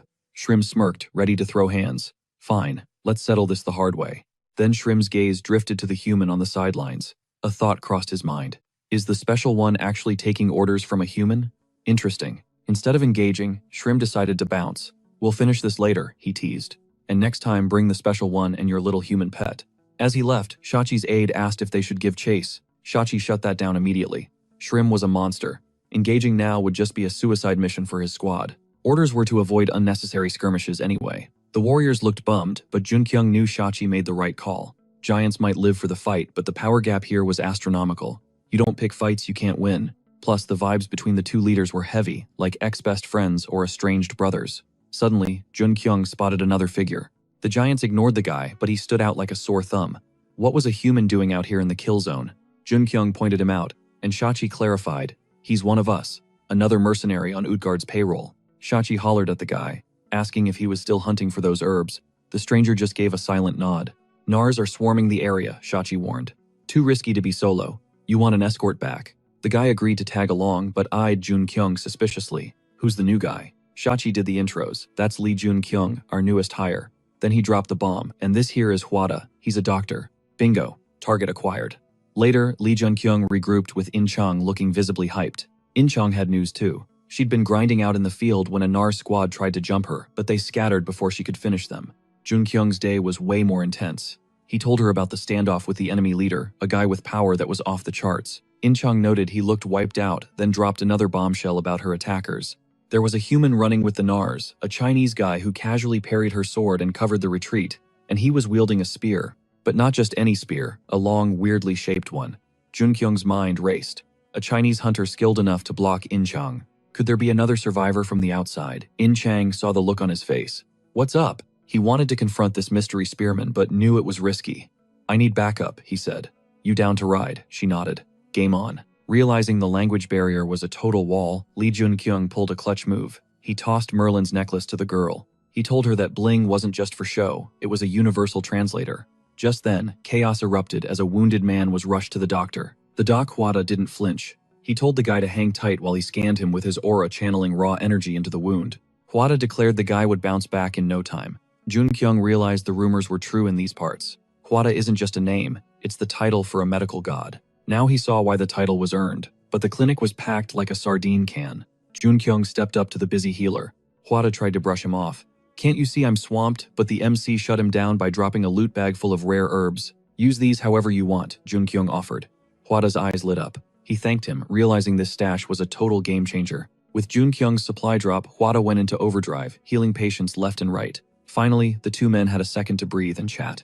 Hwada threw a curveball. He wanted to check Jun Kyung's pulse. The MC raised an eyebrow. Why the sudden checkup? The doctor confessed. He felt a weird vibe the second they shook hands, something unnatural. He placed his fingers on Jun Kyung's wrist. Pulse wasn't enough. He asked to go deeper. Jun Kyung gave the green light, and Hwada gripped his hand, pumping a stream of energy into the MC's system. Energy surged from palm to palm. Hwada warned him that even with full focus and consent, letting someone else's mana ride through your veins is grueling. It explained why the girl had been in agony earlier. Jun Kyung analyzed the situation. Hwada was using mana like an MRI scan, but strangely, zero pain, no discomfort. It felt natural, almost like it was his own power. Hwada looked up, stunned, asking if the MC was a fellow cultivator. Jun Kyung flipped the script, asking if the doc studied mana flow. He needed to know where Hwada learned this technique. The doc clarified. "We call it chi cultivation." The hero pressed on who else knew these secret arts. Hwada dropped a bomb. Only the Nars faction possessed this knowledge. The gears in Jun Kyung's head started turning regarding the people Jung and Chang encountered. Something was definitely sus about this whole setup. But first, Jun Kyung had to address the elephant in the room, the black marble sphere inside him. He asked the doc for the diagnosis. Hwada didn't sugarcoat it. "Your blood is like sludge, and your internal energy flow is totally jacked up." It was just a surface-level scan, but the doctor was certain of one thing. Jun Kyung was dealing with some serious internal trauma. The MC stared back, realizing he was looking at the guy who literally healed the Demon King. If anyone could be trusted, it was this medical genius. So, Jun Kyung spilled the tea. He'd messed up his internal energy cultivation. He absorbed a toxic amount of demonic energy from monsters, letting it rampage through his system. That dark power clashed with other energies inside him, condensing into volatile black spheres. These things were radiating raw power, putting his body through absolute torture. Jun Kyung admitted he was clueless about what they were. Trying to cultivate his energy the normal way was totally useless against this anomaly. Hwada got serious and asked for a full examination, no half measures this time. Jun Kyung went shirtless and hopped onto the medical table. As Hwada worked, he was impressed. The kid was tanking pain that should have felt like his insides were being shredded. The diagnosis came back weird. Usually parasitic spheres like these vampire a person's life force until they drop dead. But Jun Kyung's spheres were built different. Instead of draining him, they were actually turbocharging his mana flow. Jun Kyung asked for the bottom line. Hwada broke it down. The spheres aren't trying to kill you directly. The agony is coming from the forceful rewiring of your internal energy circuits. But Hwada dropped a warning. This is high-stakes gambling. Those spheres are leveling up alongside you. If those dark cores ever overpower your own will, it's game over. They'll hijack your mind, turning you into a psychopath obsessed with total destruction. The only reason he wasn't crazy yet was his insane mental grit holding it back. Jun Kyung connected the dots. Was this the same madness that plagued the Nars out in the ice? It made sense. The Nars faction were basically mana-addicted psychos, driven by bloodlust and twisted cultivation methods. The MC was processing this intel download, trying to fit the puzzle pieces together. But one thing was clear, the black spheres weren't a death sentence. They were a power-up waiting to be mastered. The protagonist smirked internally, getting stronger. By dancing with death, that's just Tuesday for him. He realized the Demon King must have cracked the code on mana flow through this exact type of cultivation. If Jun Kyung plays his cards right, he can use chi techniques to optimize his own power in the future. But something still bugged him. He turned to the doctor, pointing out that none of these patients looked like battle-hardened warriors. Why is everyone dropping like flies? Hwada didn't sugarcoat it. This land, it's overdosing on raw energy. Hunters backed by high-tier patrons can vibe with it, turn that pressure into power, but only if they're conditioned. But average civilians, their bodies crash under the voltage. That's the sickness. Explains the body count. Since the gate cracked open zones totally hostile to human biology started popping up globally. Hwada dropped a little lore before China went full gate mode. He was grinding through med school in Europe. He rushed back to the motherland the second the news broke, hoping to be useful out in the field. Society wrote these places off as unfixable hellscapes, pure monster turf. but Hwata pivoted, grilling Lee Jun-kyung on why he trekked all this way. Isn't a rescue squad supposed to be tailing you? Lee Jun-kyung scanned his memory of the original plot. Zero mentions of backup. He kept it real. No cavalry coming. Then he dropped the mic. The rescue team is standing right in front of you. Hwata scoffed, unimpressed. So Lee Jun-kyung broke it down, explaining it was just a two-man operation. Aside from Fenrir, there were two others who'd actually clapped the giants. One wasn't even human, just a pile of bones. Hwata shot back. Does the species even matter? The real mission was a total evac saving everyone. Could they pull that off? Jun-kyung admitted he couldn't solo carry this raid. He pressed the doc for intel on the defectors siding with the Nars. Maybe we can use them. Hwata laughed in his face. Ridiculous. You don't know who you're dealing with. Jun-kyung didn't flinch, firing back that ignorance was exactly why he needed the info. The hunter count in Utgard was critical level low. That implied the majority had already flipped to the Nars' roster. Hwata confirmed it, noting that on his last herb run he saw the mass exodus from Utgard. Jun-kyung's gears turned who had the charisma to lead that pack. No name popped up, but he needed those hunters to survive the incoming apocalypse. He had to level up, fast. Jun-kyung doubled down on his request. Teach me key cultivation. If he could unlock that skill tree, he'd be inching closer to Demon King tier power. Cut to Jun-kyung and the squad scouting Utgard from a distance. Same old snow-buried cityscape. But the scenery wasn't the point. Hwata had just finalized a massive barrier around their zone. Total lockdown, zero mana leakage. Jun-kyung could go full blast inside, and nobody outside would catch a whiff. Our MC was shook. Is all this security really necessary just for training? Hwata didn't hesitate. Absolutely. Rewiring your internal circuits demands sucking in external energy, and during that process, you trigger power surges the giants will definitely ping. The doc added that hoarding mana in one spot isn't exactly a walk in the park. First step, a barrier that lets mana circulate. Then Jun-kyung dropped a bombshell. I can already feel it. I'm pulling in the ambient energy naturally. Hwata's jaw hit the floor. Was this kid actually siphoning external mana? With zero technique, who trained him? What ancient martial arts school was he repping? That's theoretically impossible. Jun-kyung tilted his head. What's the big deal? Hwata realized Jun-kyung was a total anomaly, a prodigy with god-tier internal energy control. He was blowing past every limit. The doc admitted that while the kid's raw talent was scary, hearing his explanation proved it was doable. They could actually pull this off. Meanwhile, back at the winter camp, the hunters were stress testing their situation. One asked, panic rising, "Wait, do we seriously have zero heavy hitters left?" His buddy nodded grimly. The rookie wondered, is that the rescue squad finally showing up? The veteran shut that hope down cold. Not a chance.